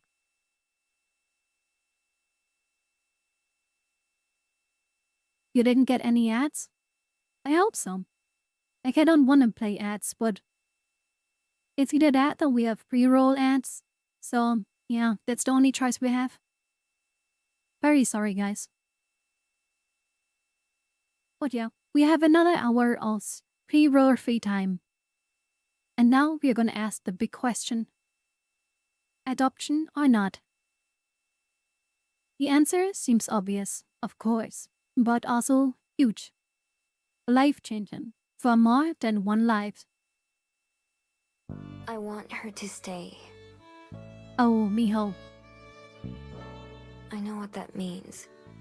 At least, I kind of do. You would know better than me, since you've been through it before. But I don't want to tell her she has to leave someday. Not when I know she doesn't have anywhere else to go. Yeah. I don't know what usually happens to kids without a family. But if I was her, I wouldn't trust some stranger who told me what I had to do. Where I had to live. What about food money? What do you mean, food money? And one thing I do know is how hard it is to be alone in the world, with no one you can talk to or trust. I don't want anyone to feel that way. Not if I can help it. Okay, what is like Juliet gonna say to that? I rest my head on Juliet's shoulder and she puts her arm around me. Is this relatable? Really, is it? And hello Toby, over on YouTube. Hello. The sheer amount of responsibility that I'm suggesting we take on is overwhelming. I don't know anything about taking care of a kid. I didn't even know how to properly take care of myself until recently. Oh man. So cute. Where are we gonna get all the money to feed back the black hole? Yeah. We do a bit of crime, obviously. Have to original meow. We are gonna steal a lot of stuff. Hi, how are you? I'm doing okay. Enjoying this very gay game. I'm doing good. I hope you're doing well yourself, Toby.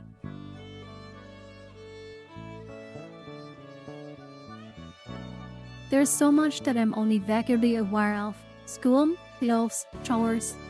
I never had a childhood I grew up in a normal sense of the word. But none of that matters. What is important is that Lara is here, and our future is in our hands. Everything I've learned since coming to Wellington, all the ways I have grown, they all point towards this being the right decision. Oh, they're gonna adopt her. Beside me, I feel Judith solely not. In the end, it's not our choice to make. What's most important is what she wants. Nah, man, this is gonna be so cute. It's a cruel fate that dealt her this hand in the first place. Someone so young shouldn't have to make such a huge decision. There's adopting, let's go. Yeah, we are adopting. But we can only play with the cards we're given.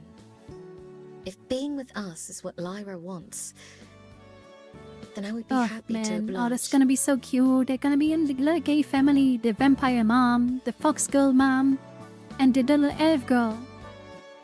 Oh, it's gonna be so cute. The road will be long and difficult. There will be tears and frustrations on both sides, I'm sure. Oh, man, and I'm yeah. sure it will take some time before she can fully trust and accept us. As it should. But I know there will also be smiles and joy. Ah, my little Little gay heart is things and breaking. Big things that make the difficulties worth enduring. If that's something that she's prepared for, as much as she can be, and that you're prepared for too, Miho, Nah, man. Are they gonna share a kiss after this? then I want her to stay as well. Oh, man. I lift my head to look around. All around us are the reminders of many lives, being big and small. From the chirping of crickets and the croaking frogs to the other park visitors who pass us by. This game is a roller coaster of emotions, yeah. All of them, all of us, exist together here under the same moon, breathing the same air. I used to take these connections for granted, just like I did with my everyday existence. It's just not what I've gained since then, but also whenever lost. That makes me pause and silently reflect.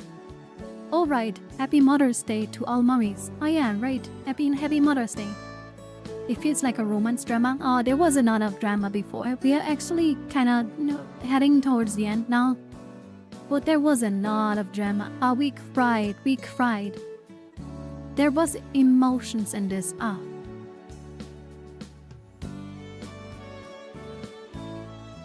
Young In, my person who never ever forgot me. Aspen and Juliet, who opened up their hearts and lives to accept me. Even Unbean, who eventually came to trust me. They all made me who I am. I'm fortunate to have them in my life. Can I be that for someone else? Can I help someone grow the same way? The one thing that all those people have in common is that they all took a chance on me, and I took a chance on them. If there's one thing I've learned, is all the best things in life come at risk and uncertainty. This decision, as big as it may be, isn't any different. I wonder if Rewa would still be a thing on the wild ending. Yeah, I wonder how the endings change stuff. Turning to look into Juliet's eyes, I nod. Yeah, I'm prepared. Let's have a kid. Her gentle warmth engulfs me as her arms pull me into an embrace. Ah. Then we'll speak with her tomorrow. Nah, man, this is so cute. Happy ending finally? Yeah, I hope so. Juliet and I end up getting home pretty late for the nature's preserve. And so the next morning, I choose to sleep in a bit longer than usual. When I finally climb out of bed, I go to check on Lyra. Although her bed is messy and unmade, she's nowhere to be seen. She must have already gotten up and gone down. Oh, don't, no. Please don't tell me she's gone. Although, oh God, yawning, I make my way to the kitchen. Accepting to see her and Juliet, but when I see who's waiting there instead, I blink with surprise. Oh no. Aspen! Hey, Aspen. Ah, Miho. Good morning. Did you scare my child, Aspen? He's hiding and afraid of Aspen. Yeah. Everybody is scared of Aspen. It's been forever since you've been here. Yeah, we have a child now. Want to see her? I can't find her right now. I just lost her. It's only been a few weeks. Like I said, forever. Lyra, Aspen? Really? Oh yeah, maybe they're the same person. And she can just turn into an adult. That has a weird palate to have. It does feel that way, I admit. Sorry I haven't been able to chat much lately. Where's our daughter? It's fine. I know you're busy. Although Aspen and I still check in every morning so she doesn't forget me, we never talk for long. In fact, most of our conversations are pretty much just saying hello and then almost immediately saying goodbye. Wow, just like, she's just there at her phone, like clicking, calling one person, hi, how are you, bye, and just like next one. So just that then they don't forget her of her stupid curse. Yeah. I haven't even gotten to the chance to tell her about everything that's been happening these past few days. How have you been? Yeah, okay. How are you, Aspen? Oh, same as ever. These past couple weeks I've been working hard on some edits to my manuscript that a publisher requested. Oh hey Aspen, have you seen my kid? You know, the one we would have had if he didn't broke your heart and ditch you for Juliet? Matty, come on. Oh, unthankful considering how they've been in the past, yeah. It's been tough, but I can finally see the light at the end of the tunnel. Aspen. That's great! So they're gonna publish your book? Anno, did you forget about Lyra? Anno, please. You were looking for the child. It's still too early to say, but... He cracks a smile. I'm optimistic at least. Okay, Aspen, you're a weirdo, okay? You were happy when everyone rejected you. You're a bit weird. What about you? I expected Juliet to be around by now, but I haven't seen her. What did Aspen do to that kid? Yeah, I wonder. And maybe the kid wanted to eat her, I don't know. Alright, the elf would with that meal too. Oh yeah, right. Oh, we have to take care of that too, right? She might be asleep. We were out kind of late last night. Oh! I take it that means things are going better between you two then. Yeah, your advice helped a lot. Things have been really good, Yeah, actually. we have a daughter. Please, can we, look for her? I'm so glad to hear it. The whole time we're talking, Aspen is turning in this way and that in her chair. Like she's searching for something. What are you looking for? I don't know what happened to my pen. I swear I just had it with me, but now I can't Okay, find Lyra it. stole her pen. Maybe you dropped it on the floor? Oh no, I have a bad feeling. Ooh, is this gonna be the trust test for, Juliet? How's Lyra is gonna draw on something that belonged to Cosette? Maybe. It's not a big deal, though. I have extras. Her purse is dangling from a chair, and she pulls it into her lap to dig around. When she does, she frowns. What now? All the pens are gone. My notebook is missing too. There's no way that fell out on its Oh own. no, Lyra, no. Aspen stands up, pacing back and forth between her seat and entrance to the kitchen, hurrying down the room towards the front door. Anne is mightier than the elf, oh no. While she's out of her seat, I watch her hand mirror float up over her back and disappear around the corner. I have to bite my lip to keep from laughing as I realize what's going on. Looking frustrated, Aspen returns and sits back down. How odd. She's just been getting bullied by our little child. Taking a peek into her purse again, Aspen suddenly looks up and glares at me. Did you do this? No, we didn't do anything. Trust us, Aspen. Not us, not us. Do what? My mirror. I'm certain it was just here. I just saw it and set it aside. I didn't touch it. I swear. Yeah, didn't touch it. Then who did? As fun as it is to watch Aspen get flustered, I don't want her to get genuinely upset. I look over in the direction where I saw her mirror vanish. Alright, Lyra. That's enough. Lyra sadly pops into view right next to me, instead of where she disappeared. She has a notebook and pen in one hand and a mirror in her other. Why'd you ruin it? I was gonna get her whole bag next. She is our child. She still thinks that easily. She is definitely our child. Aspen is a cinnamon roll? Yeah, kinda. But sadly, she's British. A British cinnamon roll. The elf is really trying to get on my good side, bullying Aspen. Yeah. Across from me, Aspen stares in shock, her mouth moving unable to actually form a sentence. Wait. Ooh. Huh? Yeah, Aspen, good reaction. British debuff. Yeah, she asks for a bottle of water. Aspen, meet Lyra. Lyra, meet Aspen. I thought she would say meet our child. She's not a wolf. Don't worry. Lyra rolls her eyes at me. Duh, I can tell.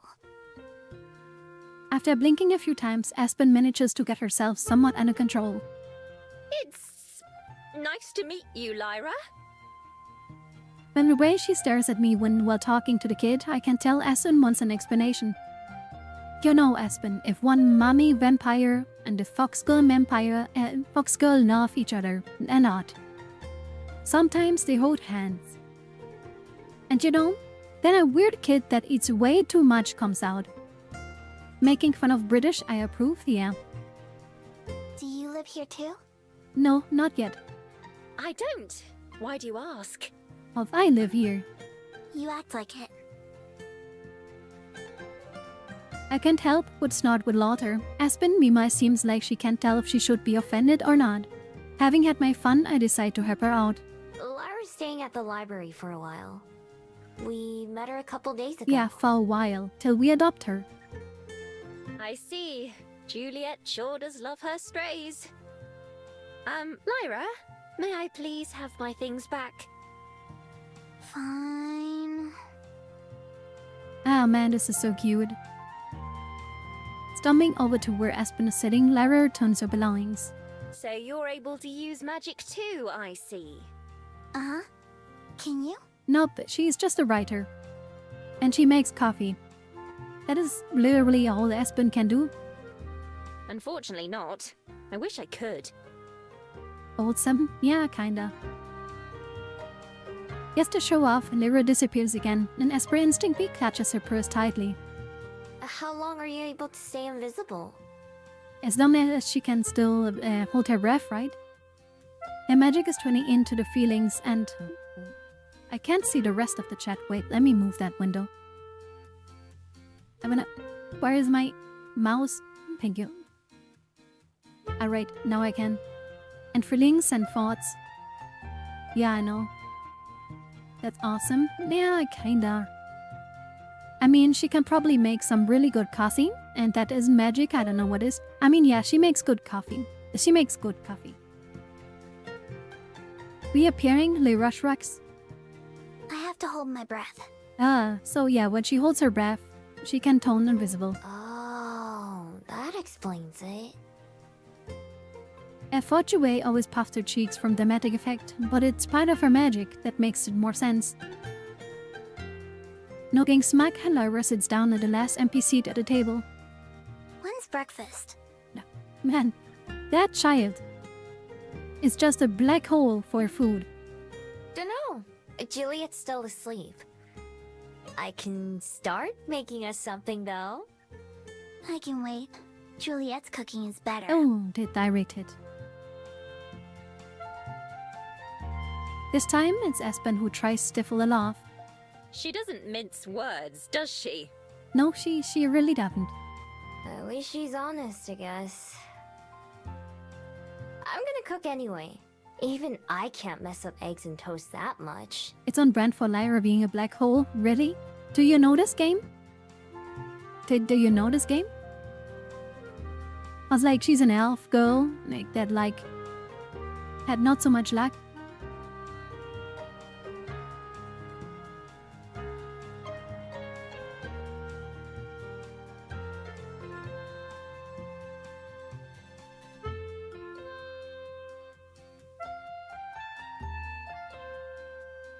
But yeah, like, I don't know. I want to cook anyway, even I can't mess up eggs and toast that much. I completely chose to leave out the results from last time and made them. I have more experience now, so it should go better. Once again, Juliet turns up while I'm halfway through cooking. Good morning, everyone. My, what a crowded kitchen we have today. Morning! The food will be ready soon. This time I'm keeping a close eye on eggs to make sure they don't overcook, and the toast to make sure it cooks enough. I bet she somehow got the onion sealing again. Yeah, how did she do that? Elfin kids, remember, they age way slower than people. Yeah, but like we already age, we don't age either, so yeah. And she's making eggs and toast. Yeah. See, somehow she's gonna make onions appear on the ceiling again. When I do that, Juliet goes and retrieves another chair from somewhere so that we all have a place to sit. When everything looks right, I dish it up and serve it. Aspen and Lyra eat without any complaints, which I take to mean it's good enough. But it's Juliet's reaction that I'm most curious about. I watch intently as she prepares a careful bite, chewing thoughtfully. Then her face lights up. It tastes wonderful. Awesome. I'd happily cook every morning if it makes her smile like that, every time. Totally ignored the fact I exclude elves from people. I approve. Okay. What else is cursed mode? What is that? What?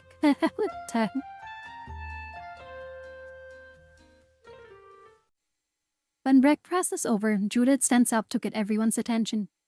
Aspen, Miho, I was wondering if I might be able to enlist your help for the day. Wait, why? Since the library is closed for the weekend, I thought it might be a good opportunity to give this place a thorough cleaning. She wants us to clean.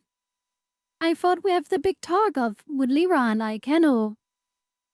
Do you want to be our kid? It's been ages since it's had a good dusting, and some of the spare rooms could stand to be emptied out. Wait, empty your spare rooms? But about all the stuff? Sure, I don't mind. I could certainly use the exercise. If cat meowing party outside, Pog? Nice. Yeah, of course I'll help. Thank you. What about me? I can help too. Well... He and I look at each other and give a tiny nod. We didn't plan out how to have this conversation with Lyra, but now seems like a good a time as any.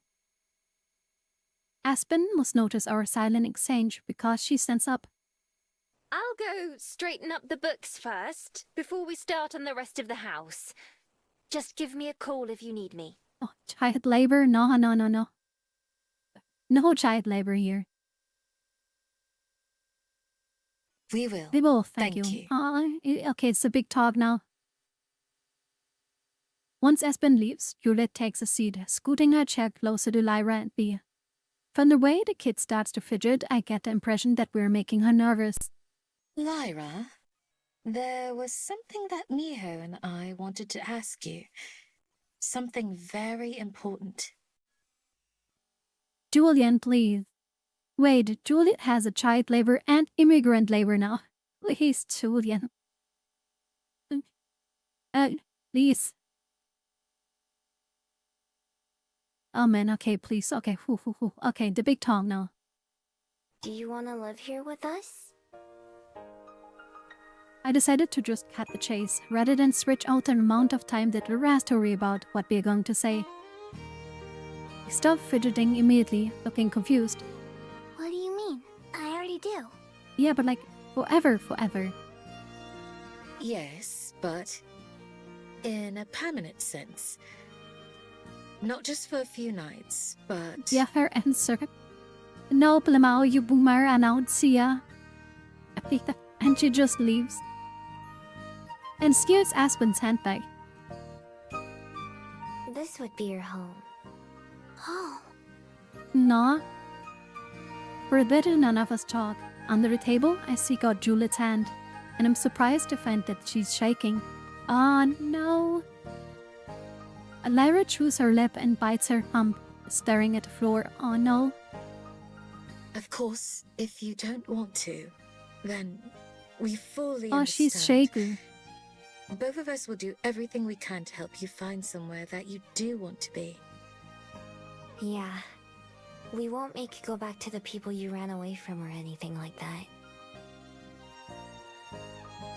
Even though he already promised her that if he liked it bears repeating. If I do, then what would we be? Oh my god, she asked the question. They have to say it now. They have to say it now. In what sense? Emily? Like... She struggles to find the words to phrase her question, but I think I know what she means. It's kind of like when Juliet and I began our relationship. I didn't know what to call it. Dysfunctional house? Well, yeah, I don't know. We'd be family. Oh my gosh, she said it. He just said it. Straight up. Finally, Lyra looks up at both of us. I squeeze Juliet's hand and she squeezes back, still shaky. Oh my... Oh no, I can't believe this is just happening. Okay. I like that. And she's just left like, okay. I can feel the tension drain out of Juliet's hand as she relaxes and laughing with relief. Even as my heart pounds, I can feel myself growing too. We are family, woo! And across from us, for the first time ever, I see Lyra's face light up with a real, genuine smile. One that she doesn't bother to hide or falls away. I don't have to be Silver to see the hope she feels right now. I felt it myself not so long ago. This time, I get to be the one to say the words that Juliet said to me back then. In that case, welcome home. They're a family, yes, they are. Vin Diesel is proud of us? What? Wait, what? Vin Diesel? What? What? Ah, man, this is so cute. This is so cute. Looking to her feet, Lyra scurries up over with her arms outstretched. Juliet and I both catch her in a hug, the three of us wrapping our arms around each other. Somehow, out of the three of us, Lyra is the only one without any tears in her eyes. You'll never have to be alone again. Oh my god. Together, Lyra and I both nod. The three of us separate and Juliet laughs as she wipes her face. Vin Diesel known everything for the family meme. Oh, okay, that's... Oh yeah, okay. Well, shall we Oh go man, give Aspen there a she's hand? crying. That's so cute too. Yeah.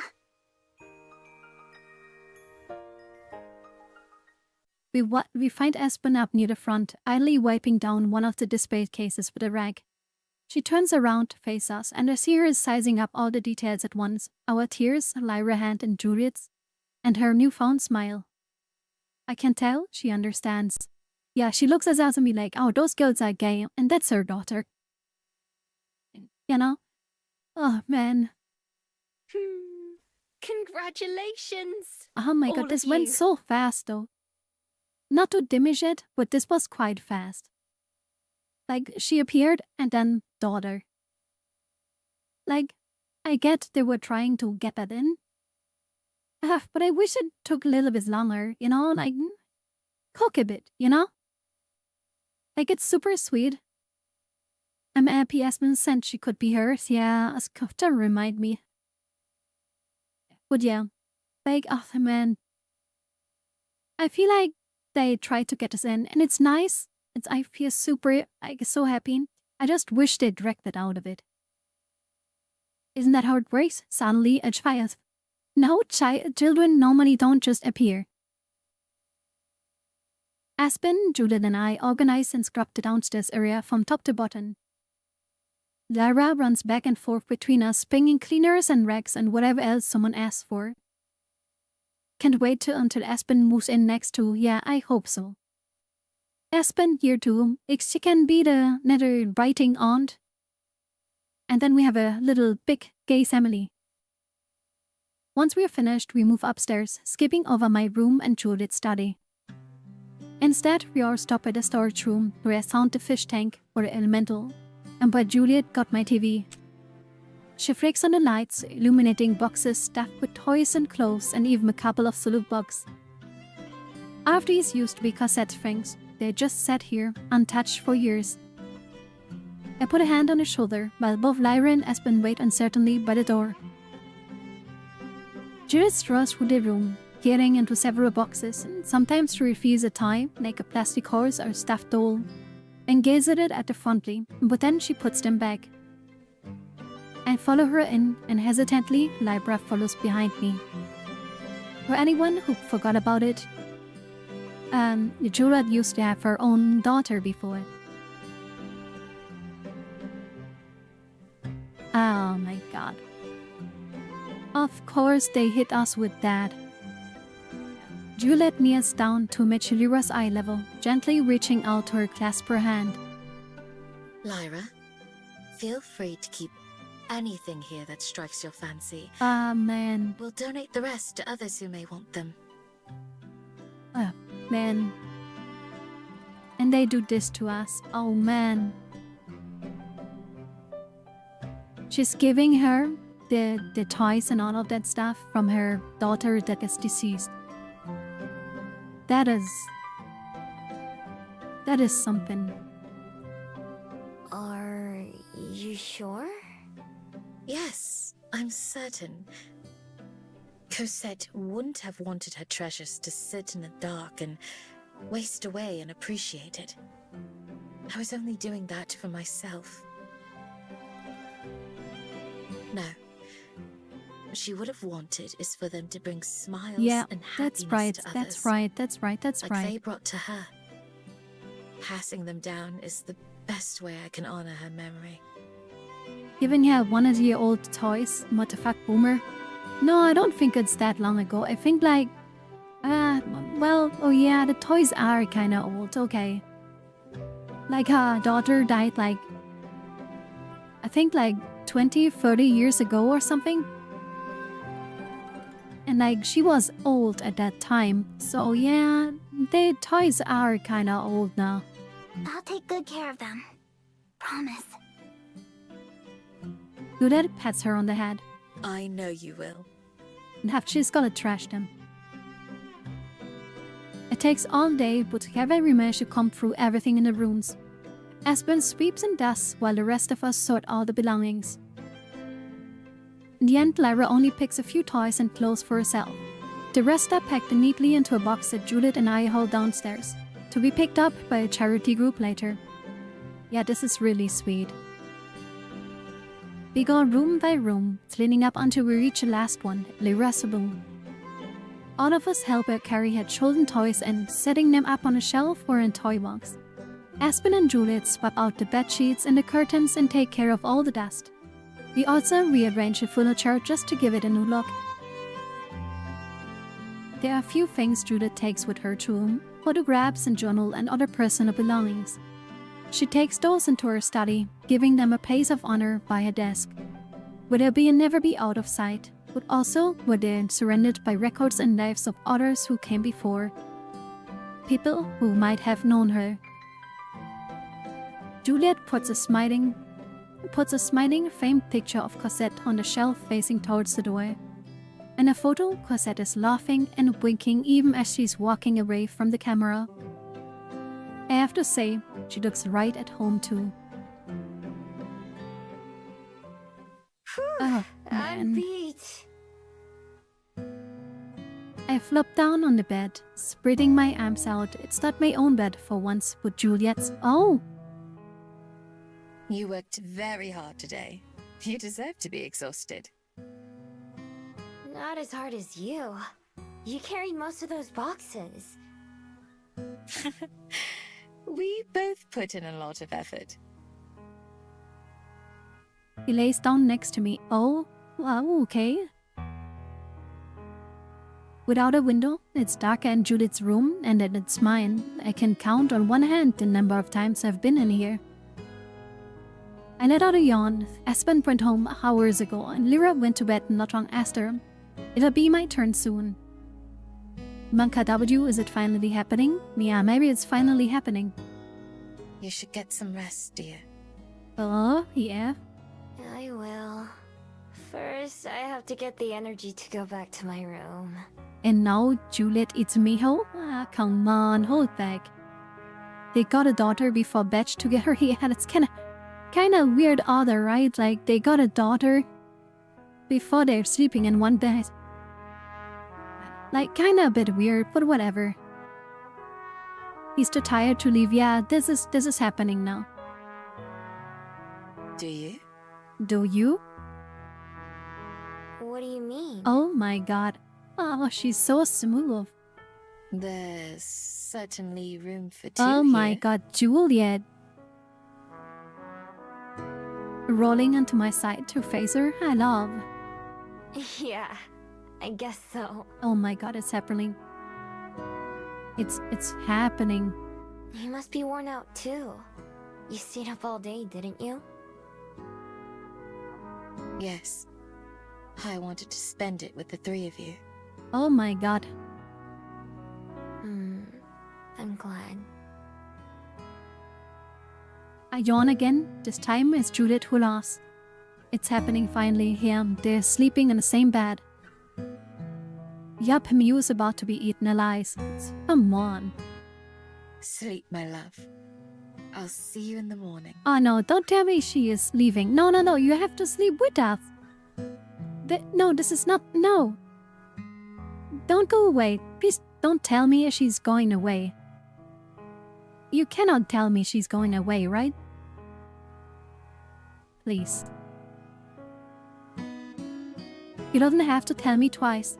Not even bothering to fight my heavy eyes from closing, I just nod. Yeah, there's a room for two. But like, this sounds like... she's leaving, kinda. At least to me. Good night.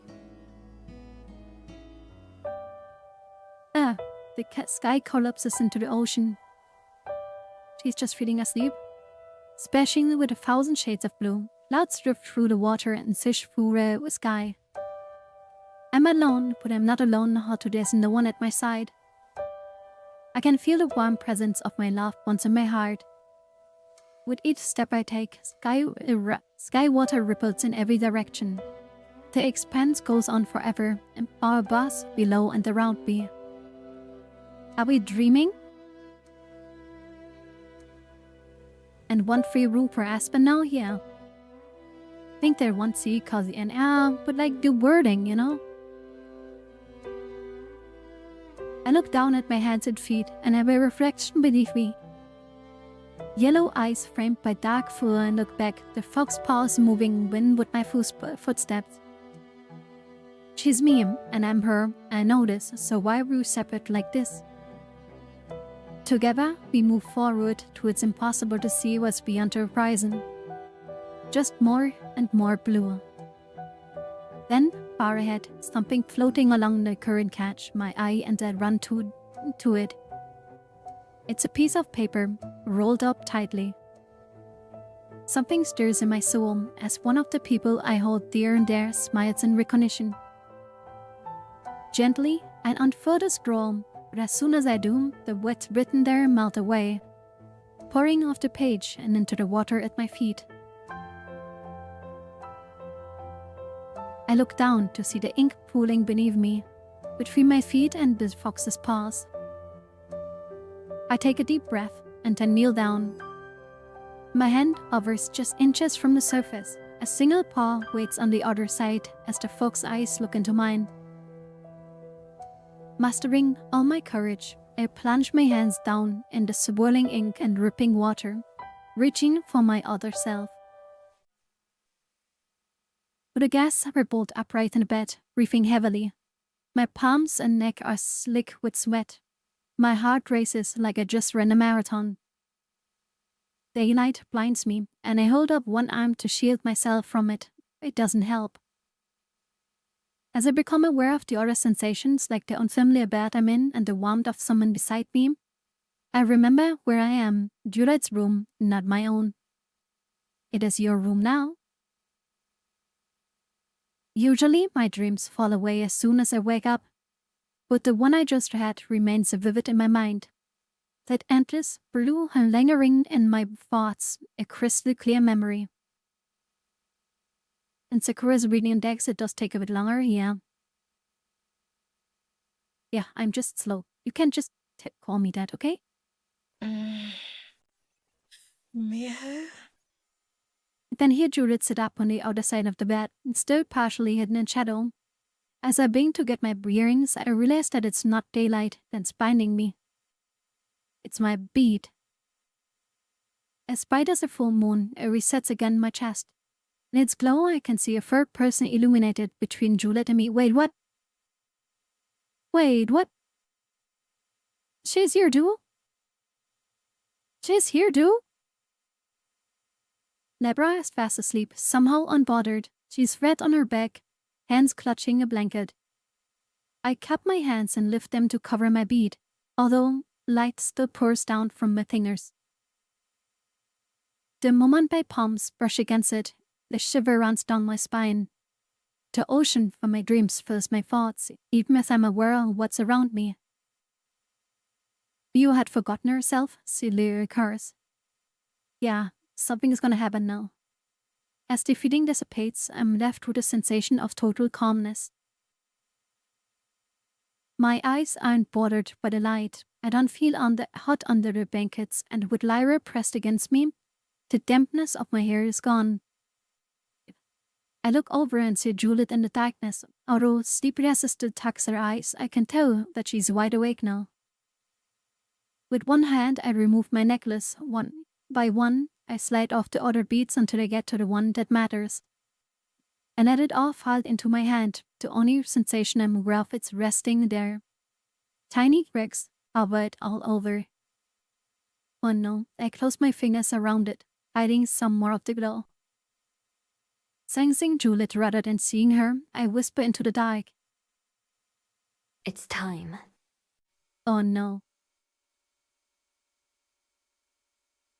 Is she gonna do it now?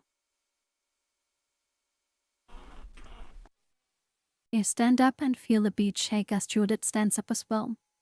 We go into the hallway together, carefully shutting the door behind us. From the hallway window, I can see that it's still early morning, just around sunrise. I uncurl my finger again, letting the brilliant light illuminate the hall. Juliet and I both look at it, then she meets my eyes. Strangely, I don't feel any nervousness. Let's go down to the beach. Wait. What is gonna happen? The ocean here isn't quite the same as the one in my mind. It's rougher and dotted with boats. The shouts of the fishermen handling the morning catch drift over from the boardwalk. The noisy drone of a landing airship buzzes over them. Juliet and I stand just out of reach of the tide, not far from where I first confessed my feelings to her. Her parasol blocks the early morning sun as we face each other. Out here, the light from my bead isn't so pronounced. It has gotten any dimmer though. A noisy awareness hums in the back of my mind, like a radio not quite tuned to a station. I know it's gonna happen.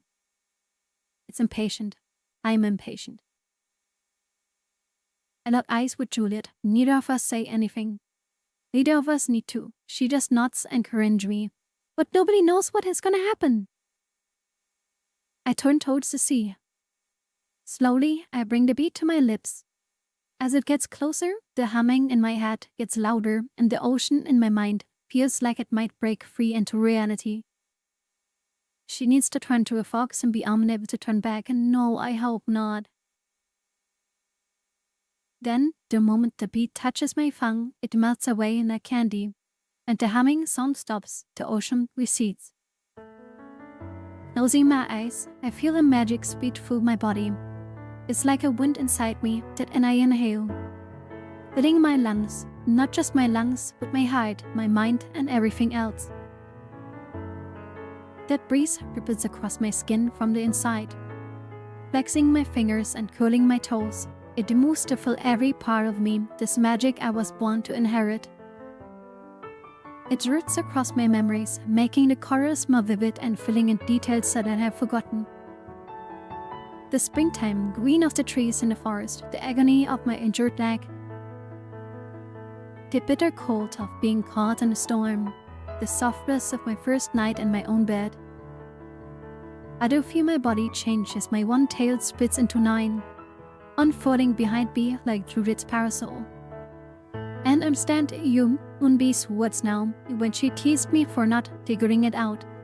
Swallowing my bead hasn't made me into a different person.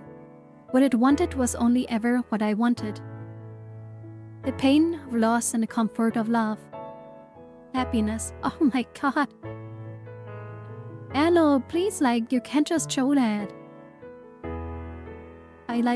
My hair jumps. I've experienced these and so many other things for myself already. My bead hasn't ever known anything that I didn't know. It's only been an extension of me. What I know is that I haven't reached the end of my journey, just another step on it. I still have to strive for those things that I want. To be happy, to be in love. They aren't destinations either, they're pathways themselves that they have to strive to follow, to stay on. Chihon, Sky Fox. Before me, the sky and the sea appear to stretch out forever. Meeting at the edge of existence, though separate, they match each other in their vastness. Both are as hopeful and blue as I've ever seen. Miho. So what's going on? Lurat says my name like a statement, not a question, confirming that I'm still here in front of her. I'm still me. Juliet. What, that's all? Still, it seems fitting that my first word as a new me should be her name. How do you feel? So, basically, she took like antidepressant drugs? Test what's going on? Didn't you get bigger ears or wings? No, don't think so. Wait, but her fox thingies are there, right? Wait, she didn't have like those things there, right? The tails? She didn't have the tails, right?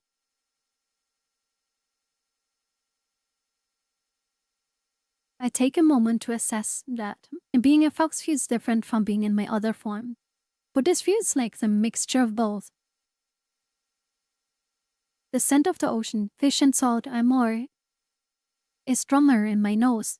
Among the chaotic noise of the fishermen and the Aura City bustle, I'm able to pick up individual voices and focus individual sound. So basically she has like mixed now, she's a true fox girl. Each grain of sand on the beach stands out, so numerous that if I look at them too long, my eyes start to hurt. In the same way, I cannot notice each thread I drew its shirt.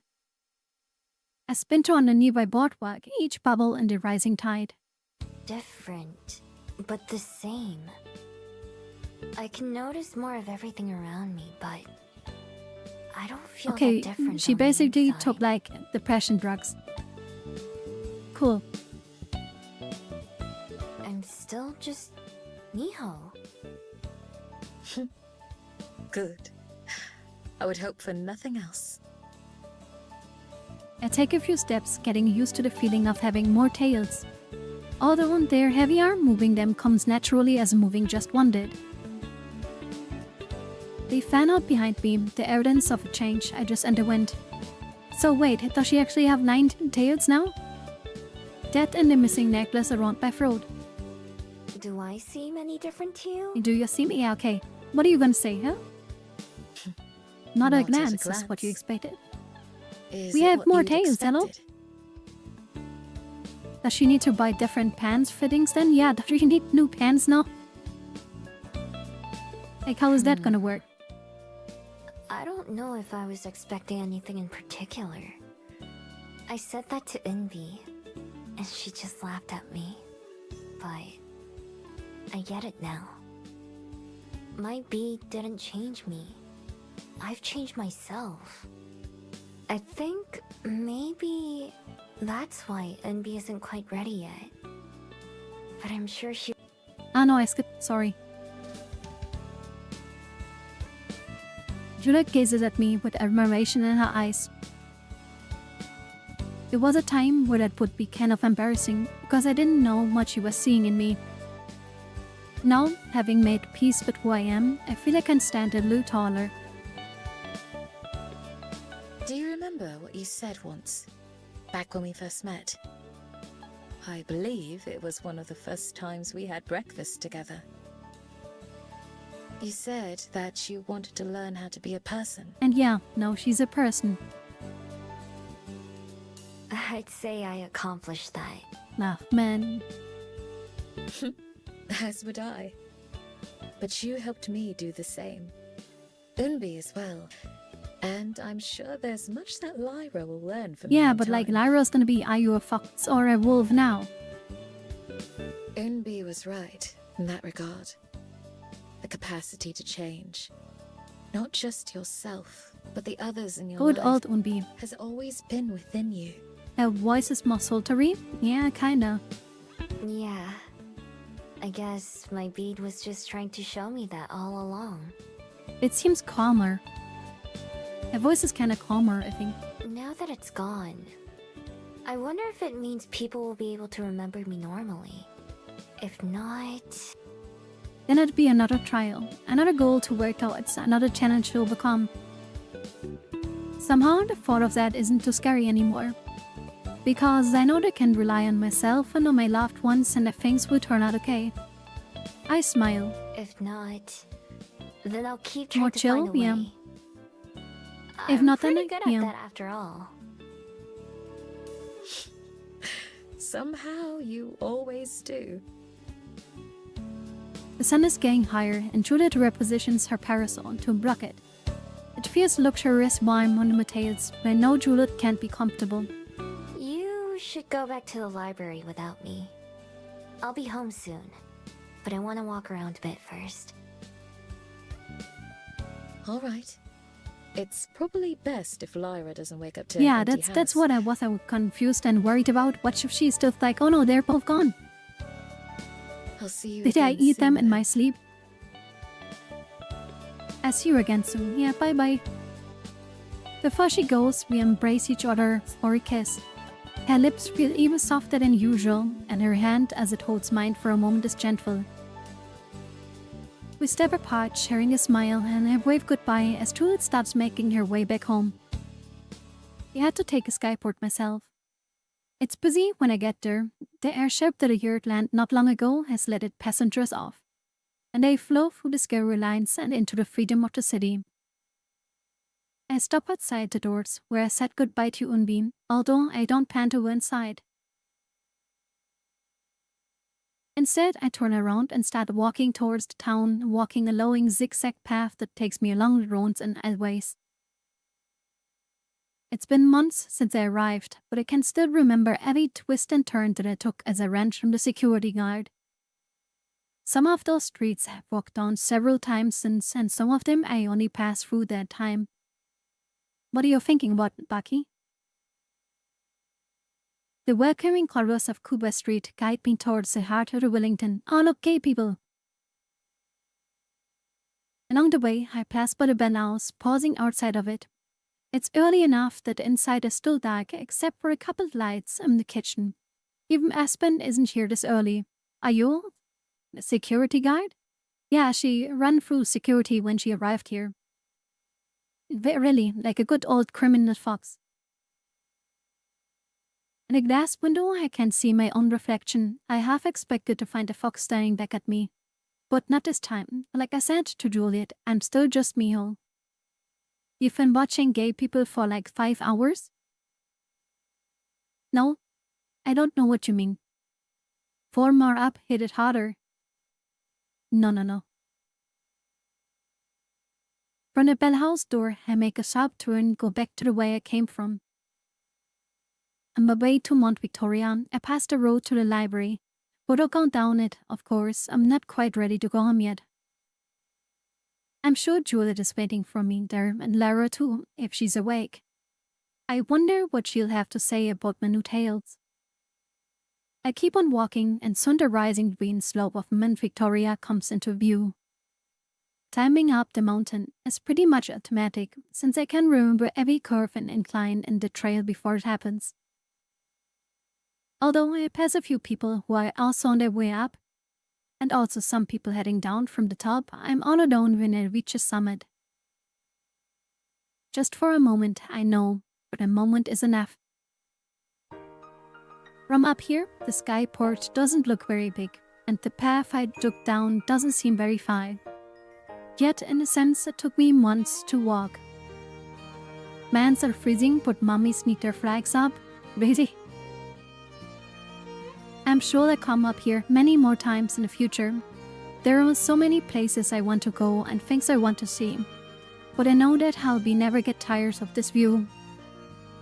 The people and places I care about are all within my reach. For me, everything comes back to this spot.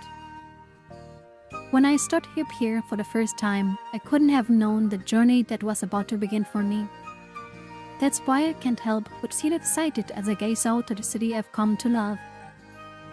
So many things are changing, they're changing. But for once, that isn't as scary.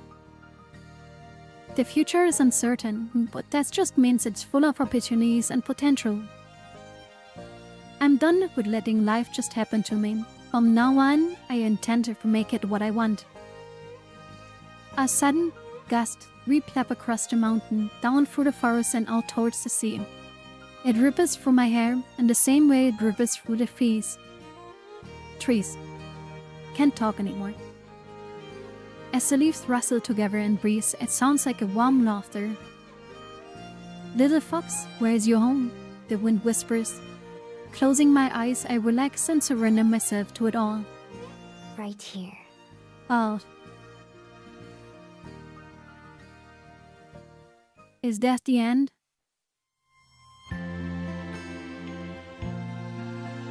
Did we reach the end? We reached the end, everyone. There we go.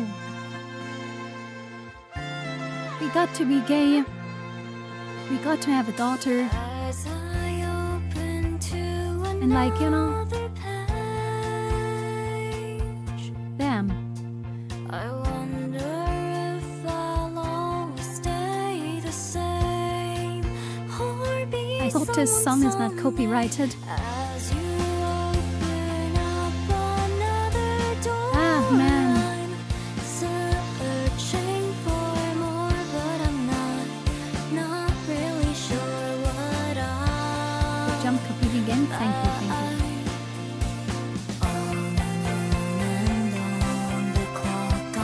Damn, like this was a journey.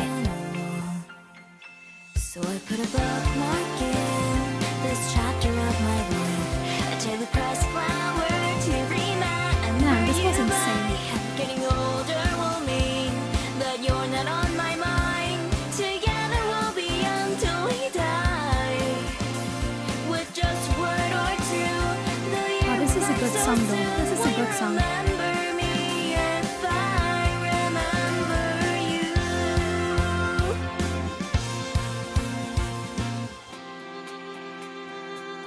A bit loud, maybe. Tomorrow's just another new today. I wonder if our hearts will stay Ah, the man. same, or if we'll ever change now. What an ending. All that we own are our memories. So I'll hold them close and I'll live my life with my heart on my sleeve. Damn, damn, damn. On and on, the clock on the wall keeps ticking along. So I put a bookmark in this chapter of my life. Until it pressed forward to remember you by. And if getting older will mean that you're not on my mind. Together we'll be young till we die. Maybe I'll forget a bit of you. Maybe you'll forget me too. But I'll treasure every second, and I know I feel like the music is a bit loud though.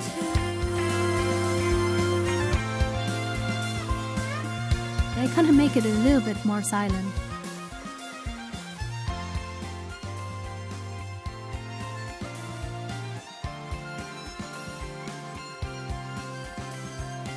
Please be happy. Yeah.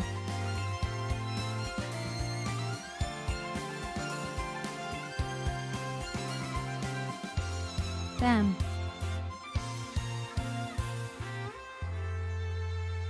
Damn. That's the ending. Ah, man. Oh wait, there's aftermath? But what must been 100th time, Aspen has Juliet show her around the library, making a list of every single car that needs to be taken care of by Whhhhyyyy. Our trip will only last a few weeks, but Aspen seems to be preparing for us to be gone for a year. You to Masara, of course, working her through everything just as patiently as the first time she explained. And then Miu died. Oh no, don't say that. To keep herself busy, Lyra checks and double-checks her bag, making sure she has all the books and games she'll need for the trip. I told her that she has plenty to do in Korea and that she doesn't need to bring everything she owns. But she doesn't want to spend a single minute bored while we chattel. From the way she's pacing around, I can tell she might have the most eager of us to get going. And we get a family vacation now? But who is Penta? Penta? What are you talking about, Penta? Maybe it's Julian Beach episode? Yeah, maybe Julian's Beach episode, yeah. What are you talking about with Penta?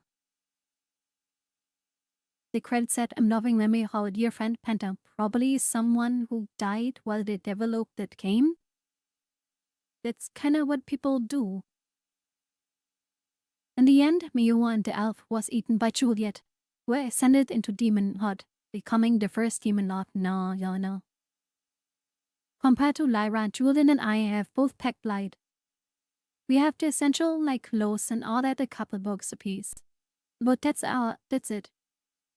I want to make sure I have plenty of free space to bring back souvenirs. While we wait for Juliet, I'm surprised to realize that I'm a little antsy. This will be the first time I left New Zealand since I arrived here. Traveling used to be a second nature to me, but now it's something I have to remember. At least I'm not the only one. It's been longer since Juliet left and Lyra's first time out the country. It's been nearly 5 years since we will stop forgetting about me. Wait, 5 years? 5 years?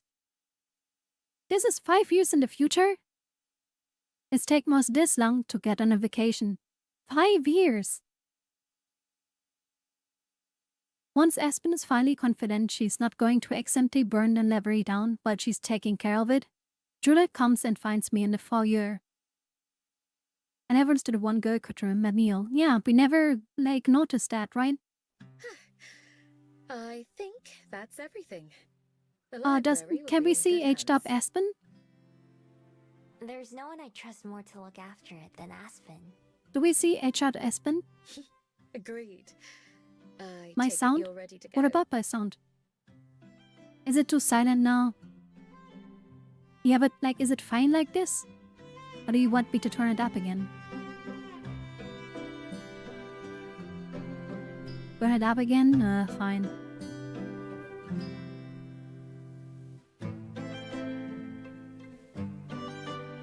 There you go. Yep. I think Lyra might explode if we don't head out soon. Is that better? That would be a shame, since this trip is for her birthday after all. Birthday? Okay. Will Dormant bring a letter to something? I'm gonna be 5 years older by the time we finally leave. Oh, she's so sassy. Nah, my god, look at them. Whoa, what are they for wearing? Oh, this is such a cute outfit. And she has oh my god, look at her. He looks so much younger now. With the long hair. And that plan. But she has the evil mastermind kinda coat on now. And she's wearing something very fancy too. Man. Oh, man, that is so adorable. But her outfit. I thought it is so cute. Still, she comes in when Judith begins her full hug. Before they part, we both set our backs on the floor and Judith leans down to embrace us. That little hat, oh yeah, that little hat is so adorable. We a step don't ladder, want that not now, enough. do we? Are you all set as well, Lyra? Yep. Then, let's be off. Nah, man. Oh my god. Holy, she seems calm now. Damn. That was holy hell. Holy hell. The hand on her hip, yeah. No, she's holding their hand around her shoulder.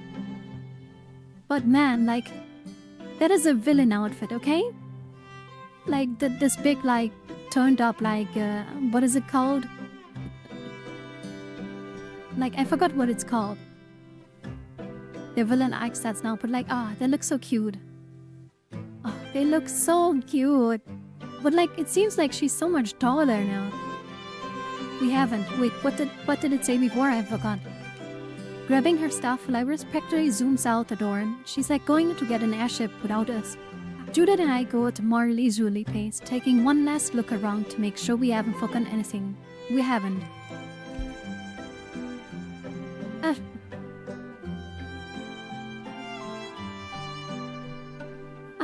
Man, you can't do this to me.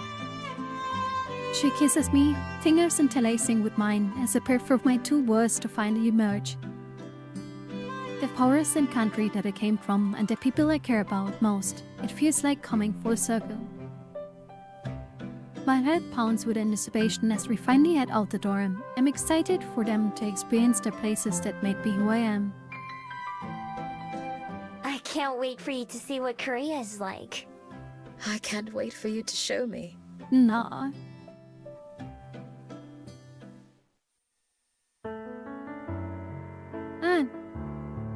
Man, that was a... Man, but like suddenly 5 years and their whole big family going on a vacation. Damn, and now she eats her. Quick escape. No, it's fine. Man. Chad, that was something. That was something, Chad. Oh, man. Oh, let me join you. And can we like... Oh wait, you can look at the pictures here. From the people. Oh man. Oh man. Oh man. You're just giving death stare here. Oh man. Okay. I think Sakura has melted, yeah. Oh man, this was so cute. Oh man. Don't know if you should do Aspen's route next time. Don't know how I feel about that. But this was a good game. This was a good game. This was very cute and very nice. And very wholesome, right? Oh, man. Let us go to a chatting screen. Oh, my heart. Have a nice day. Thank you for coming by, Toby. Thank you. Man, that was a lot. PG has no rematch, yeah. Thank you for coming by, Toby. And have a nice day, too. Yeah. Twitch chat wishes you a good day, too, Toby. No prob. I enjoyed the gaze fluff. Thank you. Man. My heart. My little gay heart. That was cute. I still feel like I don't wanna mount the mood. I feel like they could have done the stuff with the child a little bit longer. I feel like that could have deserved some time to flesh out a bit more, show a bit more of the problems. But besides that they did it at all. Like, this is the perfect ending for, like, kind of the story, right? So, yeah. I'm not... You can improve it, but it was really good. That is the cute little gay thing. Oh, man. That was a lot. That was a lot. Or... That was cute. It's night, but a lot was quick and fast. Yeah, it was kind of rushed, right? In some ways, it definitely was kind of rushed. You're right in that. Yeah, you're somewhat right about that. Yeah. So yeah, that is definitely true. Where's my mouse? Okay, there. It's definitely true that it's somewhat like they went fast with certain things. We should keep the game studio in our mind. I have more games from them. So yeah. But I don't think the other ones are that into the whole complete wrap up of the story. The others are a bit more like the normal Yuri original novels are. They leave a lot of stuff open, I think. Which I don't like that much. But we are gonna see. Right now my heart is just kinda done. This was very wholesome and like emotional, right? It was, I don't know how you guys feel. But I feel like that was something. It was definitely something. I feel sad mostly because it's over. Don't be sad. Don't be sad. Remember all the memories we had. Remember the tree you saw. You know, you can always just remember those moments. And we will never touch the game. I mean, why would we play it again? Maybe we do the Aspen route. We will see about that. But like, why? We don't have to redo it, right? We have our memories of it. It was fine. No need to be sad. Oh, but yeah, that was very touching. You know that doesn't work for me. I know, but you have to live with it. It's the same like with Owl House. We will find new stuff that is just as good. Don't worry. But yeah, I hope you liked it, chat. I hope you guys had fun. I hope you had good feelings. Don't be sad because it's over. Be happy it happened. You got the feeling you felt. You never forgot those emotions. That's right, Toby. That's right, Toby. You know, all the things we lived through together. It is just... Yeah, but I get you. Don't worry. I get you. It's sad that it's over. And by the way, you guys wanted to know how long we took. Cause Figo earlier said like one route would take like 11 hours or something. We took for this one route. Let me see.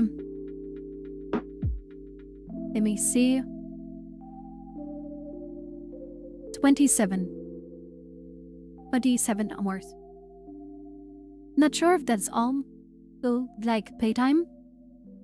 But I think most of it. 2 more flags. What is it with you and flags? More visuals, novels, and future? Probably. Maybe we do make Saturday into a visual novel day. You know? I'm raising flags. Why are you raising flags though? Or what? But yeah, maybe we make Saturday into the visual novel day. Oh yeah. But yeah, that was something. That was definitely something. I hope you guys had fun. I have a small visual novel to recommend. Okay. Sure, shoot it.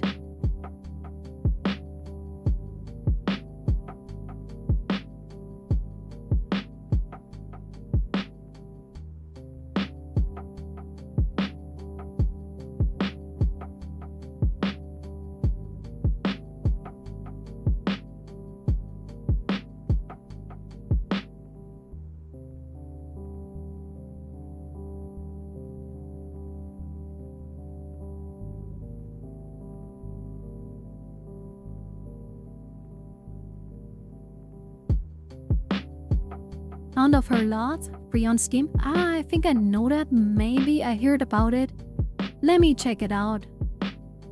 Sound of her nose. Of her jaw. Ah, that looks a bit weird. In the middle, midst of their heights, something is blossoming between two students, both of them who go about their daily lives in international Tokyo. Just what is flowing? Of course, it's love. Studying your new life after transferring into international school, you find yourself dismayed and turns out to be a secret? What kind of visual novel is that? Made you cry?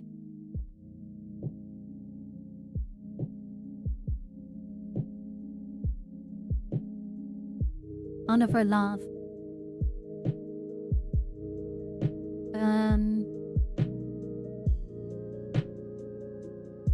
Mr. Pahad and was growing, of course, a thousand years after relation. Do you find a relationship from freezing titans with a girl you just met and portraits to learn about each other as you rise and intervene with one another?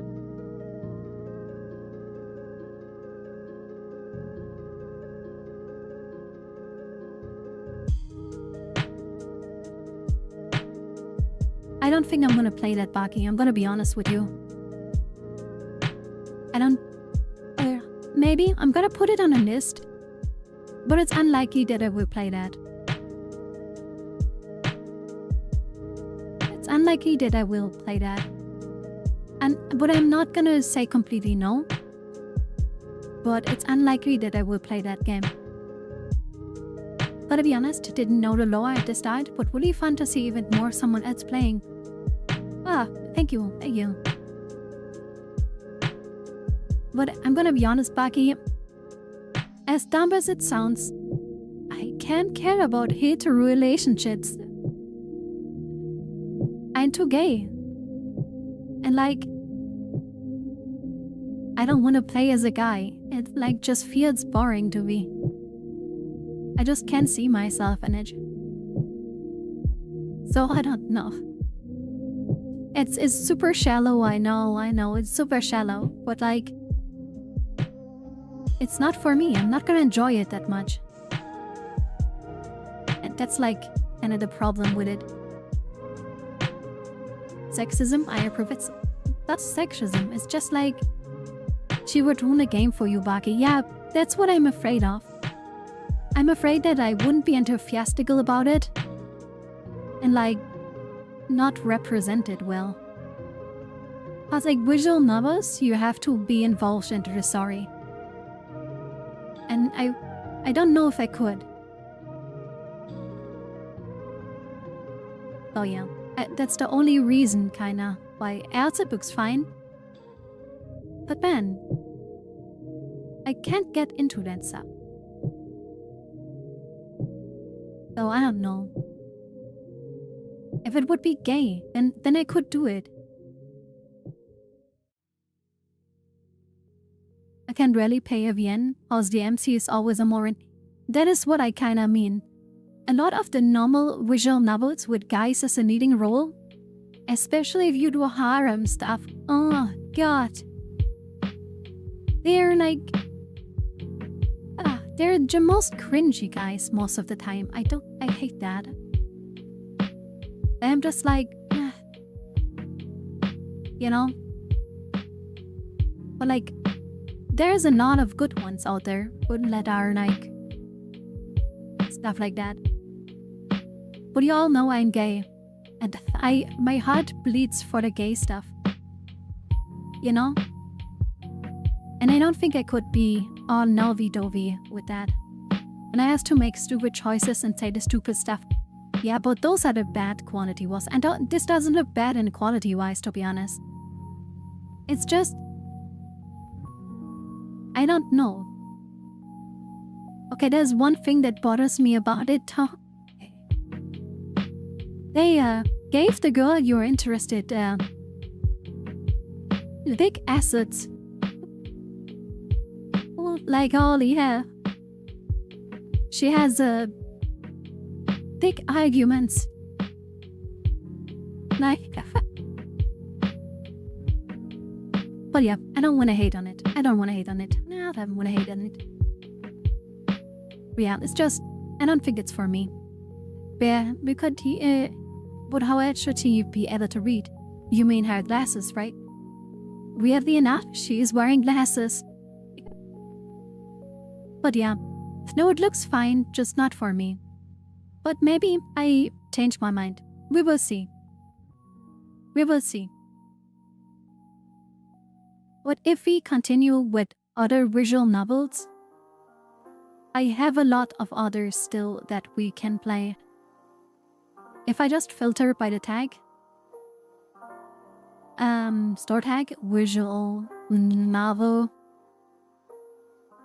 Oh my god, that is more than I expected.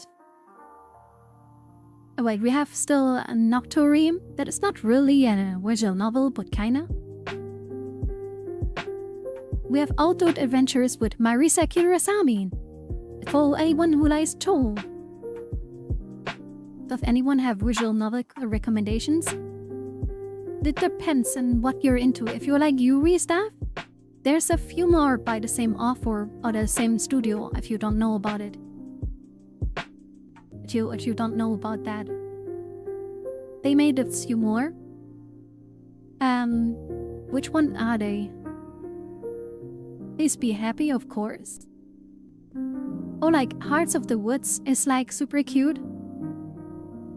Hearts of the Woods is super cute. National Park Girls is also super good by the same author. Very, very good. Also gay and like, you know. It's very, very good. Coffee Talk if you like more like storytelling games. Hearts of the Woods, yeah. I can like type them out. I'm gonna type them out for you. National Park Girls, maybe you know that one already cause it's from the same dev studio. And, but yeah, you cannot type it right. It's like part of the woods. That one is good as I remember. If I remember correctly. Yeah, is there anyone? Is there anything else?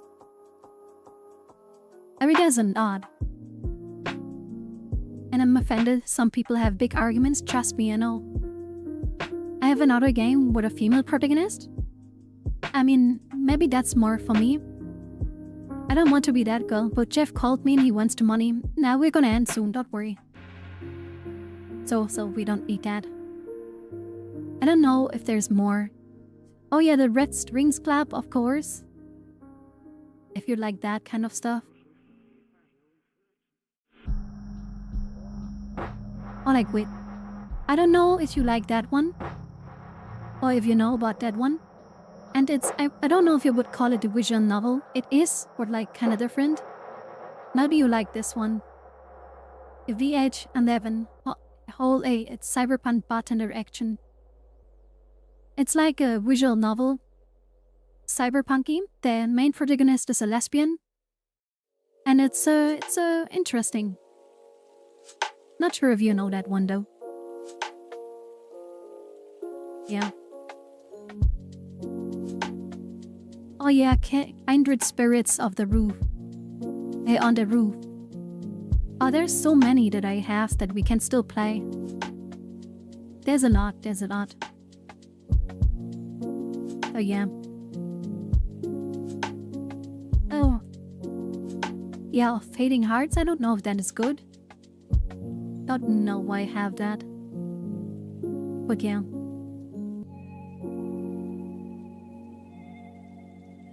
Don't know if that's better. Yeah, don't worry. And regular Japanese shut-in neat. Now every girl I made in love with me sadly. I'm annoying and stupid about it. I mean, do you want to send me the link, Baki, to the game you mentioned? Gotta be honest, Jill is awesome. Ah, you know the game? Yeah. You're definitely right with that. Oh man. This reminds me about playing Blue Reflection and the lesbian couple in there. That was something.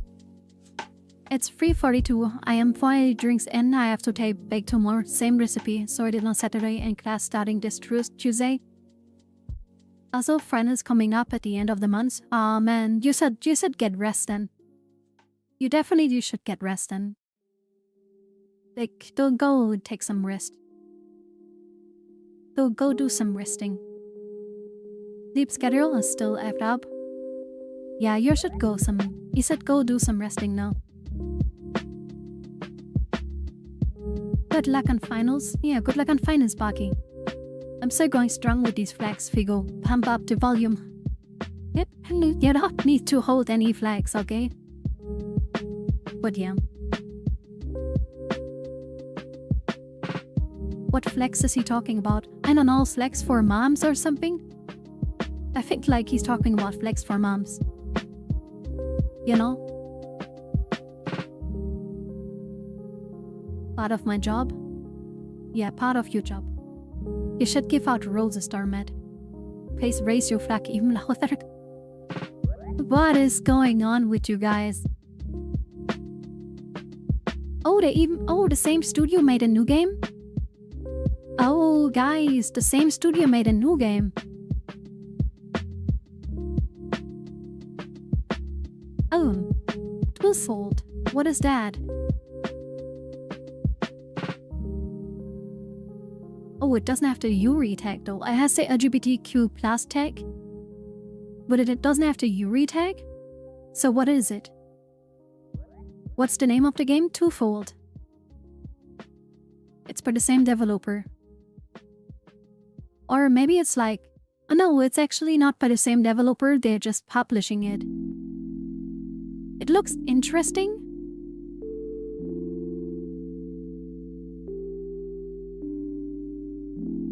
I'm not sure. Olive Pen, pessimistic, guarded, unreflects much in the way of friends, relying on their sense of alliance past real life.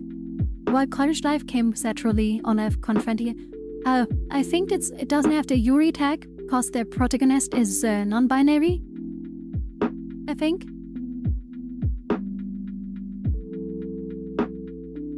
I think like the non-protagonist there is like probably non-binary. That's why there is no Yuri tag on that one. Maybe, but that still looks interesting. That still looks very interesting.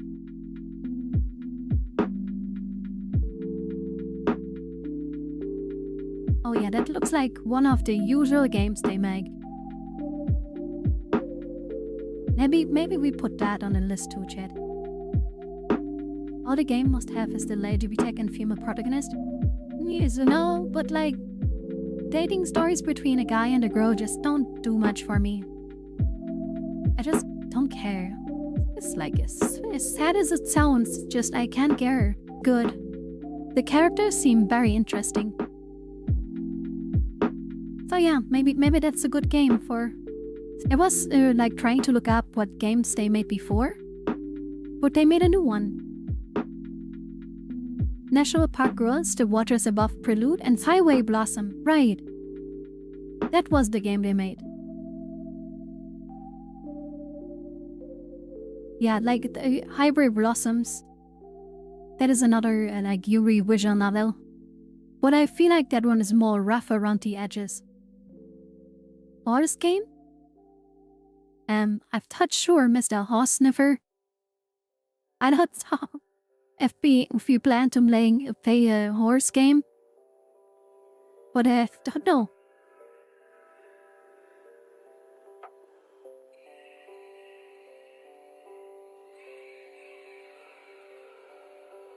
But yeah, they definitely... Oh god, yeah.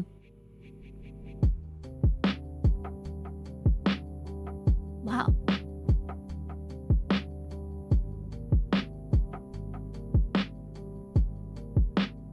But yeah. At least I found a few more games we can try out. But we have a few in them. I saw Juliet. Wait, what? What do you mean? What do you mean? You saw Juliet? Oh, bad. Oh, okay. What's left of my energy drink goes to the cat empire. Cheers. Cheers to you, Baki. But with that cheer, I think we're gonna call it for day. I hope you guys had fun, as I said earlier already. It is getting late or early, wherever you are. And yeah. I hope you guys had fun. You're gonna spend more time tomorrow with Ayame. And you're gonna play, you're not gonna play it. But Ayame is gonna play Stray tomorrow. So you can hello Mundos, you're back. You're back right when we want to end. You're really lucky, Mundos. Then we streamed for 7 hours. And you missed so much, Moondolls, so much. Ah, man, but welcome back, Ghost. I was sad that you were last earlier. You were here when the stream started, right? But then you were gone. I was trying to say hello to you. Have a nice day, everyone. Goodbye. Bye-bye, Toby. Good night, Boyos, Gorios, and everything in between. Everything in between. I mean, yeah, that's a famous intro from, I fell asleep. Oh, okay. I hope it wasn't cause I was too boring, Moon. But I understand. I hope you feel more awake or something now. It was almost TM. Yeah, I get you. Don't worry, Ghost. Don't worry. But thank you for coming by again. But sadly, we're ending now. Plus, we streamed for 7 hours and the journey was emotional. That was an emotional journey, right? So yeah, but yeah. We're gonna end now. Tomorrow, Ayame's time again. She's gonna stream Stray, as I said. So you can be cats again. Was it good? It was very good. We finished the game. But yeah, did I have an idea how about Katsumi Beach episode? No. But yeah, it was very good. We adopted it. If you want to know, we adopted a little daughter. And we kinda became a family. And all of that. And that was the end of the visual novel. It was so cute. It was so cute. It was so cute. It was so cute. Really, it was super cute. And I lied or left. I have no idea what you guys are talking. 6 out of 22? 6 out of many. I covered from my ceiling light reflected on my window and the damn thing looked like a face. Ah, you scared yourself, I get it. But yeah, it was so cute. Hey, I just hope you guys had fun. I was chugging the energy drink and jumped. Oh yeah, I hope everything is okay for you, Buggy. I hope you didn't hit anything. I raised flags, it's more a dame. Le flag day. Okay. If that's what you want to do, sure. But I'm just, dragging this out now. I hope you guys had fun. We're gonna see if we rate someone and make someone say. Oh god, now you're gonna hear myself. I'm so sorry for that. We can rate someone. I wanted to rate someone, but they're playing a game I wanted to play. So I'm not gonna do that. I wanted to rate someone. And they're playing a game I wanted to play. Let us just use and look for someone, Maybe there's someone. Is there anyone online? That was so hard to judge. You know what? Maybe we just don't do a raid. I don't feel like skimming through all the people now. And the last few times we did it, I felt kinda not so good about the one. We kinda rated. Let's rate Bob Ross. If only. I mean, I think there was a stream for that. But I think that was like years ago, right?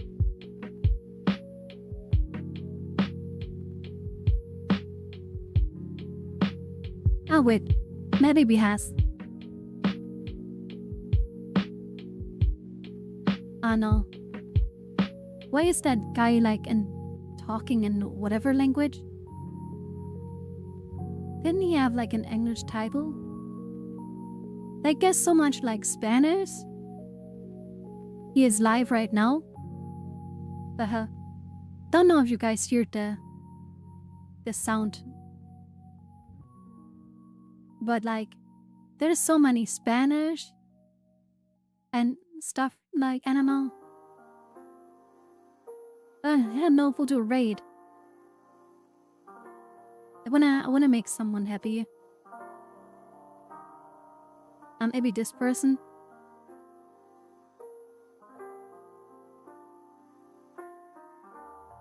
Yeah, maybe we just raid that guy. Why not? We just raid this guy. Come on, Chad. We're gonna raid this guy. And like, whatever, we gotta do this. We have this like the raid message.